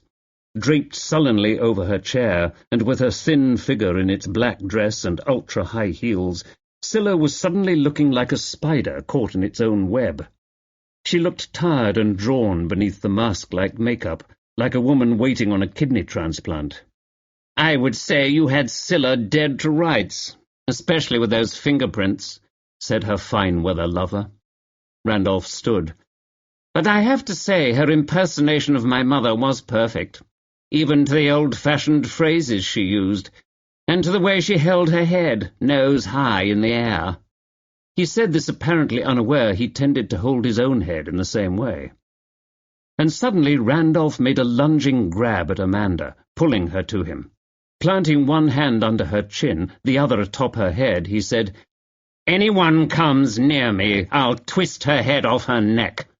He began dragging the terrified, struggling girl toward the open doorway. Her mother Gwyneth screamed but remained frozen in place. Alec made as if to follow, and Randolph made a violent, wrenching gesture to show he intended to carry through on his threat. Max grabbed the boy and held him back. Amanda began to make a gasping sound as she clawed at Randolph's hands, a sound harsh and loud against the stunned silence of the room. It was the sound of someone choking, and it seemed to have nothing to do with Randolph's chokehold on her neck. Her eyes frantically sought out those of her twin, desperate to communicate. Alec said, quite loudly and clearly, She has severe asthma, Cousin Randolph. Please let her go. She's no use to you. Let her go. She'll die in minutes without her inhaler." He made a gasping sound himself and repeated, "She's no use to you. She'll only hold you up." It stopped Randolph, who clearly had no idea what to do. Amanda was indeed useless to him now. She began to kick and thrash about, her mouth wide as she fought for air. The girl's rasping cries were harsh in their ears as Alec made a frantic leap to save his twin, propelling himself across the room at the same moment Max, Cotton, and Essex made a dive for Randolph's knees. His inarticulate grunts of frustration suddenly turned into a howl of anger. Randolph threw the girl from him. She spun across the room from the force, arms windmilling to catch her balance. Sergeant Essex, catching her, put an arm around her shoulders, noticing that her hysterical, grating breathing had abruptly ceased. Had the girl been faking? Amanda looked up at her with gratitude. Apparently so. Randolph, meanwhile, had bolted for the door, Max and Cotton in pursuit. Randolph disappeared up the stairs, headed toward the courtyard. Both men saw him as he disappeared under the archway into the garden. "He must be headed for the cliff path," Max shouted. "There's no other exit from the garden." He turned back to Cotton. "Go the other way, head him off." And he indicated with one arm a U-turn around the castle, where a steep set of stairs led down to the cliff. It was gated, but an agile man could just climb over it. Max saw the gate from the garden standing open, confirming his hunch. He shot through and caught up with Randolph on the cliff's edge. He was peering over the edge, gathering his nerve to jump. Randolph looked up at Max's approach. Max tried to outstare him, but Randolph looked away, his intent plain. Grabbing him by the collar and pulling him round, Max pulled back a fist and delivered an uppercut to the chin. He thought he'd knocked him out, but Randolph struggled to his feet groggily, looked straight at Max and took a swing. Instinctively, Max ducked into a crouch. Randolph lost his balance and, like a tumbler, took a dive over Max's back.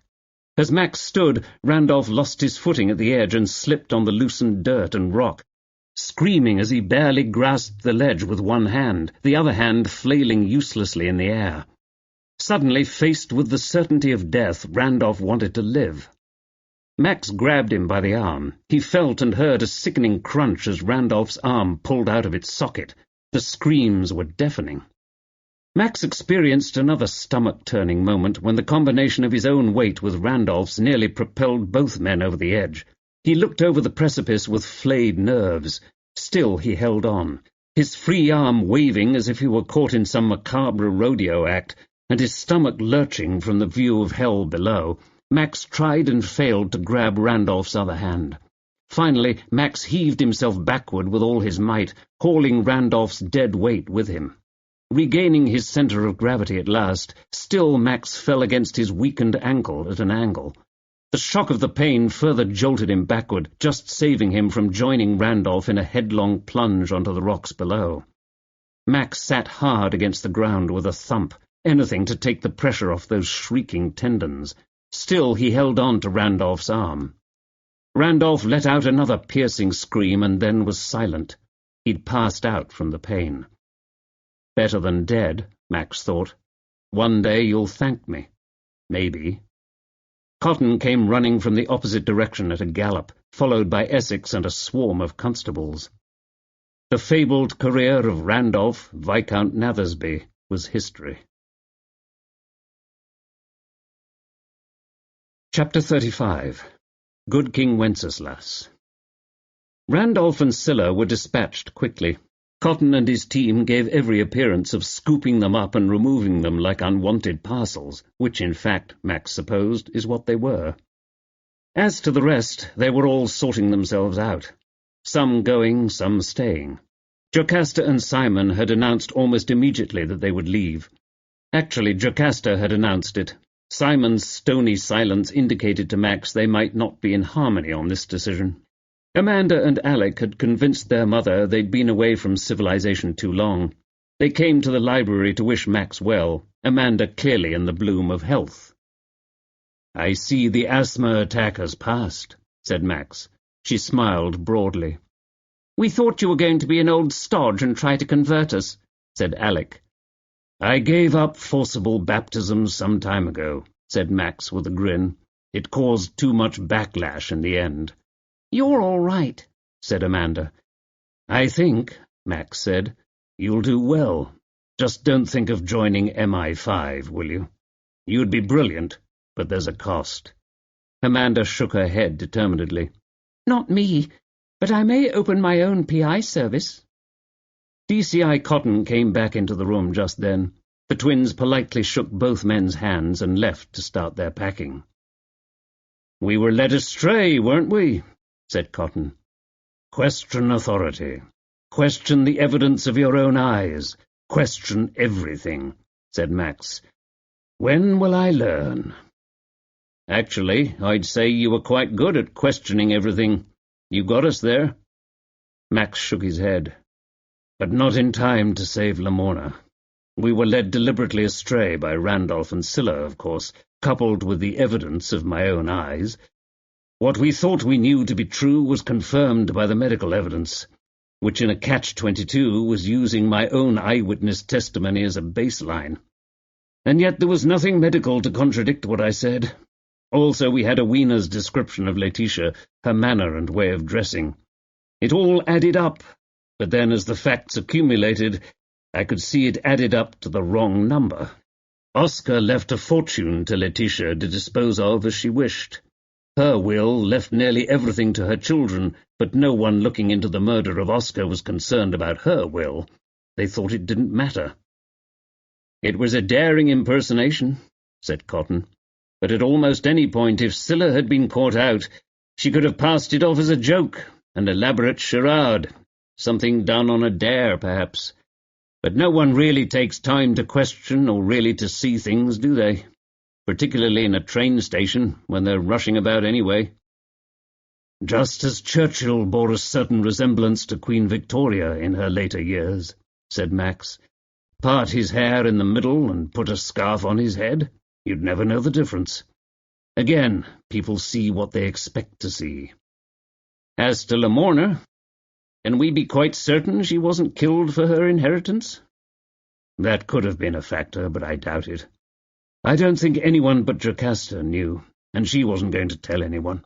I did briefly consider, once I knew what their relationship was, that she could have killed Lamorna to increase her own share, but no. Thank God that didn't happen. But Oscar's will talks about natural issue, meaning Jocasta's legitimate or illegitimate child, just covering the bases in legalese. Lamorna inherited along with Jocasta, or would have done." Max reflected on the irony that the despised Lamorna was a foot rustle, even if born on the wrong side of the blanket.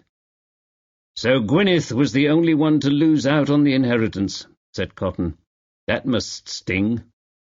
"Don't worry about her," said Max. "She'll live to be 100, and she's got all she needs, if she'd but realize it. Still, she's a survivor, that one. And I think her children will look out for her. It's almost as if the roles are reversed there. They are already more adult than their mother, and they know it. And I think more forgiving, luckily for her. Oscar fooled them all in the end, didn't he? The poor benefited, and the guilty will now be punished. Very Dickensian." Max nodded. A bit like Scrooge, Oscar developed a sudden fondness for the poor over a wish to pass along all of his wealth to family, most of whom he held in no high regard. Or maybe, like good King Wenceslas, he was a saint at heart to begin with. "He actually left £500,000 to a local man named Jake Sloop. I gather he's a local character who collects wood to sell as firewood," said Cotton. "It was a drop in the bucket for Oscar, but it will certainly change Sloop's life." "Nice," Max quoted. "Ye who now will bless the poor shall yourselves find blessing." In any event, the money will be well received by the charities. Too bad he didn't remember St. Edward's while he was at it. Cotton stopped in the process of packing up his briefcase to stare at Max. "You didn't know? Didn't Wintermute say? St. Edward's is to receive the interest from £200,000 in perpetuity, for the roof fund." Max stared at him, speechless. "I don't suppose we ever told Wintermute you were the vicar of St. Edward's." I just told him your name. It would appear you were a suspect all along, Max, but a minor one." Somehow Max felt that the pair, brother and sister, were watching from above with grim satisfaction. The orthodoxy of his theology may have been on shaky ground, and it wouldn't be for the first time, but it was a feeling he couldn't shake off, a feeling of being watched by very old eyes. The castle seemed to do that to him. He needed to start packing and was most anxious to get back to the village. Passing through the great hall, he ran into Simon and recalled that there might be unfinished business there. "You and Jocasta will be returning to the States now, I take it?" said Max. "Jocasta will. As for me, I'm not certain how long I can sit through another 7-hour waxen performance on another low-budget stage set." Max, who suspected as much, still felt there was a bond in the relationship that was worth saving. "You never had dreams of your own?" he asked. "Dreams?" Simon repeated, as if he'd forgotten the meaning of the word. "To tell you the truth, my dream was to marry a rich woman. I guess I peaked early." "She's richer still, now that we've got the wills sorted." "I know. And I thought that would solve everything.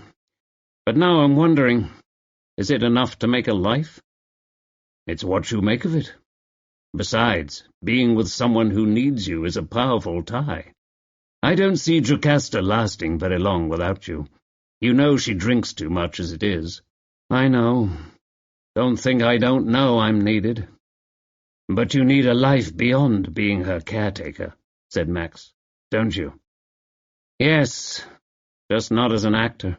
It's unconscionably hard to think of another job where thinking about yourself all day is a key part of the required skill set." He paused and said, "It's incredible. I once considered Jocasta to be a great catch. What kind of person does that make me?" "To be honest, I think you're wrong to feel that way. She needs you, you need her.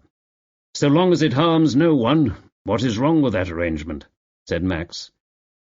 "I think it's harming me," said Simon. "I don't like the person I'm becoming. Tell me the truth. Was she a prime suspect for this? I have to admit, I consider it a real possibility." Simon realized he'd gotten so used to covering for his wife he hadn't noticed when his moral compass had shifted completely out of whack. "They were all suspects," said Max neutrally. He didn't add that the ferocity of the crime also had made him think that Jocasta, coming completely undone over some triviality, was more than capable. Simon was saying, "I've been thinking I might try to write a screenplay about all this. I know at least some of the right people in Hollywood. Who knows what might happen?" "I wish you success," said Max. "I think you should know Jocasta may be looking for a new business manager. You'll need to set things right with her. Stay or go. Financially, I mean. I don't think it's automatic she'll want you to stay otherwise." Max didn't spell out his warning, but it was clear Simon took his meaning exactly. So long as Simon took steps to correct his wrongdoing, Max didn't see it as his job to report his misconduct to the U.S. authorities. He was sure Cotton would feel the same. "Thank you," Simon said quietly. Jocasta came into the hall just then, trailing olive-green scarves. They all said their goodbyes, and Max watched the departure of the newly wealthy Jocasta, escorted by her newly attentive younger husband. He wondered if money could buy you love. Not the real thing, certainly not, but how many people settled happily for a facsimile? There was something Max wanted to do before he left. The money left to St. Edward's was literally an answer to a prayer, although he'd never have chosen the way it was delivered. God answered prayers in his own way, he'd noticed, without the need for direction from humans. Max took the path leading to the small stone chapel in the bailey. He pulled open the wooden door and stepped inside. The old chapel, hadn't Randolph said it was 11th century, had been spared much of the mindlessly destructive Cromwellian fervour wreaked on churches the width and breadth of England. Presumably because of its isolation, it appeared untouched by the thugs of that particular chapter of history. Even so, iron bars had been installed on the windows to protect the elegant tracery and glass from vandals. 6 small pews bore the arms of the foot rustles. Max sat in one of them, beneath the barrel roof, and let the hush descend, his handsome face dappled now by a mosaic of light from the stained-glass windows with their pointed arches. He stared at the altar table and closed his eyes, letting the old sanctity of the place wash over him. He was wearier than he could remember being for some time. It was the weariness of mental exhaustion, the worst kind. Randolph and Scylla had been faced with a choice, and had taken the decision to kill for gain. They had had many a chance to back out of their scheme, but there seemed to be some sort of rush at work, the challenge and thrill of taking a shortcut to riches, of eliminating threat in the form of Lamorna. It was risk-taking of a sort Max didn't entirely understand. But he didn't doubt he'd done the right thing, as he had doubted so often during his MI5 days. Here, at least, it had been clear-cut who the villains were, and that they couldn't be allowed to thrive. He may have saved lives in the future, for would Randolph ever have been content with his share? Who could say? It was time to go home. Epilogue, December 21. Sing we joyous all together, fa-la-la-la-la-la-la-la, heedless of the wind and weather, fa-la-la-la-la-la-la-la. "Fuck whoever invented goddamn tinsel," said Susanna Winship. Her brother looked up from where he was knee and elbow deep in a snarl of electric wire. "There's the Christmas spirit that's been so lacking around here," said Bruce. "And fuck whoever first thought of fairy lights, for that matter." She grinned at him, frustration momentarily forgotten. "Except they might enjoy it. Seriously, if we can put a man on the moon—" She gave the tinsel another fierce shake, which, as in some devilish invention from the ancient Orient, knotted it tighter than ever. Bruce finished the thought for her. "Why can't someone invent Christmas stuff that doesn't tangle itself in the box? The very box where one laid it all out neatly in perfect working order 1 year before." "We'll be late for the party," she said. Strands of tinsel, like shiny dreadlocks, had attached themselves to her hair, making her look like a particularly festive member of a reggae band. "I've still got to do my hair and nails, and the cleaner's left a great crease in my dress that will have to be ironed out, and I'm really not sure about those shoes, and—" Bruce, who knew perfectly well what the fuss was about, or rather whom the fuss was about, interrupted her. "Don't worry, the villagers like you just the way you are." "The monk slippers? Like I care. Bumpkins all," Bruce said in his most innocent voice. "But I thought you liked the vicar." "Oh, well, there's Max, of course," she said dreamily. Her voice sank a few octaves, caressing the name. "And Elka's all right underneath it all. And I suppose Lily—" Her voice trailed off. "It's actually Maxon, did you know? I was thinking I'll have to ask him to stop by the house for some libation during the holidays. Libation of a secular nature, of course." Bruce thought, as he often did, that Susanna was chasing a hopeless cause in trying to gain Max's attention. It's not that Max didn't notice her. No man could not notice Susanna. But that he wasn't interested. The vicar found her entirely alarming, in fact. Bruce, having a good idea whom he might be interested in, wisely kept his opinions to himself. "Thank God he's back," said Susanna. "Things will return to normal now Father Max is back." A freshening wind was attempting to shred snow-laden clouds as they lumbered slowly across the sky. It was not the best day for a party, although the forecasters were calling for a clear night to view the lunar eclipse. Max had returned home from some business at the church, where he was greeted by the sounds of Luther and Thea in mid-negotiation, and by Mrs. Hooser saying, "You talk to them."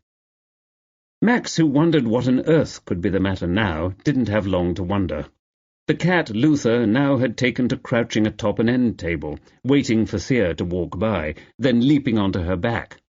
Thea had learned to dislodge him by the simple expedient of walking under the same table and scraping the cat off like a barnacle. This process had been repeated several times, complete with screeching and other sounds of retaliatory scuffle, until Max finally had banished Luther to the kitchen so that he, Max, could work on his sermon. The silence was short-lived. Luther had discovered that a small box of cereal, batted at just the right velocity across the kitchen floor, made an enthralling rattling noise, like mice scrabbling behind a wall. Once the lethal Christmas decorations were removed from St. Edward's, the cat would go back to his job of mousing, thought Max, without delay. On his desk he found a message from Mrs. Hooser. As it was inked onto one edge of a circular advertising a jewellery sale, which was typical of Mrs. Hooser's usual method of grabbing whatever was to hand to write on, it was a miracle each time she managed to communicate. This missive said simply, "Call your bishop." My bishop. Mrs. Hooser's distancing of herself from the situation was interesting. Amazing what meaning 3 little words could hold if one only knew the key. Clearly the bishop, Max's bishop, not hers, "Don't blame me, I never liked the man," was agitated about something. It was not the first time. No doubt it was a routine matter, perhaps some notes or advice about the Christmas service. It could wait. Max had made a bit of a splash since coming to Nether Monkslip. For the most part, the bishop managed to put aside any personal jealousies, seeing Max's star qualities as all to the good of the church. And the money seeming to fall from heaven for the church repairs should have placated the man, thought Max. But human nature, even in bishops, didn't seem to work that way. The success of the Women's Institute calendar, juxtaposed with the death of the leader of the WI, had brought a certain amount of fame verging on notoriety to the community, but it had been short-lived. The members of the media had moved on to the next great noisy thing. The village's 2 pubs, the Hidden Fox and the Horseshoe, had enjoyed a brief spurt in revenue from the reporters, who spent so much time in each pub everyone wondered how they found time to pound out their daily quotas of wild speculation and innuendo, couched in yappy prose. A more burgeoning problem in terms of potential notoriety lay inside St. Edward's Church, in the form of the miraculous image that kept reappearing on one of its walls, despite numerous paintings over. Max considered it little short of a miracle itself that the press had managed to avoid getting a whiff of this phenomenon, although on further reflection he realized few of them probably spent much time in churches. The bells of St. Edward's rang out jubilantly, as if announcing a royal birth or a peace treaty, and they reminded him of everything he had to do before setting off to a Wiener's party. The sun already had begun its headlong plunge from the sky. His sermon for the Christmas Day services was nearly done, but needed some finishing touches. To jump-start his thinking, he pulled out one of the massive tomes left behind by his predecessor, Walter Bokeler. He began scanning the pages describing the executions of the martyrs during the Reformation, then quickly replaced the book on the shelf. There was nothing like reading about a fiery death to put one's own problems in perspective, but Max felt overall a modern congregation might enjoy a more uplifting topic. He also had promised a short article for the e-Epistles, the parish email newsletter. He had intended to write something about the issues currently coming up before the God Squad, the parochial church council, but given the inflammatory rhetoric at the last meeting, Max felt overall a safer topic might be better. Something about the coming Christmas holidays and the church decorations. Something dull. Something safe. Reminded by the decorations of the cat's provenance, Max glanced grimly over at Luther, who sat by the hearth cleaning every individual one of his claws in a process that seemed to fill many hours on the cat's activity log, whichever hours were not taken up with terrorizing Thea or covering Max's favourite chair with fur. Luther, noticing Max's regard, gazed back and, Max could have sworn it, smiled. Some hours later, his dark hair freshly washed and combed, his grey eyes gleaming in anticipation, Max reached for the door-knocker of a Wiener's house, where the party was already in full swing. A holly wreath decorated with pine cones encircled the brass knocker, which represented the face of a Celtic goddess. He was arriving late, as he had stopped on the way to watch the very beginnings of the lunar eclipse. And Luther, who seemed to suffer from separation anxiety in addition to his other flaws, had flung himself at Max's knees as Max opened the door to leave. Max had leaned down and scooped the cat in his arms, gently stroking its fur, and saying, "Luther, I'll be back soon, I promise you. But it's time for you to go back to work. Take your mind off all this nonsense." Owena's house, always a happy mix of eclectic folk art and clean modern design, shone with extra polish and, yes, it could even be said, with anticipation of gaily dressed guests and holiday talk and laughter. She had hired Maria de la Cruz and the ladies of Perpetual Help to come and scrub the house top to bottom. The Yuletide party decor was also a mix of the multi-denominational, the folkloric and the traditional. There was both an enormous Christmas tree and a Yule log, and of course mistletoe was everywhere along with evergreen, holly and ivy curling round the rafters. The house smelled of fir and pine mixed with the intoxicating aromas of baking pies and biscuits. The oak Yule log roared in its merry, cheering way in the hearth. The tree was decorated with hand-blown glass balls in swirled colours of blue and green, subtly different in style from the usual Christmas ornaments. They seemed to contain some sort of powder. Susanna saw Max admiring them and came over to stand at his elbow. "They're called witch balls," she said, her lips curved in a cat-like smile. Light from the tree ornaments danced off her lip gloss. "I'm not going to ask," he thought. "I am not going to ask." "Witch balls," she said loudly, in a clear and melodious voice, "are a tradition dating from the 18th century.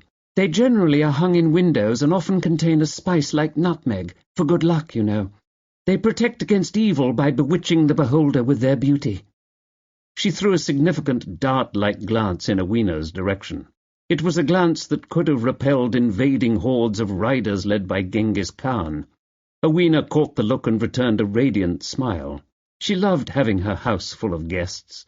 She also was sweetly unaware that Susanna had launched an undeclared war over possession of Max's mind, soul, and, most of all, body. "Quite pagan, I believe," Susanna added significantly. Coming from anyone else, someone not wearing, for example, a bright red, low-cut, skin-tight dress, daringly parted at strategic intervals to display her considerable advantages to full advantage, this statement might not have seemed so irredeemably ludicrous. But Susanna looked like nothing so much as a walking invitation to a wanton romp under moonlit pagan skies. Max, busy returning Owena's happy smile, aimed beneficently and generally at her assembled guests, didn't hear. Then Owena caught Max's eye, and it was like a bolt of lightning had blazed across the room. "Of course, mistletoe," Susanna was saying, "is the most pagan thing imaginable. Human sacrifice was such a large part of their culture, the pagans. They were probably buried with a stake of holly through the heart, as per Scrooge. Oh, hello, Owena. I was just telling Father Max here that mistletoe was used by the Druids." She batted her eyes at Max. "It also was a fertility drug." "Used for animals, yes. Lucky it didn't carry them off." Owena wore one of her high-waisted, Greco-Roman-style dresses. Tonight it was simple green velvet with a deep V neckline, and it was gathered high on her rib-cage to emphasize her bust. She'd bundled her hair at the nape into a hairnet made of finely woven gold wires. Max thought she looked like a marble statue come to life. "How are you, Max?" she asked him. "That's why people kiss beneath the mistletoe," Susanna carried on with pointed emphasis. Owena, she noticed, was looking a little dreamy. Of course, Owena always looked dreamy, like she was just coming out of a hypnotic trance. "What is interesting," Owena was saying to her, "is that mistletoe plants are male or female." "Yes," said Susanna brightly. "Such a good idea, I feel. Why should animals have all the fun? I suppose eventually the plants have to tell each other apart. Only the females produce berries. Anyway, let me show you to the food and drinks, Max. I was going to have a bowl of flaming brandy so we could play Snapdragon, but overall it seemed wisest to skip some traditions. Snatching raisins out of a burning bowl is probably just asking for trouble." She took Max by the arm to show him into the dining room where the food was on display. "Otherwise, we've got a feast in there. I'm afraid we're running out of eggnog already." "What would Oprah do?" Susanna said sarcastically, watching Max being expertly plucked from her clutches. The hell of it was, Owena wasn't even trying. Max looked like he'd follow her across a burning bridge, eggnog or no eggnog.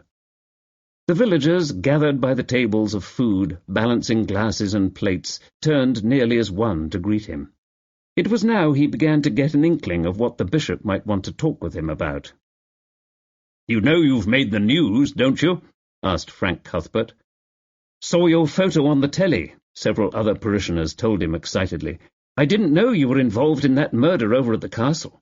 Do tell us all about it. Is it true Lord Footrussell was done in with a machete?"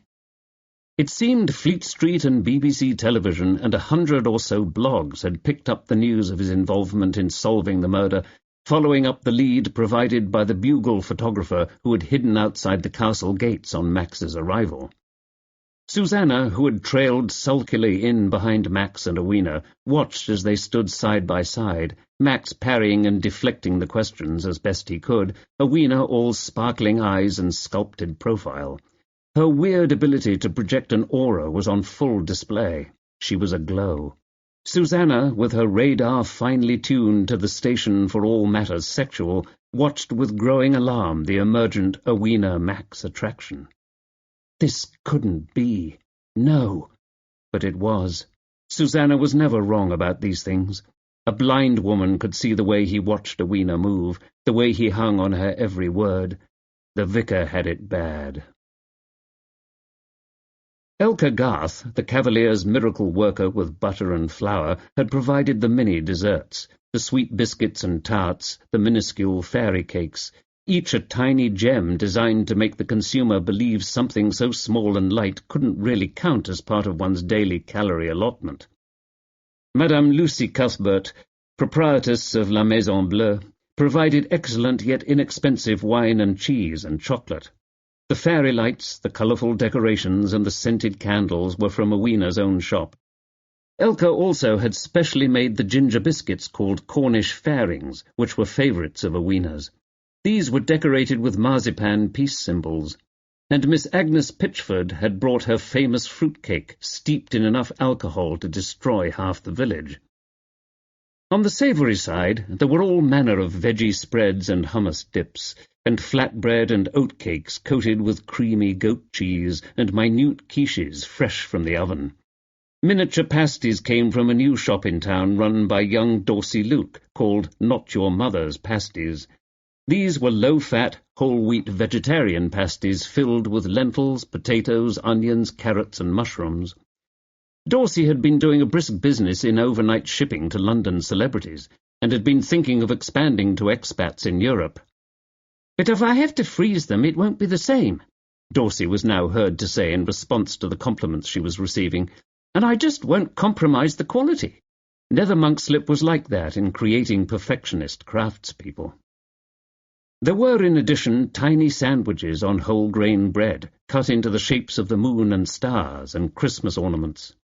They were filled with goat cheese and herbs and spiced vegetable spreads. No one noticed every offering was vegetarian, and before the night was out every morsel would disappear. Of course, there was a wassail bowl and endless bottles of wine and ale. And soon the dancing started. Owena had rolled up the carpet in the living room for dancing. Good old rock and roll, Max was happy to hear, as Start Me Up blared out of the speakers. Happily, they were to be spared Jingle Bell Rock. The villagers began to dance, some shuffling shyly onto the dance floor, some enthusiastically bounding in from the sidelines, already at full tilt.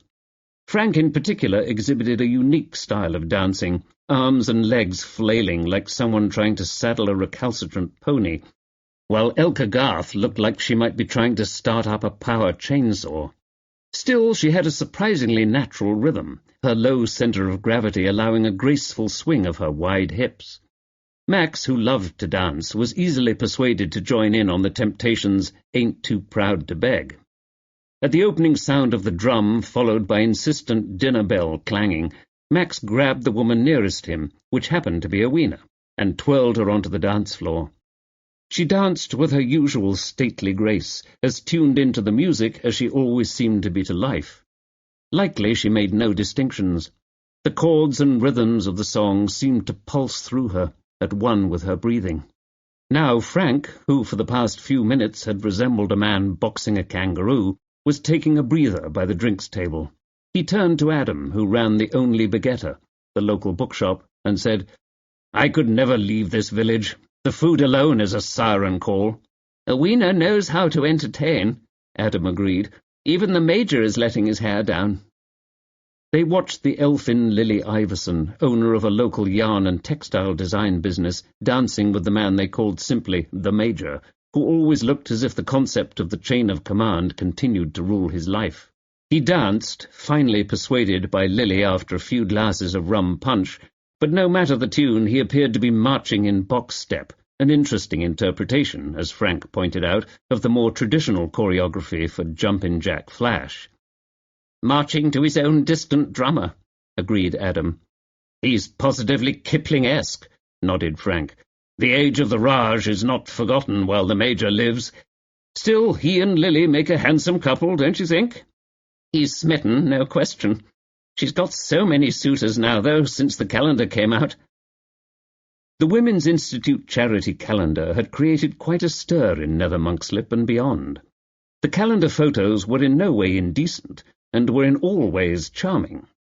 An expert photographer in the village, donating his time and services, "A difficult job, but someone has to do it," he'd remarked repeatedly, had captured each of the women in poses brave and utterly captivating. Max, having purchased a copy from Adam's bookshop, had flipped through the pages until his eye caught on a Wiener's April photo. The photographer had gone for mystery over humour here, despite the witchy props, a cauldron, a broom, the cat Luther in a starring role as familiar. He had captured well the bottomless depths of a Wiener's searching gaze. It was a Wiener in a new light, so to speak, and it was bewitching. There was no other word for it. Max, putting the calendar in a desk drawer, it somehow did not amount to suitable decor for a vicarage study, reflected nonetheless that he could hardly wait for April to arrive. Lily, posed with her spinning wheel, was the surprise hit. She was still fielding offers from the fan mail that had rained in, much of it containing marriage proposals. The ecstatic villagers continued to pour onto the dance floor until they spilled out of the available space and into the dining room. It seemed everyone was there, including Mr. Vijay and Prima, who had closed up the restaurant early, Felicity Gates, the potter, church handyman Morris, and even Mr. Stackpole, the church's dour sexton. He looked like he might actually be enjoying himself. At least he allowed one foot to tap in time to the music, and something not quite a smile had settled on his lips. Tara Rain, a rope of red hair tied up on her head with mistletoe and ivy, pranced by Frank and Adam. She wore a white T-shirt with abstract splashes of vivid colours like a Georgia O'Keeffe painting. She was dancing alone, as were most of the villagers, with a graceful sway that suggested the suppleness promised by the yoga classes she taught. Right now she was a dancing advertisement for the intestine exercise class she had recently started offering, and as a result of which had endured some good-natured joking. "Fine," she had said. "Laugh all you want. It cures what ails you. Given the diet some of you lot eat, you should all sign up." Madame Lucy Cuthbert had aimed a well-directed glance at her husband Frank's girth. "We're in," said Madame Cuthbert. Meanwhile, Susanna had slithered onto the dance floor. Her dancing bore a close resemblance to a striptease act. The Wiener continued with her graceful swimming motion, the porcelain-white hands sluicing the air. And now the rapturous dancing was coming to an end. The opening chords of a slower tune began. A Wiener stood, her feet planted. She swayed to the music, invaded by it, a part of it. Elka Garth had come to rest by Adam Birch. "What fun," she said. "I've made a decision tonight. I'm selling the espresso machine to the coffee pot people. Let them deal with the specialty coffees. I'll stick to what I do best. Life is too short." "A good plan. I remain loyal to the regular coffee of the Cavalier. It's been the fuel keeping me going for so many years." Elka asked, not without some trepidation, "How is the book coming along?" Adam had been creating a masterwork little known to those outside the writing circle that met in the Only Begetter. on which circle he'd forced numerous revised copies over the years. He had a batch of query letters out to London agents and publishers, and was puzzled not to have heard anything from them in weeks. "Of course, they do say that nothing happens during the holiday season. Positively nothing. The New York publishing scene is even worse." "Why? Are they all drunk?" asked Elka innocently. No. Of course not. At least I don't think so. Well, not all of them, surely. It's just that, well, nothing gets done," he finished weakly. For in truth this possible explanation for the stony silence greeting his 15-page query letter had not occurred to him, and he was quite willing to seize upon this or any alternate scenario. The grander lanes and avenues of London and New York filled to capacity with tipsy, riotous literary workers on a month-long binge. Yes, it was just possible. Adam turned to Elka with a renewed spark of hope in his eyes. "Dance?" he asked brightly. "I thought you'd never ask." Max and Awina were again dancing, Max shielding her with his body to prevent anyone's getting the idea they could cut in. At one moment Awina threw up her bare left arm, index and middle finger extended, reminding him of a gesture in a Renaissance painting, a Leonardo perhaps. In the soft light, Max's eye caught the movement like a camera lens, a flash of memory forever preserved. Now her white fingers, as she raised both hands above her head in the candlelight, were splayed like starfish in a dark sea. Max, a good dancer, unself-conscious and energetic, was also of the moment. The healing ankle, tightly bandaged, and over which he'd received a stern lecture on moderation from Dr. Bruce Winship, barely gave him a twinge. He was too caught up in the dancing to care. His physicality was as much a part of his nature as a panther's. Awina was thinking what an extraordinarily nice and damnably attractive man Max was, and that perhaps she and Max could manage to spend more time together with no one in the village noticing. Susanna, watching from the sidelines, muttered to Madame Cuthbert, "Just my luck. The biggest hottie in the village, in any village for hundreds of miles round, and he happens to be the vicar." Lucy Cuthbert, who thought that was probably part of the attraction for Susanna, turned to respond, only to find Susanna had churned her way onto the dance floor and was determinedly cutting into Max's dance with Awina. Awina was scooped up by Frank before Max could protest. Miss Pitchford, retired schoolmistress, stood watching from the sidelines, twittering away, although her twitterings usually could not be limited to 140 characters. Max had seen her from the dance floor, waved at her, and privately wondered why she was there. Surely it was all a lot of excitement for a woman who claimed to be in bed with a good book by 8 o'clock every night. He was forgetting for the moment her essential mission control duties, coordinating various gossip command posts for the village, a role of which he would have been reminded had he noted the keen attention she had been paying to his dance with Awina. At one point Miss Pitchford had approached him and placed a lace-mittened hand on his arm, her face avid with interest. "The rot had begun to set into those foot rustles years ago," she said, "and I could have told you who the killer was." To think, all he'd had to do was ask. He thanked her for her rare acumen and insight, however belated, and pushed on through the throng of thrashing limbs, newly energized by the Stones. This time it was honky-tonk women. One of his favourite songs to dance to. Where was Awina? Miss Pitchford had closely watched him go. She wore a newly washed and starched lace fichu in honour of the occasion, and she gave it a little fluff against her neck. Noah Carraway of Noah's Ark Antiques had pitched up next to her. She had commandeered a place nearest the wassail bowl to be sure of interacting with as many villagers as possible. She nodded her head significantly in the direction of Max and Awina as they danced. "I saw them, heads together, at the Indian restaurant. I nearly went in to say hello, but far be it from me to play the gooseberry." Even now she was considering the best method to disseminate this news. The village post office was the easiest and surest method, but she didn't want the proprietress stealing her thunder. The woman was such a gossip. It was all most vexing. Miss Pitchford's gooseberry remark was relayed by Noah to a mystified Tara, who later said to Susanna, "What on earth can she have meant by that?" "You've never heard the expression?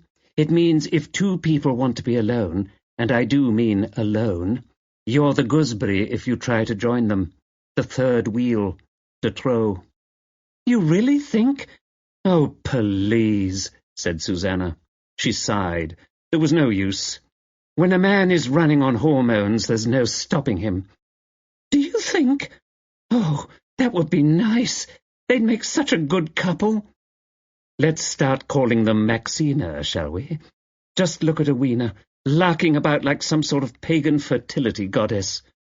Susanna was drinking brandy and tipped back a good slug of it now. Her eyes, chocolate brown, matched the brandy spark for spark in the firelight.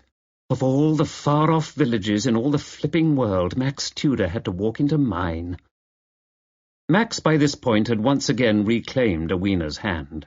The Seekers were now singing in the background, I'll Never Find Another You, the female singer effortlessly lilting through the lyrics to the classic folk song. Since it was a difficult song to dance to, he and Awena, by unspoken agreement, moved over toward the drinks table. Randolph actually thought he could fool everyone into thinking Letitia outlived her brother? She asked him. He did fool everyone. Everyone watching the crime shows thinks that time of death can be pinpointed to the minute. We're not there yet, forensically speaking. So you're seeing her on the train? Seeing her imposter, yes. It simply confirmed the rough timeline the coroner had worked out, helping pinpoint the time of her death to an earlier time. The scheme would only have failed to work if they'd tried to pretend she'd been alive, say, half a day longer than she actually was. But let's talk about something else. That's too gloomy a subject for tonight. I must say that after my time spent among the upper crust, it's a welcome relief to re-enter real life in Nether Monkslip, said Max. Awena leaned in and said something, smiling up at him. He laughed uproariously. The villagers, all of whom were catching on by now, nearly toppled one another over, using pointed elbows to dig into their neighbours' ribs. They stood silently, watching the sparks fly. Someone had to say it, and predictably it was Frank. "No smoke without fire," he said. A glance passed between Susanna and Elka, only Elka's tinged with gentle amusement. Susanna's look, quite different, was easy to read by all but the least perceptive in the room. Elka was thinking Max was a man to marry. He was every woman's dream of the civilized, thoughtful, and dead sexy male. Her thoughts held no shred of jealousy. Instead, she looked at Adam and smiled. It was a conspiratorial smile, the sort of smile indulged in by two well-meaning people preparing to play Cupid. It was growing late. With a palpable reluctance, the villagers, sated and tipsy, began to depart on their short walks home. It was a weekday night, and most of them had jobs to go to, shops to open, or, in the case of Miss Pitchford, news to analyse. As she was leaving, Susanna could be heard to say, "Looking on the brighter side, at least now I can stop wearing this tummy-tamer." Susanna hated to admit defeat, but with a longing look backward, she saw Max helping Awena collect plates for washing in the kitchen. It was this kind of thing Max did that set the women of Nether Monkslip scrolling with renewed determination through their Rolodexes, looking for a friend or relative who wouldn't mind being the wife of a devilishly handsome, sexy yet thoughtful vicar in an obscure but picturesque village not far from the English Channel. Many were called, but none were chosen. It was so frustrating. "It's so frustrating," said Susanna to her brother. Bruce Winship, without prompting, knew exactly what she was talking about. So did several of the women. One said, "If I thought I'd be in with a chance, I'd dump my old misery guts of a husband and go after Father Max myself." "I wonder if he has a brother or cousin," said Susanna. "Does anybody know?" Half an hour later, Awena and Max stood beneath the thick open beams of the kitchen, doing the dishes. The room with its giant butcher-block table, its fireplace, and a state-of-the-art cooker was homey but modern enough for a celebrity chef. Max's elbows were deep in soapy water as he looked out the kitchen window. The eclipse of the moon, which had changed it from white to blood-red, had long since passed. Awena glided back and forth between the dining-room and the kitchen, bringing in plates and glasses to wash. They were alone, Awena having refused all other offers of help. Max asked Rowena, on her next trip out to the dining room, to play that folk song again, that old Seeker's song, which had somehow become stuck in his head. The guitar shortly began the lead-in, and the woman, he seemed to remember her name was Judith Durham, began to sing, "There's a new world somewhere they call the Promised Land." Max began humming to the music. Rowena brought out a towel and started drying the crystal by hand. "What?" he said, off her look. "I asked you, do you think we'll ever recover from the unpleasantness at the village hall, and now at Chedrow?" "If no more murders take place, yes. Tonight's party was the start of healing. Thank you for all the trouble you took. You made them happy." They worked a while in silence, letting their eyes rest occasionally on the peaceful scene outside. Snow was melting in patches on Rowena's kitchen garden. He was helping her dry the dishes now, using an old terry-cloth dish towel that had a pattern of moon and stars on it. They were talking of nothing in particular, as he later recalled. The village, the upcoming play in the village hall, the book club, the unseasonable weather and what it meant for their planet. Judith was telling her lover, "It's a long, long journey, so stay by my side," when suddenly Rowena looked straight up at him and smiled. Max did something extraordinary, and for years to come he would wonder what made him do it. He took both her hands, which now happened to be submerged in hot, soapy water, in his. He dried those hands, slowly and carefully, with the dish towel he'd been using. His grey eyes looked into hers, which seemed to him as clear and everlasting as the sea, and he said, "I don't think I can live without you. I don't see why I'd be expected to." And he held his breath as he waited for her answer. "You had me at, 'Let me help you with those dishes,'" Rowena said. "But you know there are those who won't understand." "I'm tempted to say it's no one's business but our own," said Max. "But of course that's not true." "Your bishop will... I think the poor man may explode. I just think it's best we keep it quiet." "There's no reason anyone should know," said Max. "Not until we're ready to tell them." This recording of A Fatal Winter by G.M. Mallier was presented by Dreamscape Media, LLC. Text copyright 2012 by G.M. Mallier. Sound recording copyright 2012 by Dreamscape Media, LLC.